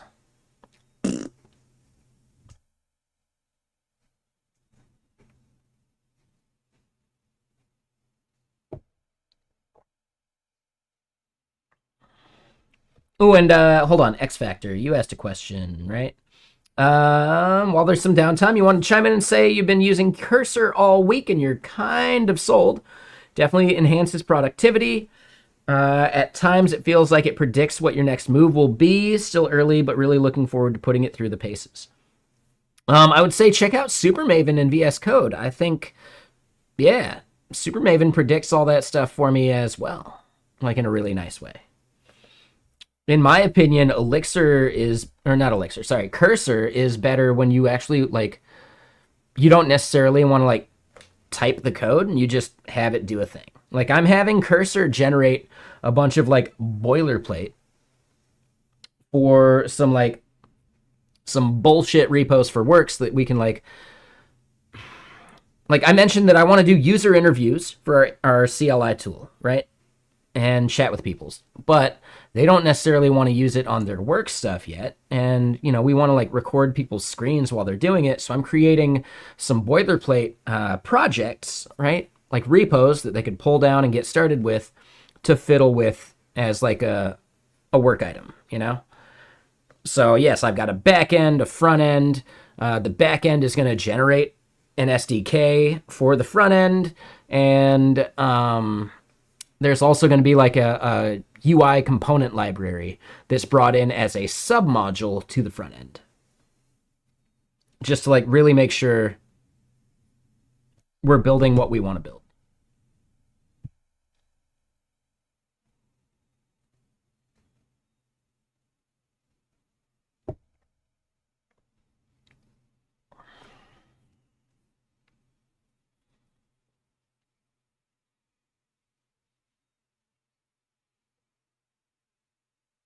Yeah. Copilot is quite slow compared to Supermaven, and Cursor owns Supermaven, so I wouldn't be surprised if Cursor is dogfooding Supermaven internally anyway.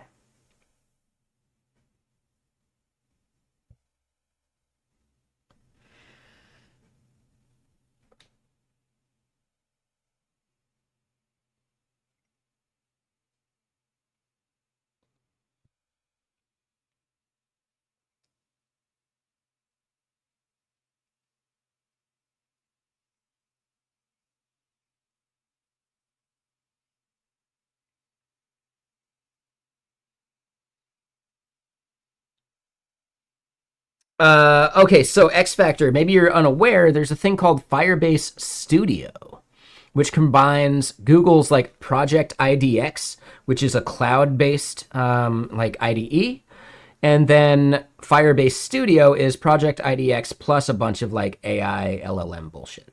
So it's Google's version of Cursor, but it's a cloud-based IDE instead of something you download. Yeah, it's brand new, and I had like I don't know if he's technically my boss. He probably is. Like, he's above me in the pecking order, whether it's the same org or not. It doesn't matter. He's super nice dude. Like, I don't think the boss employee, like, the boss subordinate thing is anything he even thinks about, right? But he was excited about Firebase Studio earlier. And I hope I didn't seem like a dick. I really, dude, I hope I didn't bum him out. He was asking me about it because he was excited. And I was like, yeah, cool. I mean, it seems like it would be good for indie hackers. But because like one thing he was pumped on was being able to deploy directly from it. You're not going to run into that at like an organization. You know, you're going to have CI/CD going that when you merge code, that's what triggers deployments and stuff. But as an indie hacker, being able to deploy from Firebase Studio, that makes a lot of sense. Like, that sounds great. So that was like the one thing I like tried to like say without being a jerk. And he mentioned that like, yes, he does code. He's actually like Like, he helps manage our social media and he does a bunch of other like marketing-y things, but he does code on his own in his own time, but he's never worked as a dev. So he's like, he didn't understand when I was saying CI/CD, he didn't even know what that was, which is fine. Like, dude, if you're not a dev by trade and you've never worked on a team, you didn't have a CI/CD process, and that's fine. But yeah, just being able to like chat with him and I don't know, discuss it. Like, I need to try out Firebase Studio at some point anyway, just for the sake of knowing about it more.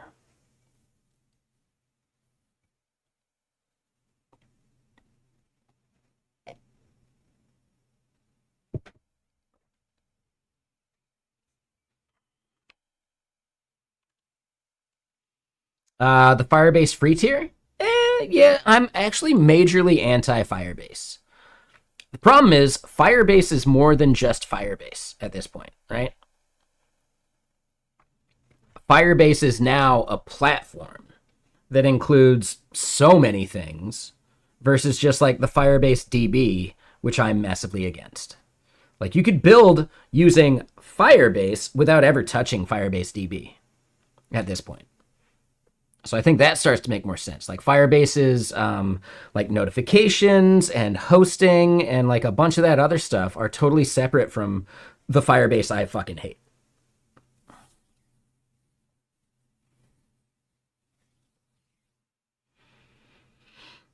But now it's all under like the same brand.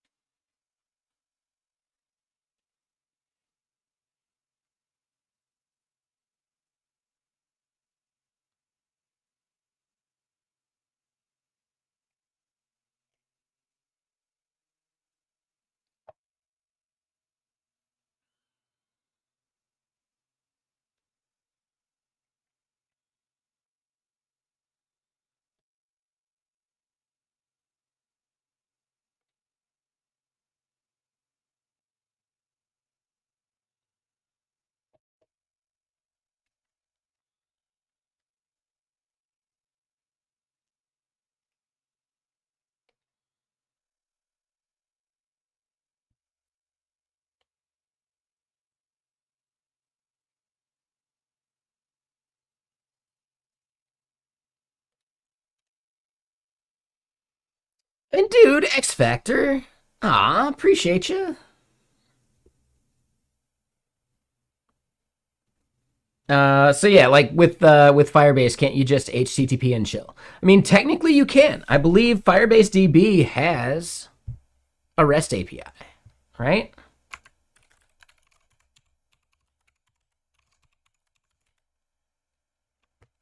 Right? Like, so Firebase database has a REST API, and that I'd be totally fine with. Like, yeah, I don't give a shit. I'd consider that totally fine.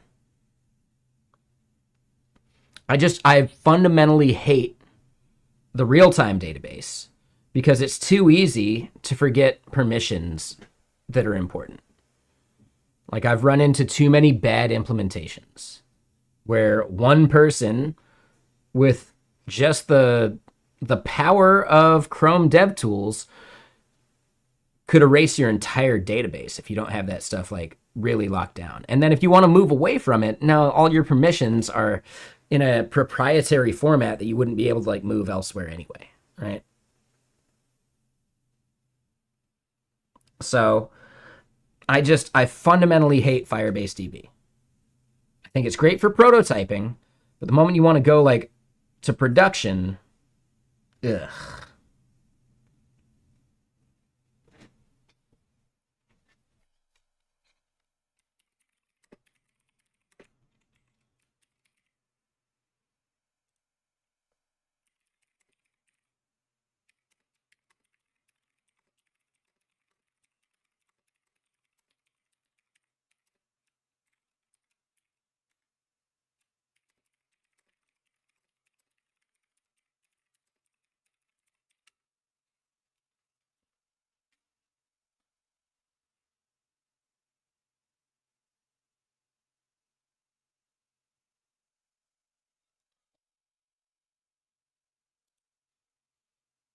Pygmalion.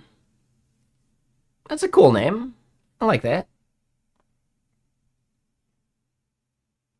Yeah, auth is another really nice part of Firebase as well.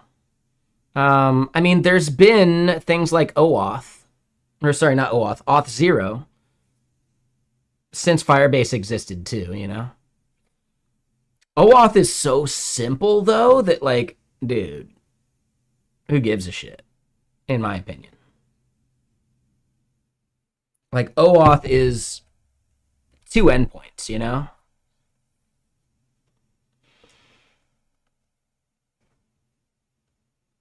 OAuth is so simple. Like we'll be doing it for this app as well, right? Like there is the effort of going and creating your applications, but I think you have to do that with Firebase anyway, right? Like they don't automate that part for you.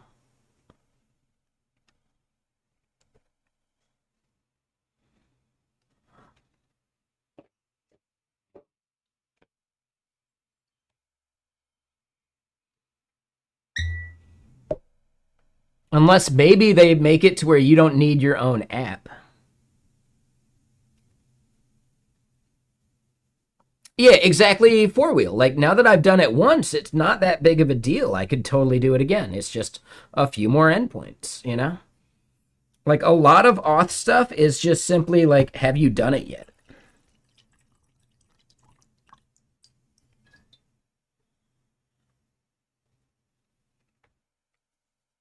No, and I get that X factor, but like do it on some throwaway projects, man.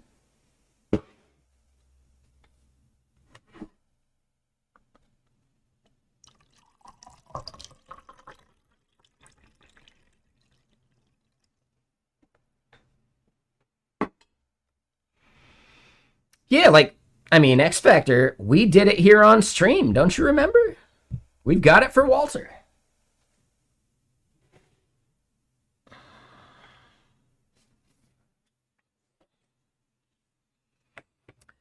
Because people like associate auth with encryption, right? Like don't roll your own encryption. That would be insane.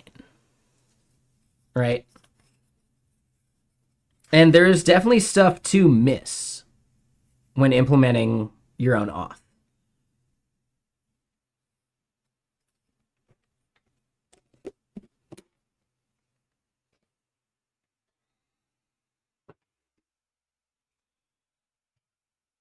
Yeah, no, I get that. That makes sense.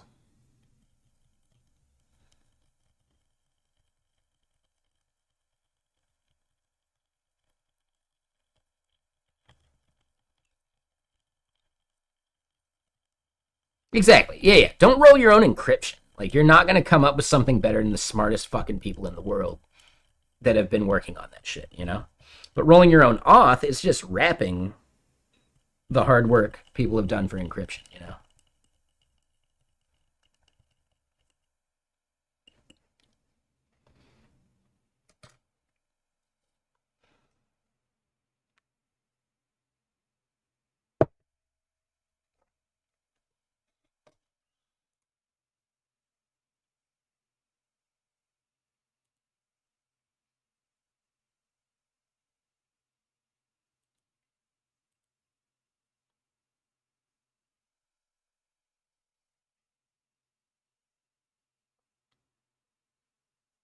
Better to use the one with the NSA built in backdoor? I mean, better than rolling your own. Even with the NSA backdoor, it's better than rolling your own. But the NSA backdoor stuff, I feel like has been proven wrong. We've had some like security-minded people here in chat, especially when I've been doing like JWTs and some of that, where it's like, yeah, sure, if you want to do it without the backdoor, you could use like, what is it, like ECDSA instead of like RDSA. But yeah, it's been proven wrong. It doesn't exist. It's not backdoored. But it doesn't stop like the tinfoil hat wearers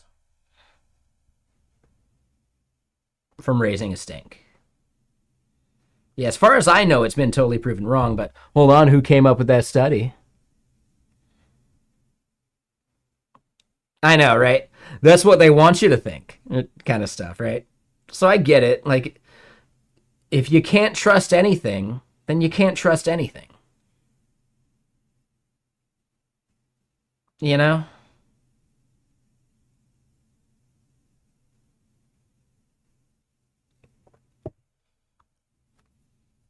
Zero trust only goes so far.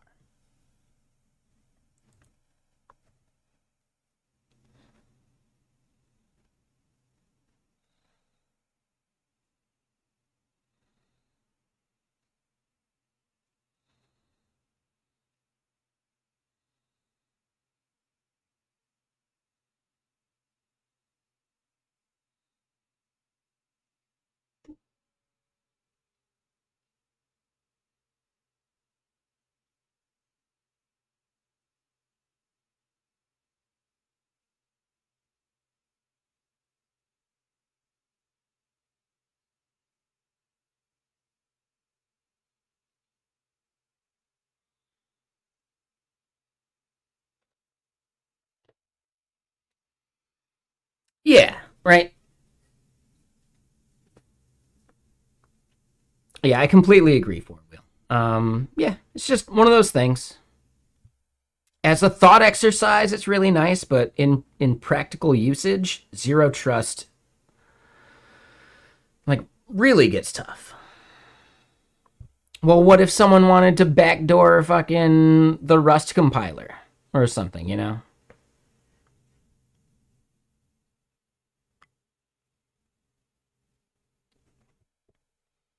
Brainless. So I mean, still treat it like,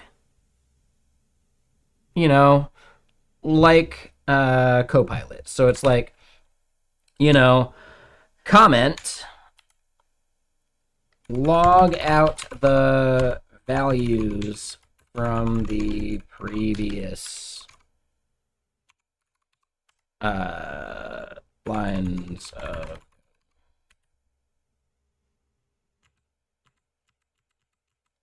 Right, so it's not perfect, but the fact that it was able to like autocomplete all of that BS, even though like it's no longer there still, right? It just misunderstood what previous meant here.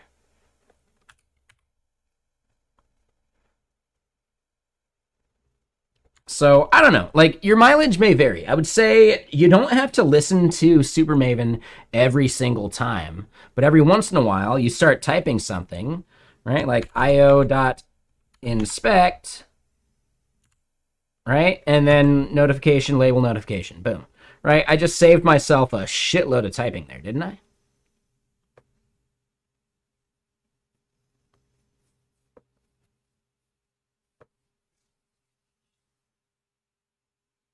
So Spyrius, I mean, Super Maven does that. Super Maven totally does multi-line completion.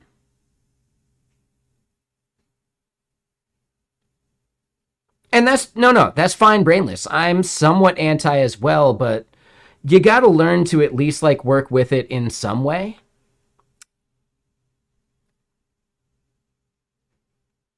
You know, just imagine all the businesses that decided not to mess with the internet because the internet's just a fad. There was definitely a lot of like fads related to the internet, but holy shit, man. Every single business that ignored the internet is dead.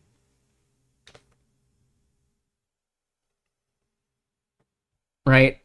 Like significant business. Sure, restaurants don't need to care that much. But they're still better off if they got their menu online at the bare minimum.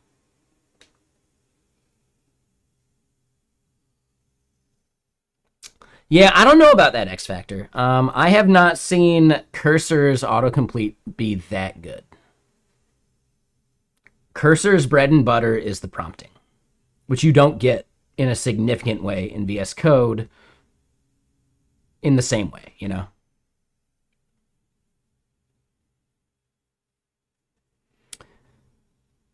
It depends on what you're talking about.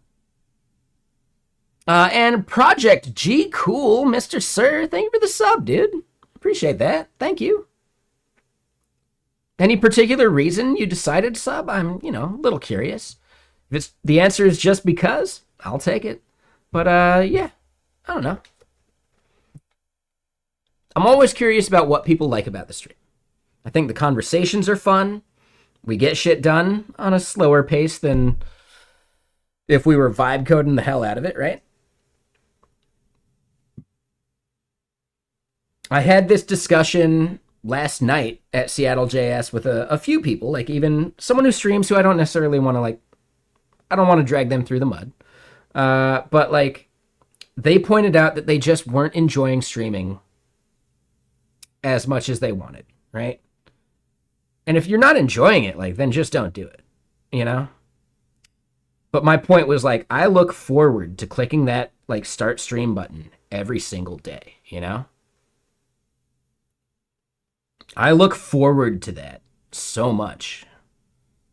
I'm bummed on days where I have to push it out a little bit later, you know? I'm stressing, I want to click that go live button. I want to go live and hang out with my friends, you know? I love that shit. And yeah, if you're a streamer and you're not having that feeling, if you got to convince yourself to click start stream every day, well, I mean, maybe think about why. But also, yeah, sometimes you just lose that passion. And it happens, what is it? I think I said Jake Bussy. It's Zach Bussy.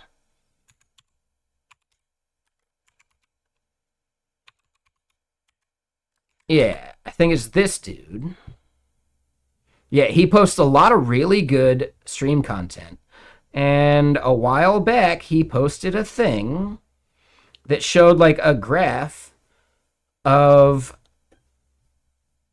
how long Twitch streamers actually last. Dude, he posts so much, oh my God, it's insane.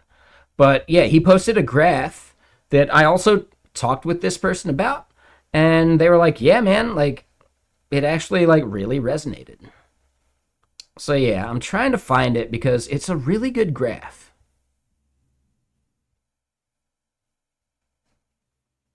Dude, how long ago was this shit?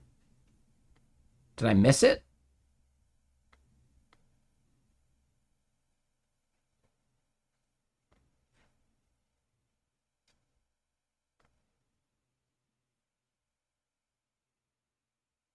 This was a few months ago.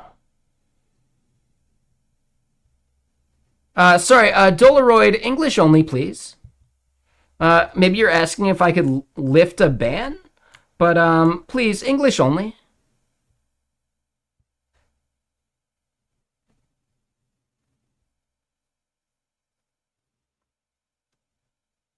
Here we go. This was it. It wasn't a graph. It was just a thing. After 3 years, right? Around 81% of people stop streaming, right? After 3 years of streaming, about 81% of streamers stop streaming.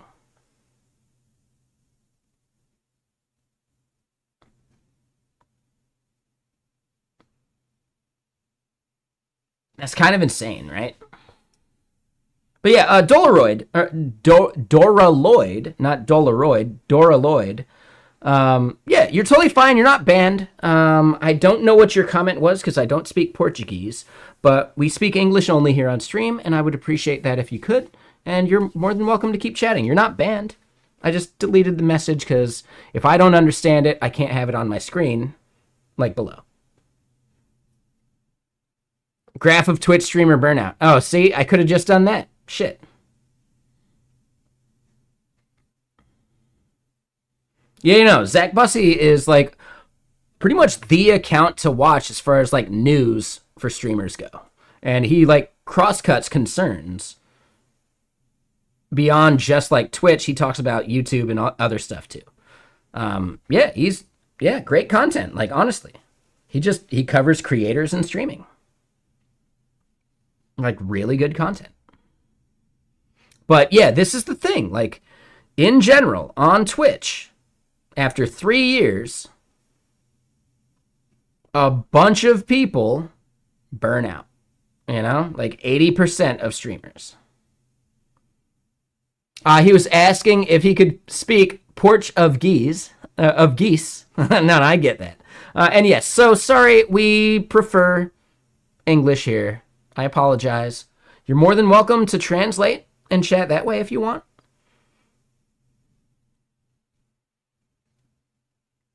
Or if you just want to lurk and watch, that's fine too. But you're not banned. No English, please. Sorry, English only, please. No Portuguese. I do it so that we can all like chat on the same level playing field. So not banned, but I would like if you keep doing the Portuguese, maybe. But yeah, hugs from Brazil. Yeah, hugs from the US. Yeah. Thank you for chilling. Thank you for chatting. But yes, it's just better if we can all speak the same thing so that we can all stay on the same page. I don't know if you've ever been in a stream where like the majority is one language and then a couple people start speaking in their own and it feels like they're having their own like community within a community. It just makes other people feel excluded. And I'm not saying you got to be like that in real life. You do whatever the fuck you want. I don't give a shit. Like, yeah, if you're out in public and you only want to speak Portuguese to your family, I don't care. But here on stream, at least, we want to maintain everybody understanding each other. All right? I'm definitely not one of those fucking like, this is America, speak American. Like, no, hell no. Fuck that. Speak whatever language you want here in the US. Like, I don't give a shit. The US is a melting pot. But here on stream, I definitely can't have other people's stuff that I don't understand on my overlay because I am responsible for everything I show via the overlay. So if someone started saying something really like terrible in another language and I didn't know, it's still my fault for showing it, right?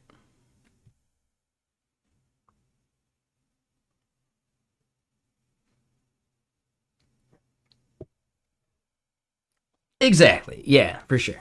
And again, I'm responsible for everything I show on stream. So I need to make sure I understand what people are saying.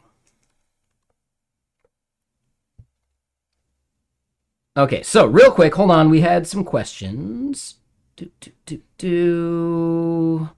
What's my honest thoughts on companies doing leak code style questions for front end roles that are mainly focusing on UI? Those companies are either dealing with way too many people to apply, so they have to establish a filter of some kind.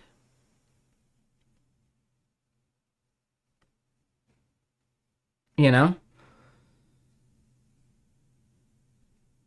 A company like Google has to have a filter because their interview process gets too many people, so they do some kind of like basic thing that cross-cuts the concerns that analyzes if you're actually good at what you do at the level that Google needs people to be there, right? Yeah, Google needs to cut out 90% of the people that apply. It means that they're going to cut good people that just suck at leak code. But Google gets so many people applying that they can do that. Whereas if you're at another company that's not Google, you're fucking up by using leak code as the filter. Because there are good devs that suck at leak code. I don't know if I'd consider myself a good dev, but I definitely suck at leak code. I'd like to think I'm a good dev, but I don't want to toot my own horn, especially here on stream. I think that's a bannable offense. That was a play on words.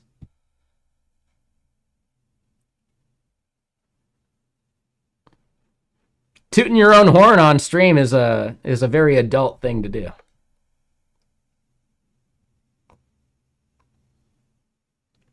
Save that shit for OnlyFans.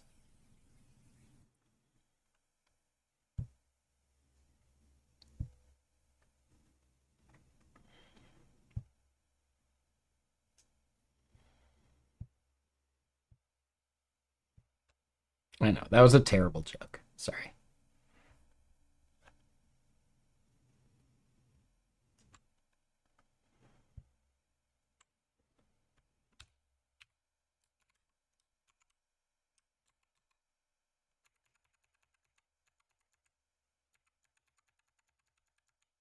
Tootin' with Griving. There you go.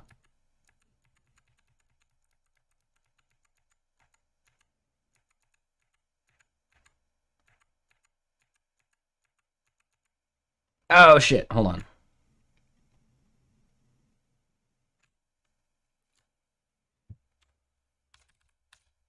All right, so that part's good. Horntutors.ai. Yeah, there you go.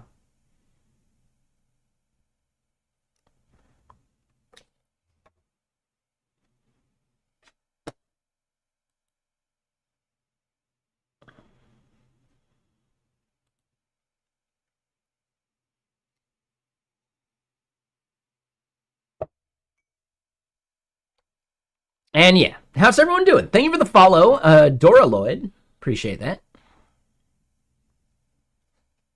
Dora Lloyd, the Explorer Lloyd.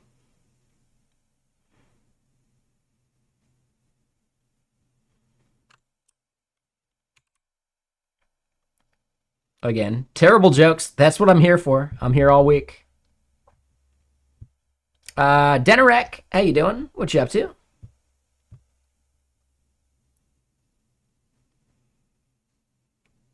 Oh, geez. I really like your profile image. That's a good one. Dude, I like that one.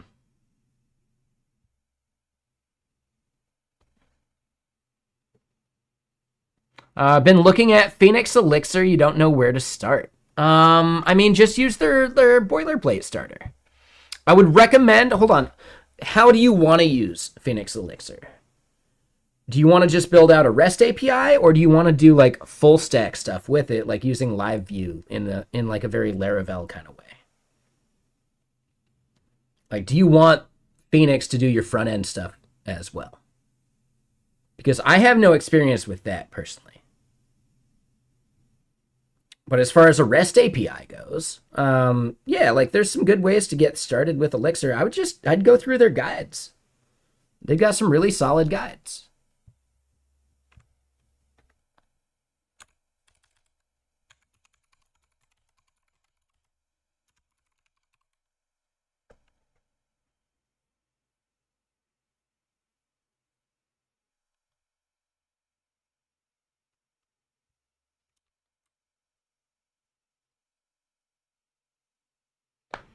Yeah. I mean, so the moment you're trying to do live view stuff, you're out of my element. I have no idea. I'm totally clueless on live view. I do know that they're. Oh, let's see if I can find it. This dashboard is live view, which is cool, but I have no idea how it's built. No idea. Oh, okay. Ads. Let me go use the restroom. I'll be right back. I gotta pee. One sec. One sec.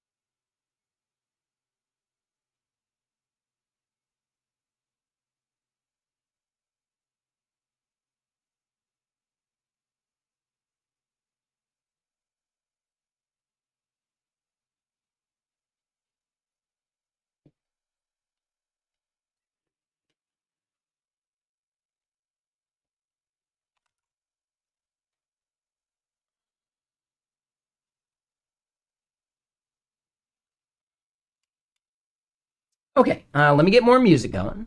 I just turned on my oven.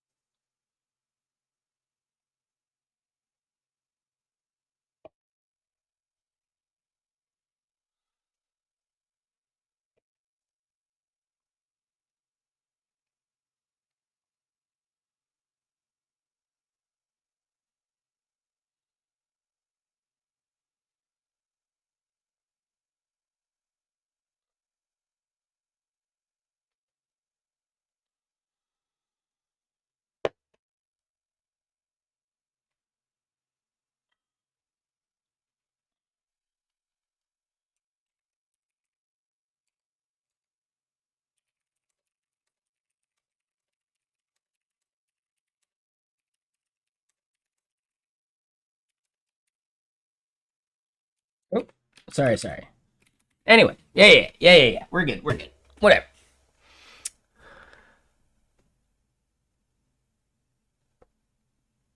Speaking of REST API, what can it offer? The scaffolding. So just think about Phoenix as Ruby on Rails. So you get a lot of the same like developer experience things. As an example, if I'm on the server and I do something like mix.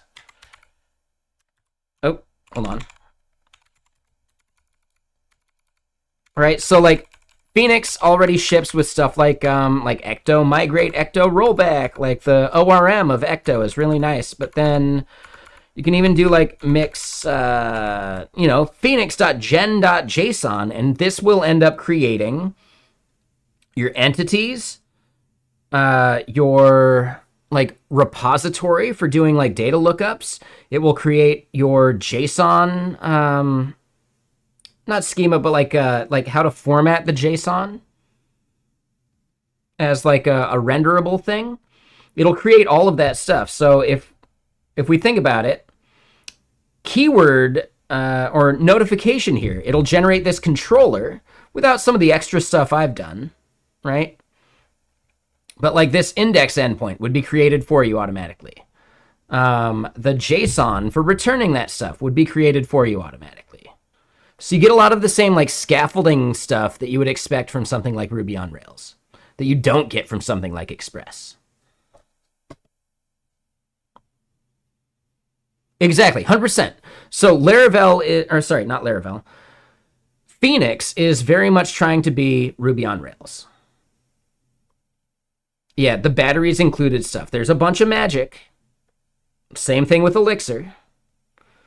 You'd say Phoenix is less magic? Yeah, there's like less meta programming and BS about it. Sure.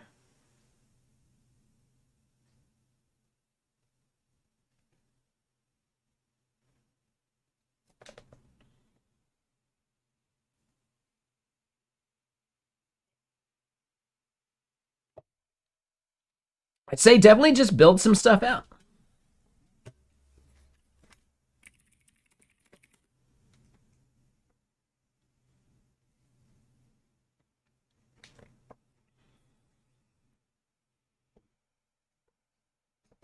Sure. Yeah. Yeah, I highly recommend it. One of my favorite things about Elixir is that you can just kind of like try stuff and it tends to just work. Like you're going to have to Google stuff and like learn the patterns and some of that.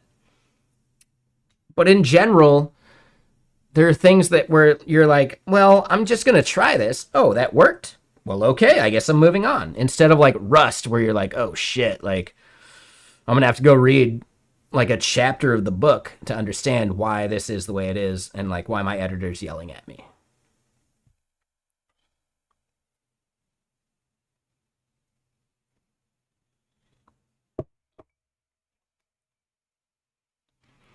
That said, it's not perfect, and there's going to be a lot of like learning to do still. Like every framework, every language has its own learning. Exactly. With zero knowledge of Rust, it becomes tough. And like, here's the big thing there, brainless. What was the error? Was it like lifetimes? Lifetimes fucking suck. If it's borrowing, well, borrowing's easy. You just clone stuff. And technically, lifetimes, same thing. Anytime you get like a complaint from the compiler or your dev tooling, like in your editor, about lifetimes or thing has already been borrowed, when in doubt, clone it out.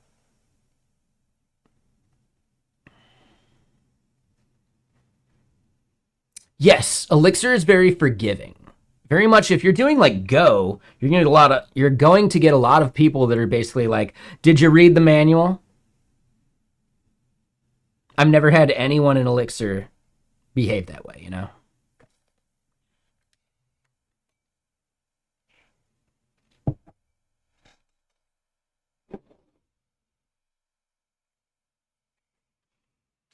Now, Rust is still pretty good about helping people out, you know? Like if you're having problems with the borrow checker, people are more than willing to help. I find even though the borrow checker in Rust is more complicated than Go, the community in Rust is more willing to help out.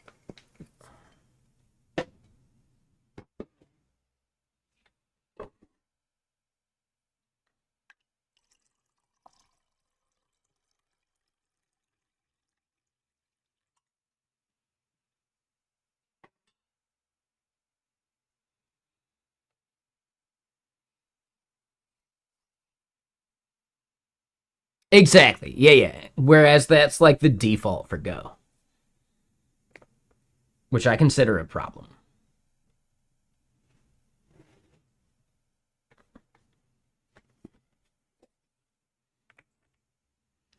Now, keep in mind, Go has a bigger community, so maybe it's just a selection bias at that point.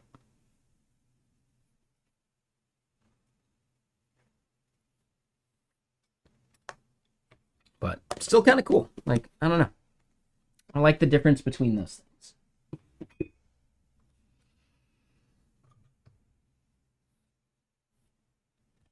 Ethan, are you out there still? And damn, I'm sorry for yelling. I didn't realize I was peeking there. I guess I am yelling. But yeah, Ethan, you out there. You want to play some PoE 2 tonight?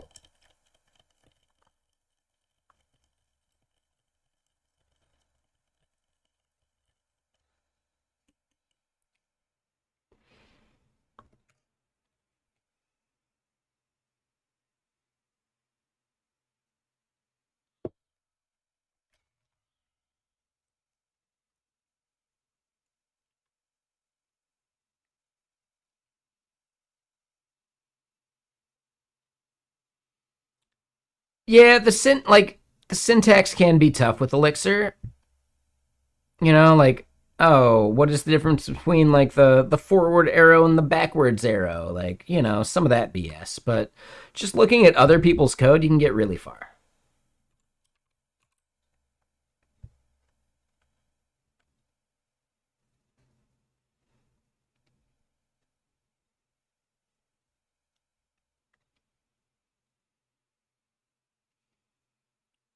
All right, so yeah, I think we're at a good place.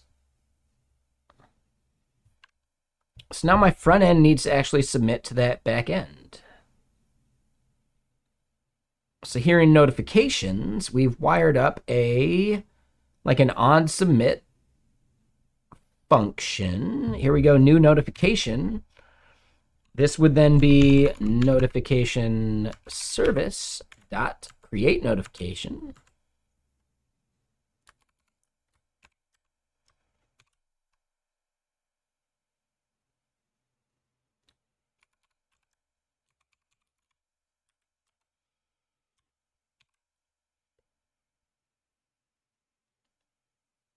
Your back end must submit to your front end. That's basically an Ouroboros in an X-rated fashion.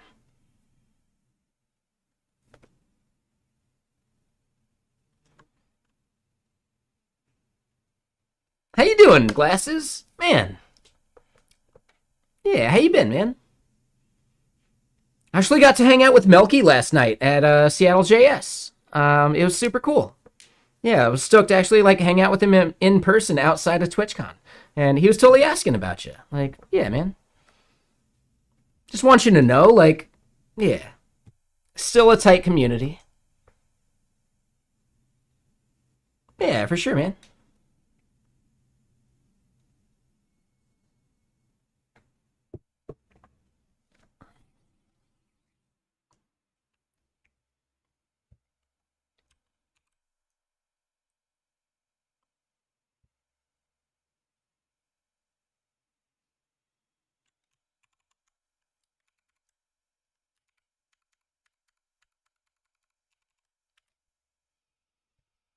How was the meetup? It was good. I didn't see any of the talks because I was sitting there outside of the talk room just chatting and bullshitting, as is tradition. Just me being me. I ended up meeting up with someone who was a PM at my previous company years ago, which was kind of cool. Just small world shit.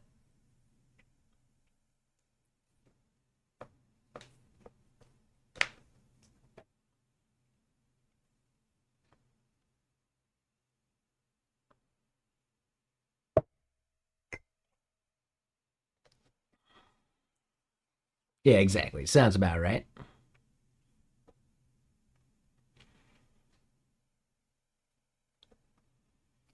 But yeah, what are you up to, man?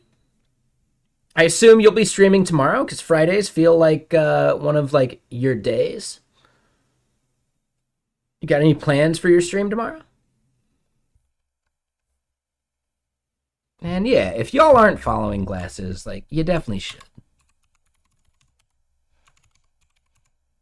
If you're at all curious about DevOps and Nix and all the cool stuff that you work on, if you're concerned with DevOps in any way, the Alt F4 stream is basically the stream for DevOps stuff on Twitch.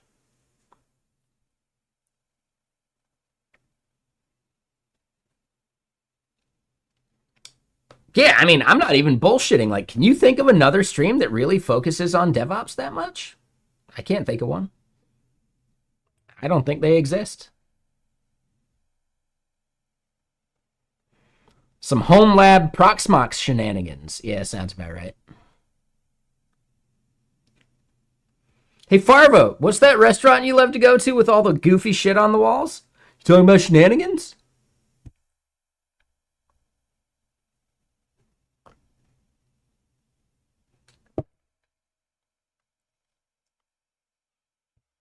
Oh, there are some smaller DevOps-y streams? Oh, that's cool. Yeah, feel free to shout them out. Do you know how infosec? Hold on, let me see. Do I have a command for that? Yeah. So basically, how infosec has their thing, right? DevOps streams could be an org, and you just maintain a thing like what they do, but for DevOpsy people. If you want to build up a community around that, that'd be kind of cool. I'll create my own called Whiskey Streams. I'll be the only one on it, but fuck it, whatever.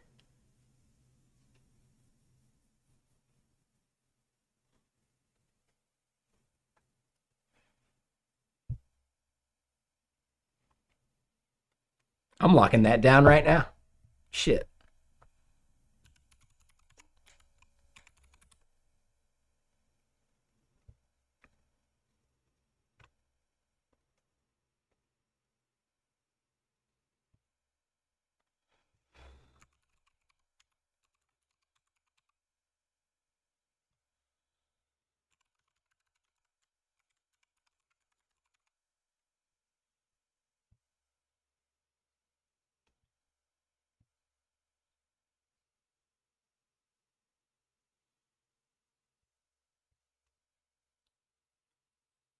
Boom. Nailed it. Whiskey. Yeah, exactly. Glasses knows the reference.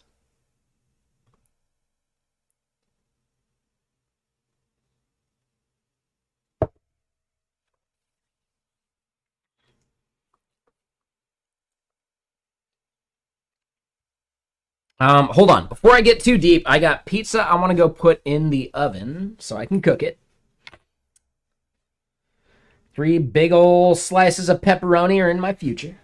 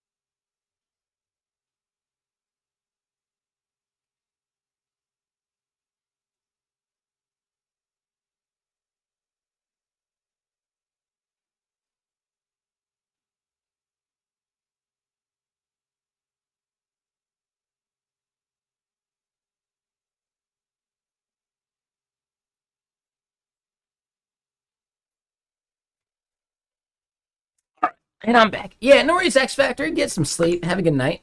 What show are you watching if you're still out there?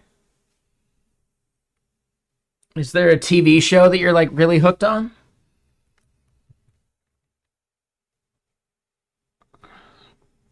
I recently started watching Going Dutch. It's like a Hulu show with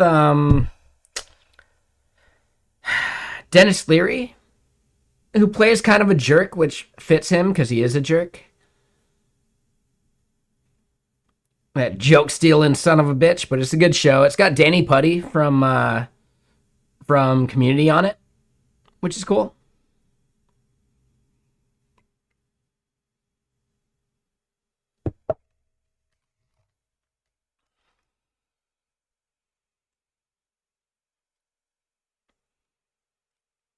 Oh, you tried to give Daredevil a shot and it just wasn't any good. That sucks. Yeah, that kind of sucks.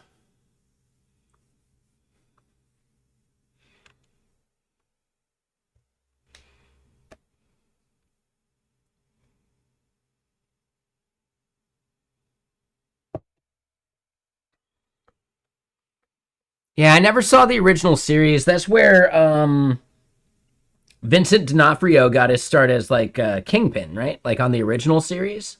And now he's got like his own series, right?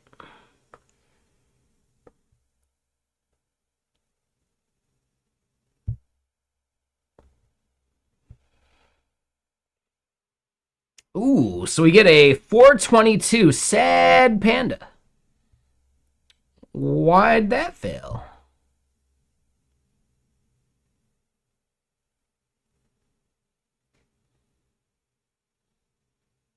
No value provided for required discriminator Type.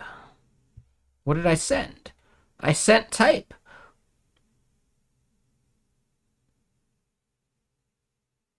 Wait, does he not have a series? I thought they did. I thought they had a Kingpin series.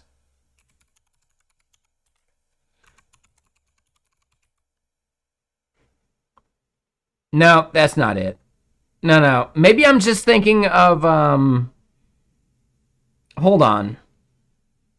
He was in Hawkeye, wasn't he? That's what I'm thinking of. He was in Hawkeye as like the big bad.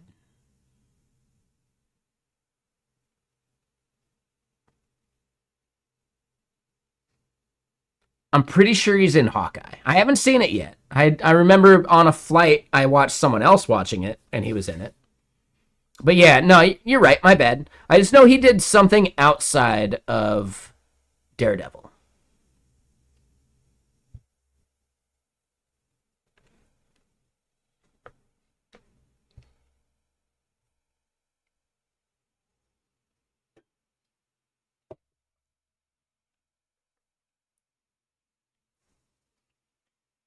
All right, so the 422. Yeah, no worries. Yeah, have a good night. I'll probably be over on gaming here in a bit. I got some pizza to eat. Maybe I play some games with Ethan. And if we don't play games, I got work to do and we'll just watch some like Community or something. I do need to finish up some stuff for like meetings tomorrow, but I could just force myself to wake up earlier too. I'd be okay with it.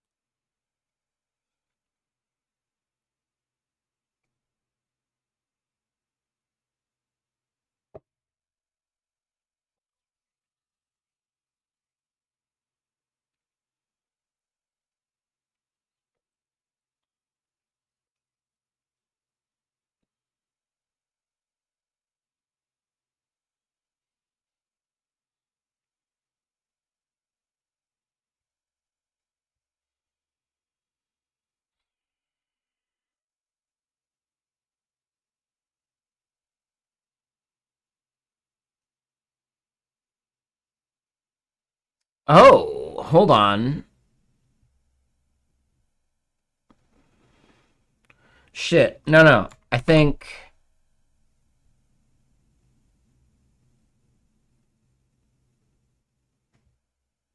Oh, hold on. And no throttling. Come on. I don't even know how I did that by accident.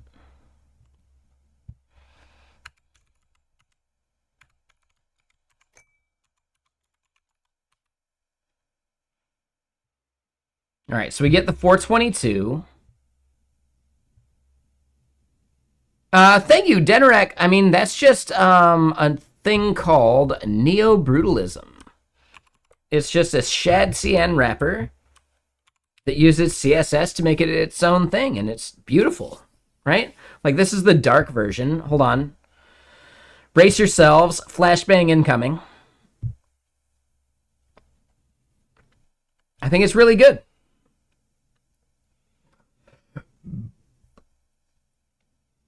All right, so hold on. I do need to go grab this pizza. And shit, I'm so sorry for yelling. I don't know why I'm peeking. I guess because I'm yelling. Like, yeah, no, that's on me. But let me go grab the pizza out of the oven, and I'll be right back. BRB.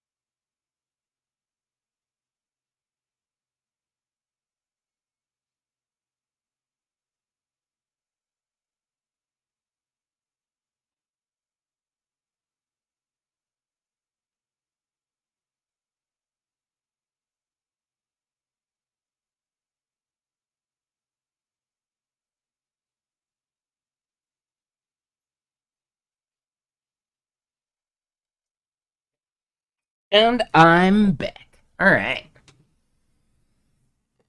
You ready to be jealous of my pizza? Behold. Behold my things.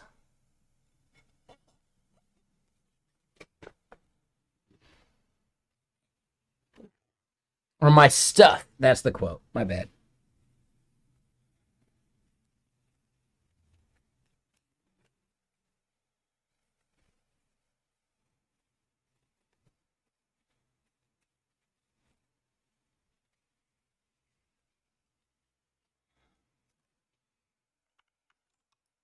Yeah, what are you eating?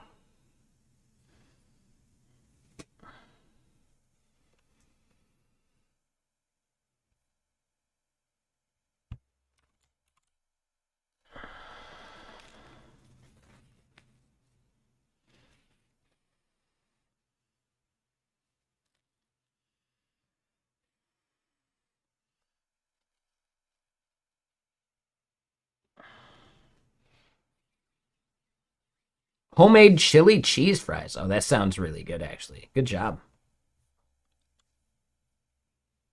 I'm not even mad. I'm impressed. All right, so create notification params, create notification params, and this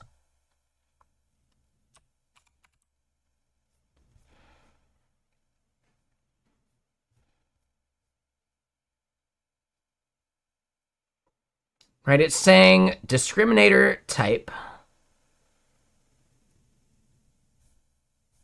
isn't working. But why? And we only see the 422. We don't see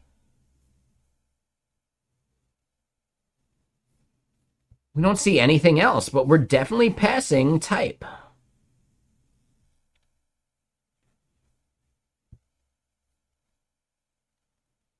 Invalid value, source, pointer, slash, detail, no value provided, or required discriminator type.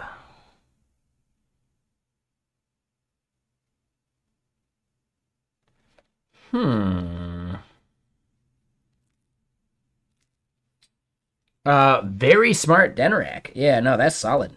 That's a good move.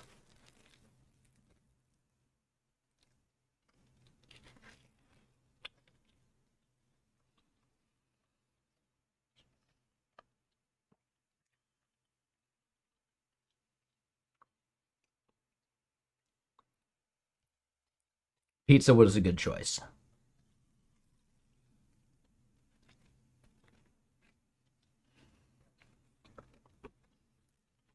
Mm-hmm.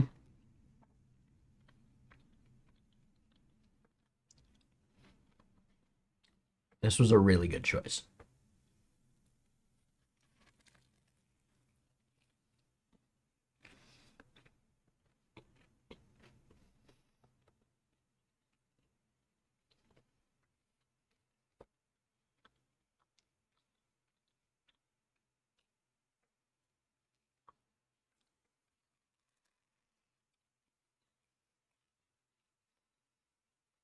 Hmm.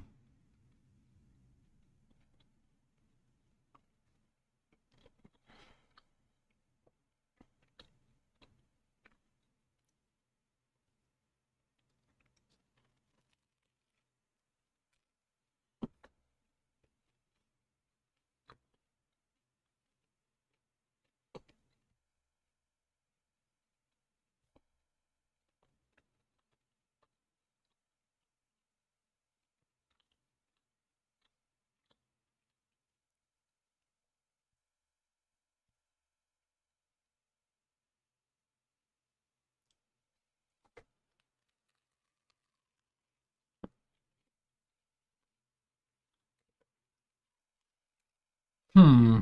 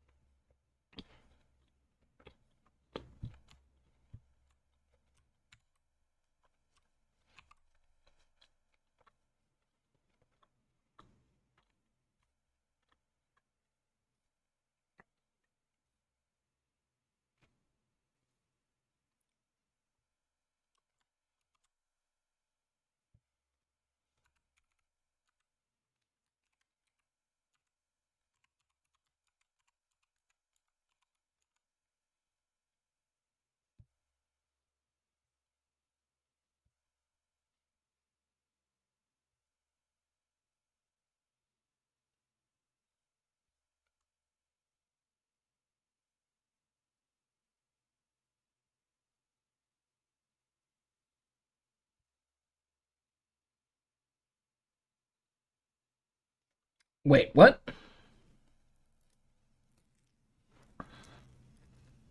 Like, I don't have the discriminator defined anymore.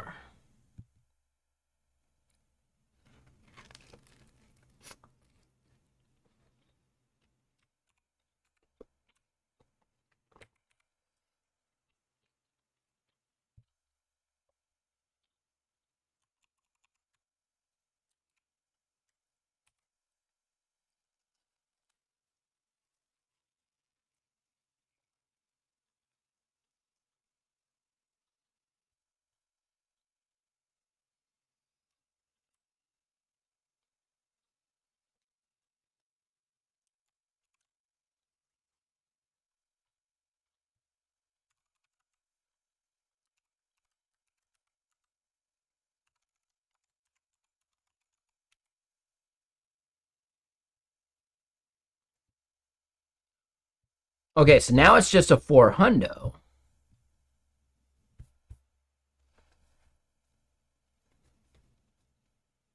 Sad panda.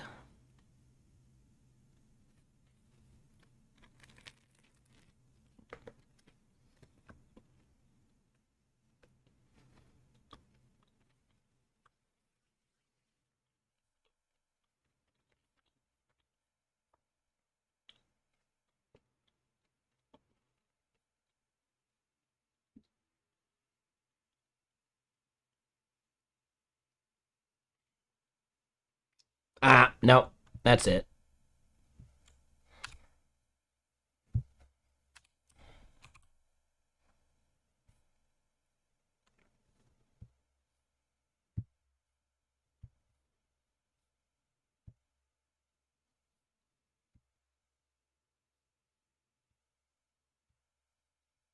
Okay, so no match of right hand side value.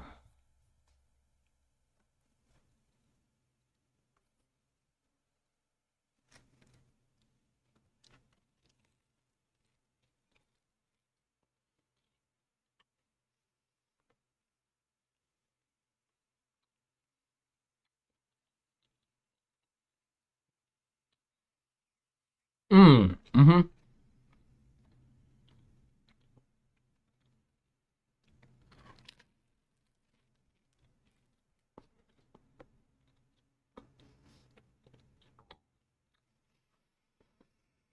Hmm.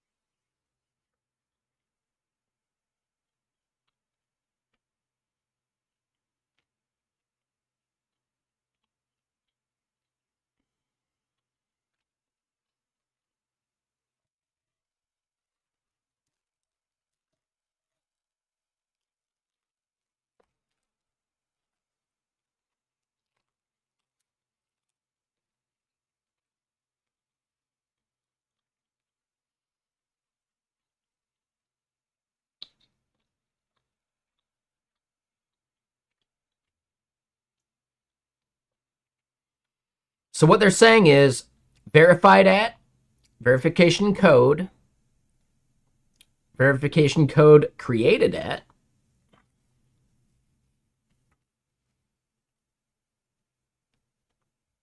need to be their notification ID. Oh, yep.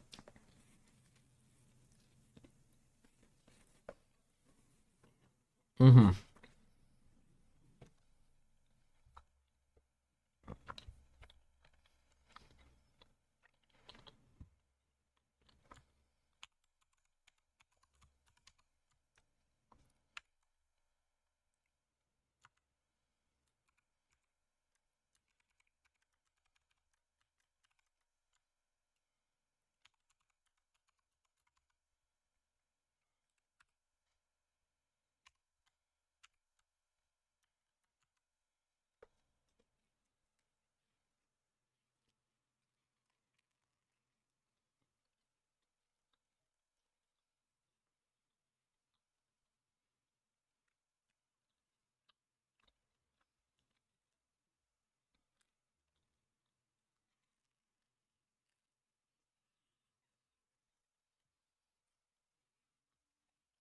Mm-mm-mm.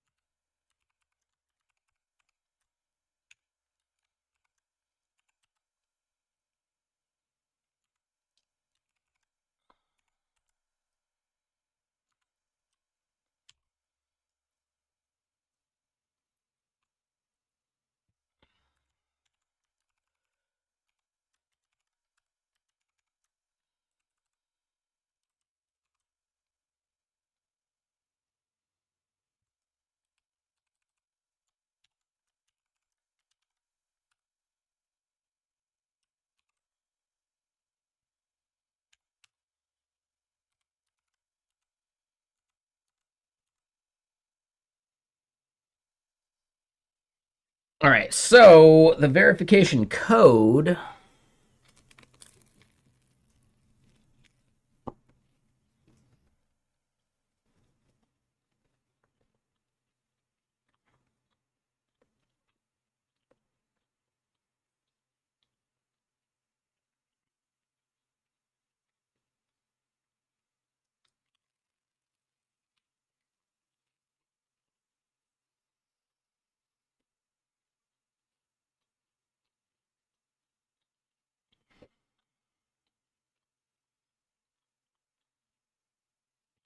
We don't want that to be a UUID.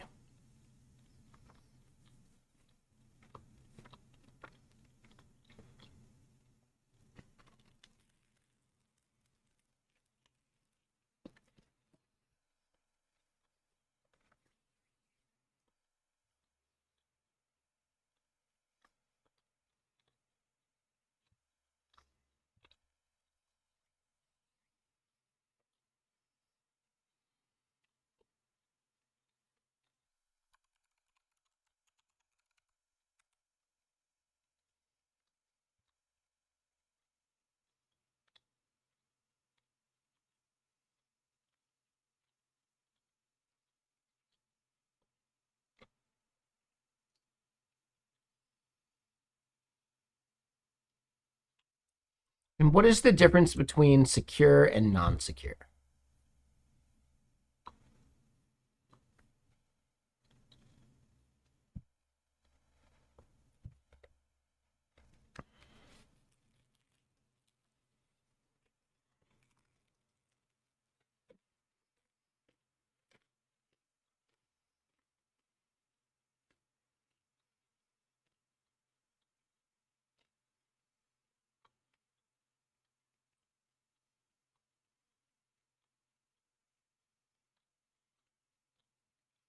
Mm-hmm.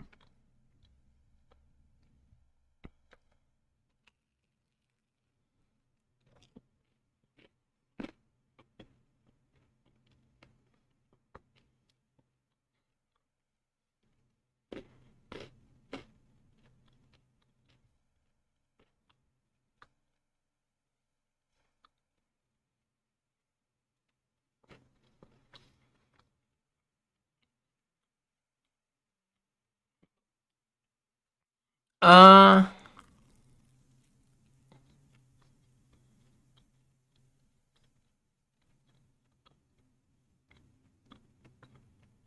that one's tricky. I like being here on stream more than I like not being on stream.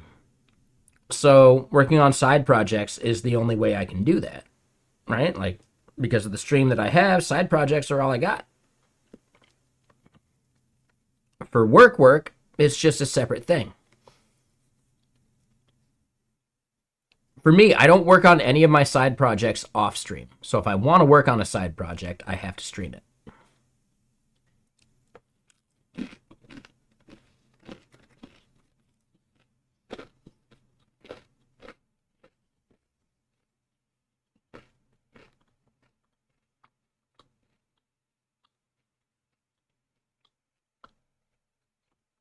Oh no. Yeah, that's going to be something that you have to do for yourself. Like, what do you enjoy about working on a side project? Is it creating something from nothing? Your day job doesn't have that normally, right?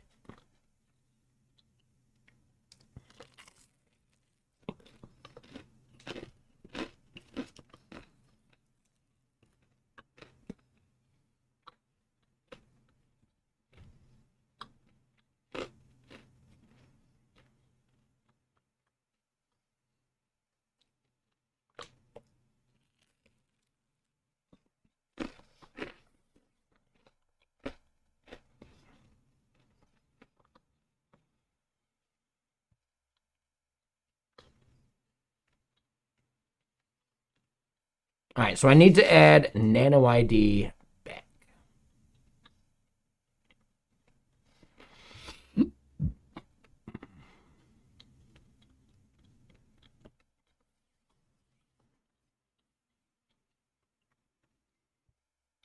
Maybe. I don't know.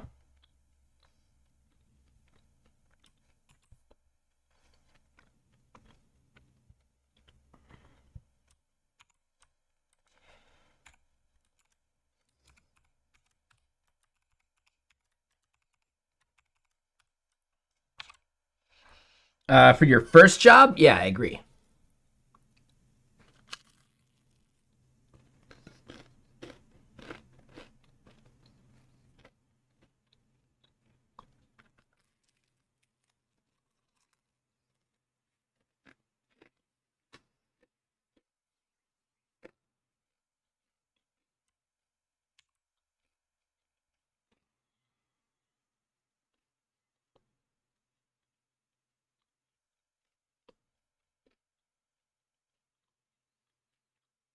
Mm-hmm.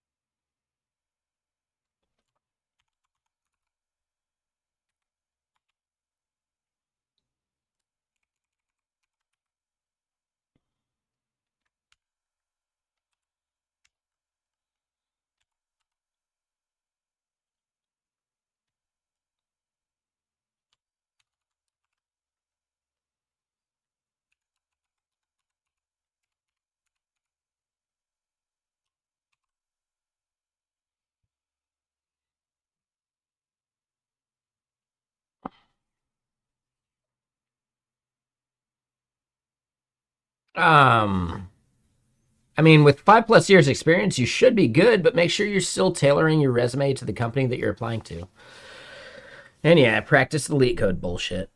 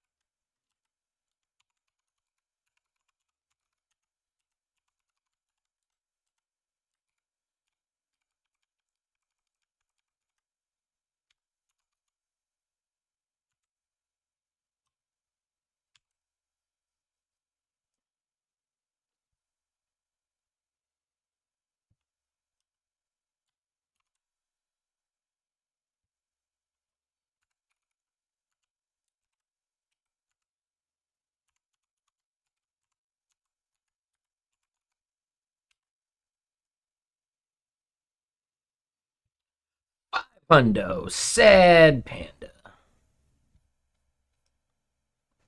Nano ID generate non-secure is undefined. What? No way.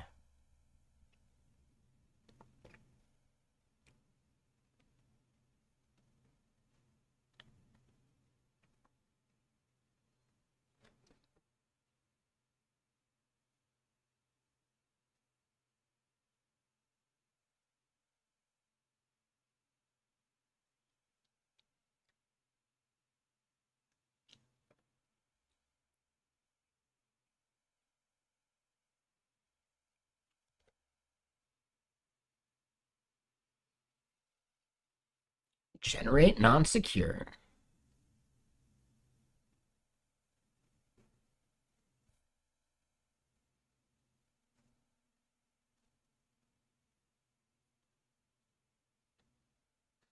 Oh.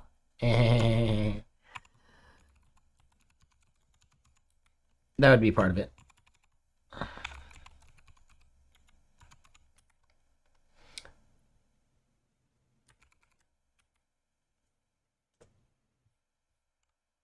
Maybe not.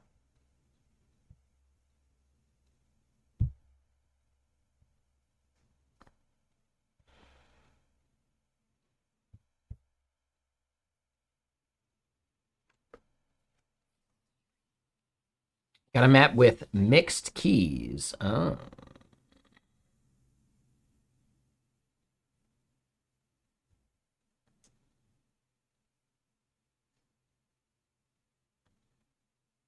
Oh, okay.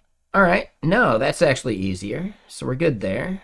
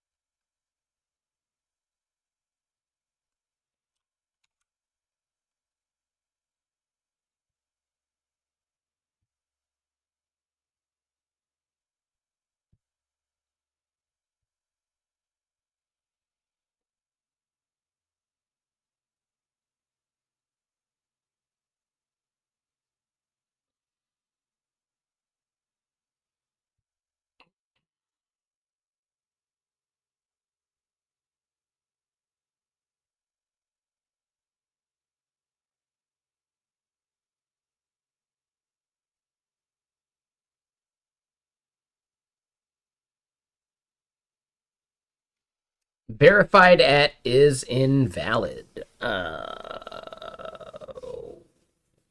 What?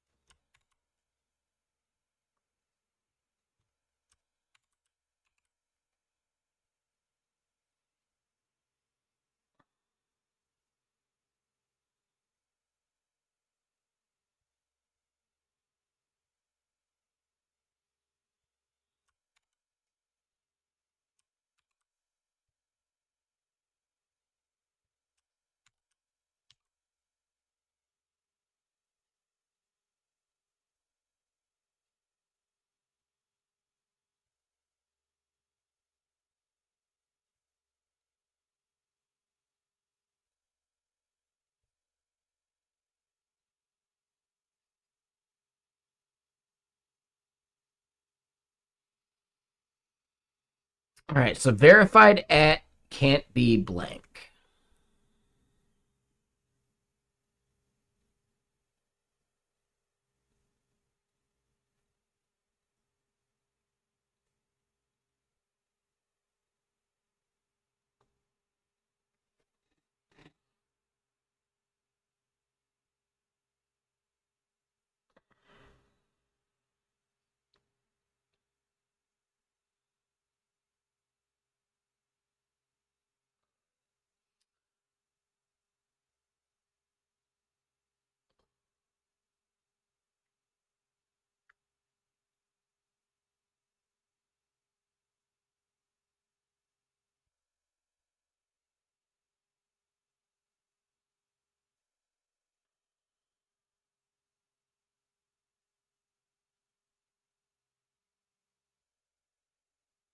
Oh, shit. Hold on. No, that was just the required there.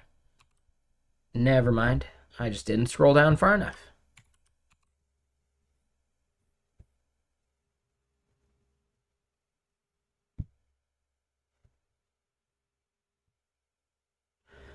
Cannot convert nil to param. What is nil at the moment?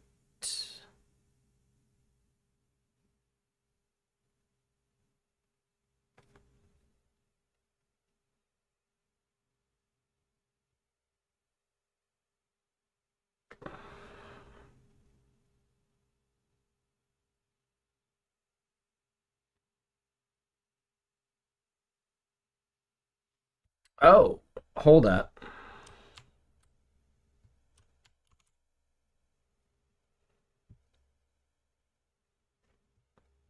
All right, so notifications is still empty.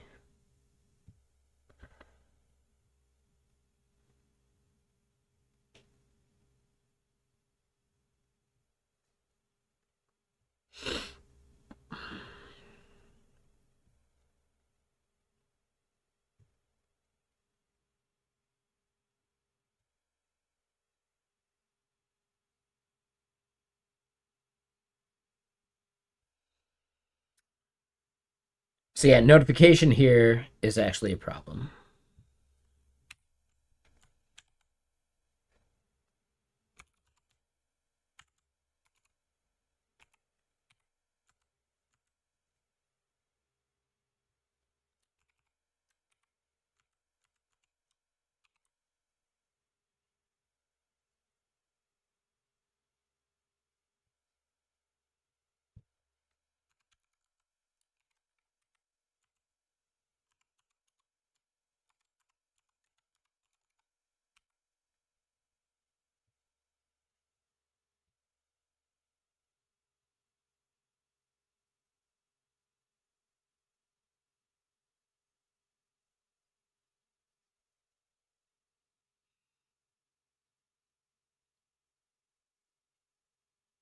Type ID.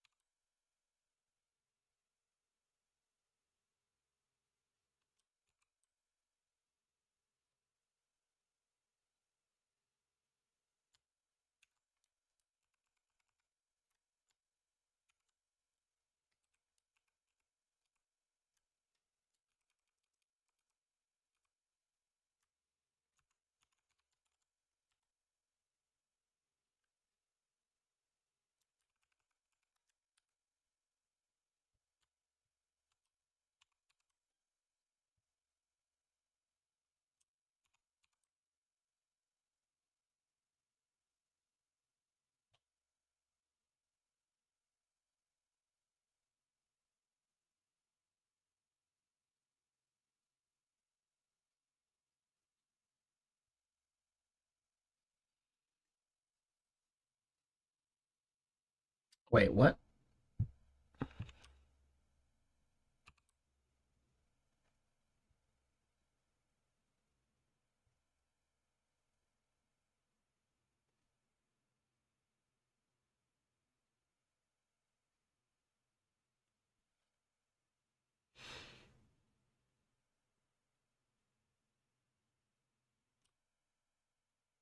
Wait, what the hell's going on here?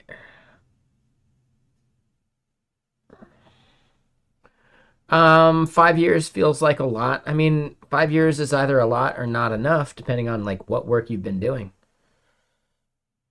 No matter what, if your company isn't giving you the experience you need to be building that experience outside of work.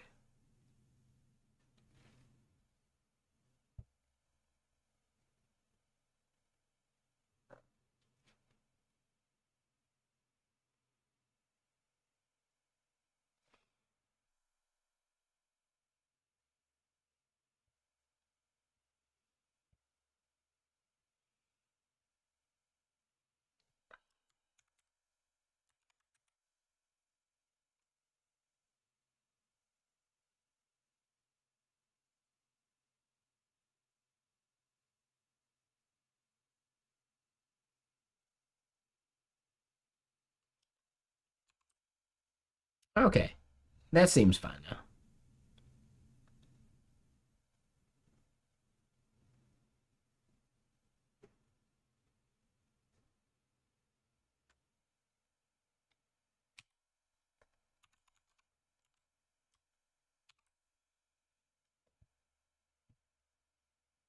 Oh shit, now this one has the problem. What?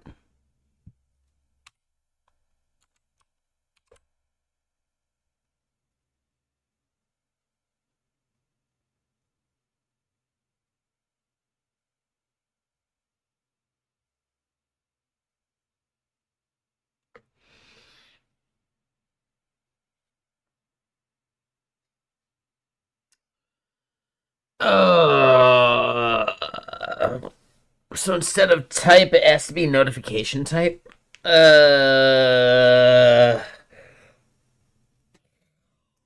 Nope. That's a point where we just leave off. Leaving off.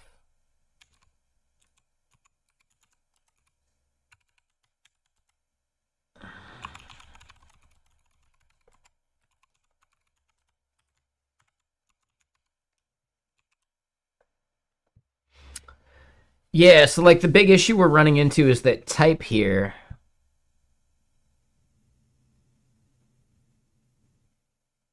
is interfering, I think, with like the type of the field when really like type's a separate thing. So we need to call it notification type instead. And that means we got to change our front end and a bunch of other bullshit for it, which we can do. But it's 9 p.m. Bare minimum, I should try and play some games or get some work done, and then try and get to sleep at a reasonable hour tonight. Be a whole lot cooler if I did, right? But I think that is close to what we need to figure out.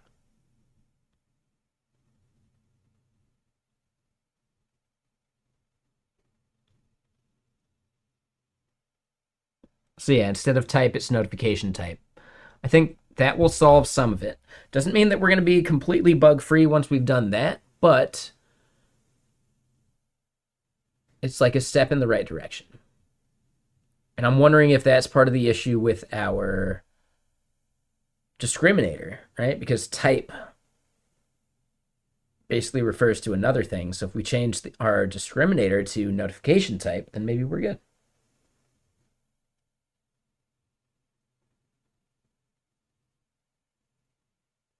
I think so. Right here. So field is saying invalid type, type colon string.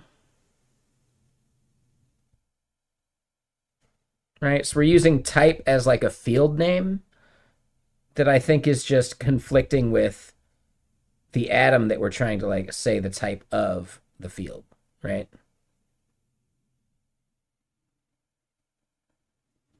What if I remove type colon?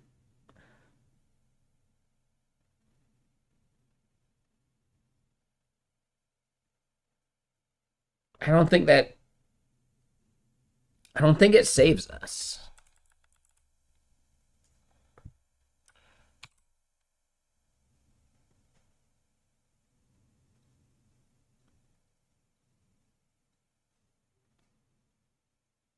Why is it that that works then?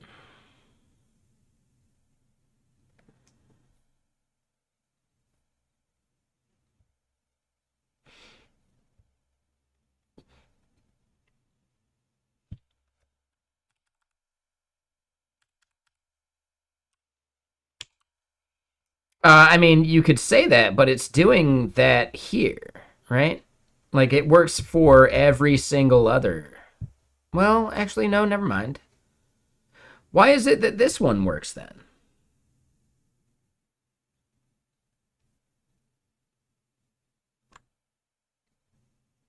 Oh, is that it? Okay.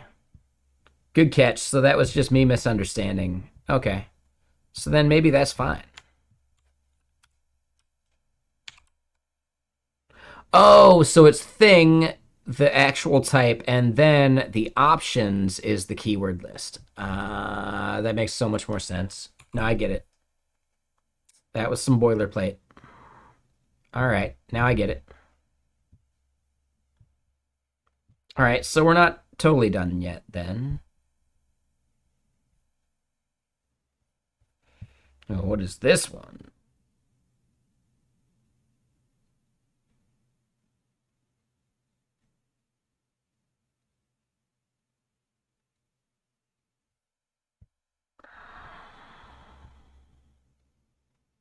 Avocado toast? Damn, you're rich.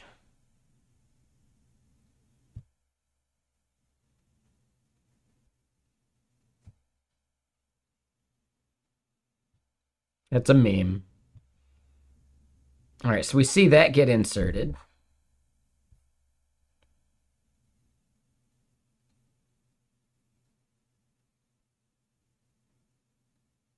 So per org ID and name, we should be unique. Where's that index even being set? No. I was just kidding, by the way.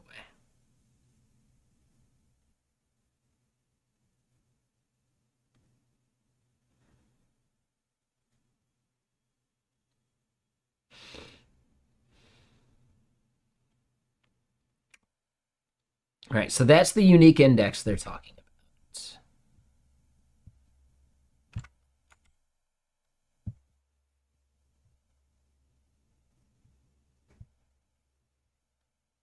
All right, no clause matching nil.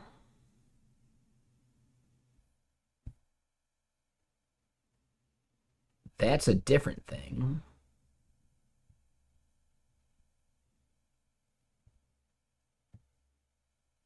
All right, we see foo and foo too. Nice.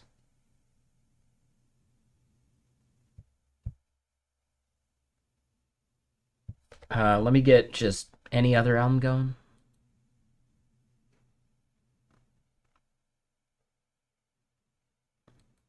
Uh,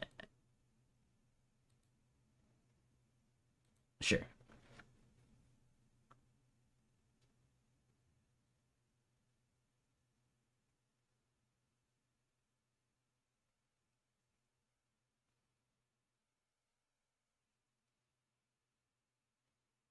So we're not inserting type for notifications email.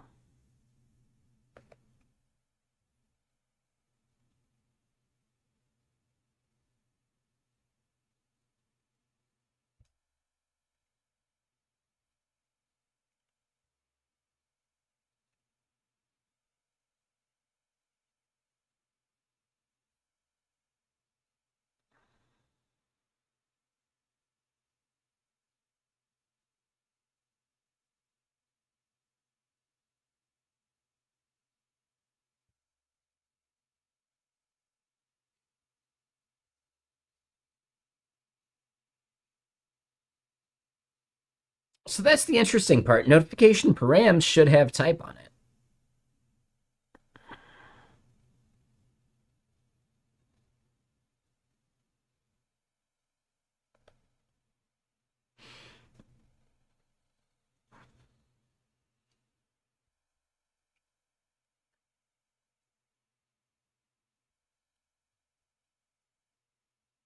So this is the JSON. Right.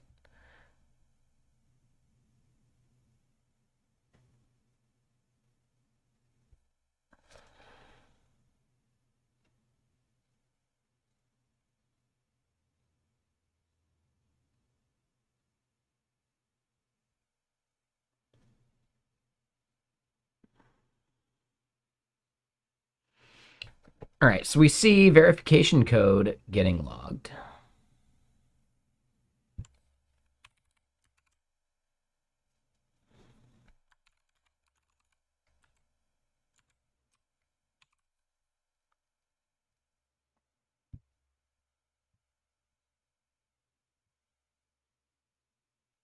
Okay, so yeah, that constraint.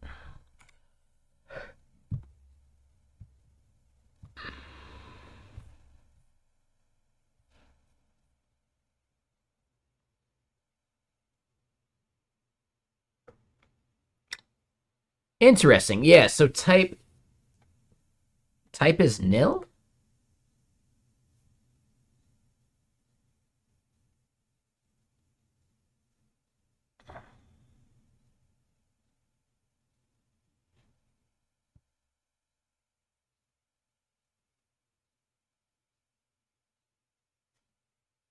Oh, you're probably right. I'm probably missing it on the cast.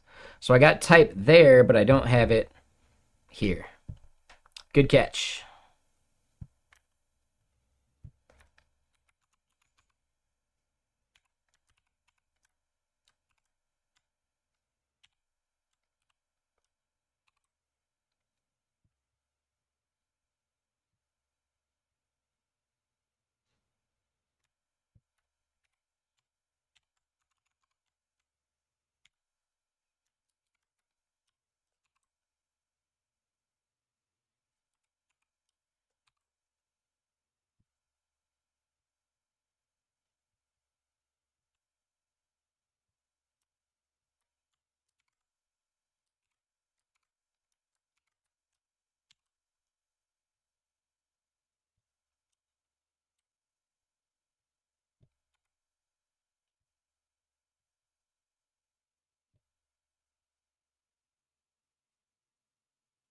All right, so now key type ID not found. What?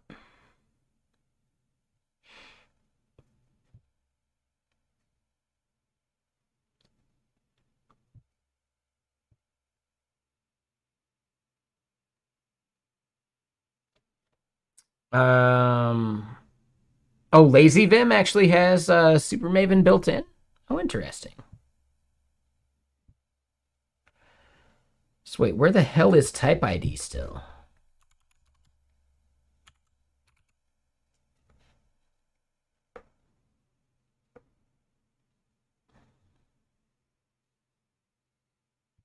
Oh, keyword notification.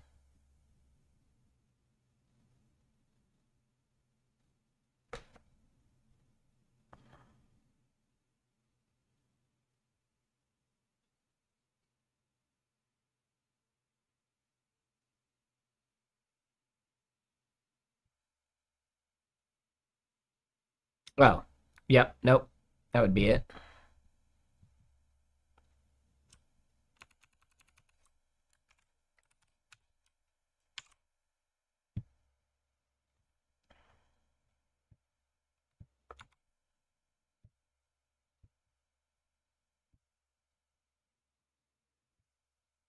Like a glove, like a good neighbor.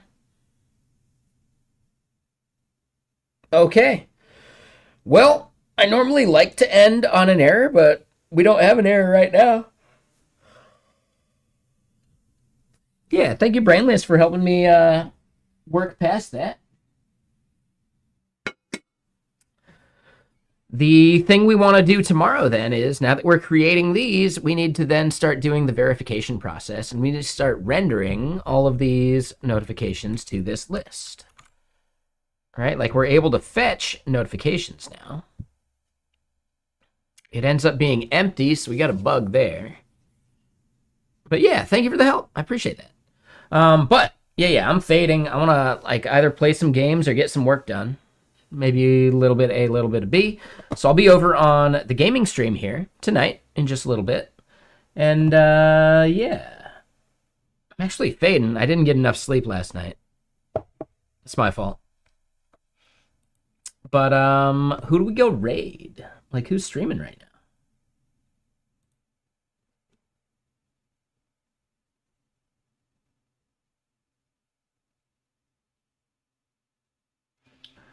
Nikwan Datasci. We see Psycore, Nutterfi.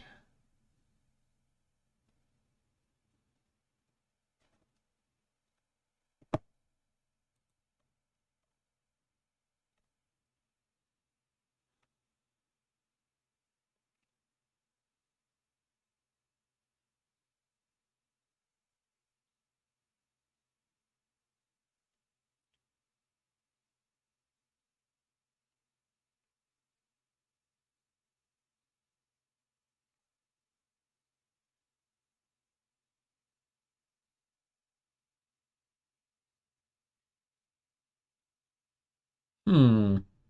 Oh, you know what? Keto Kibu. Yeah, I forget he goes on Thursdays. So we're gonna go raid Keto Kibu.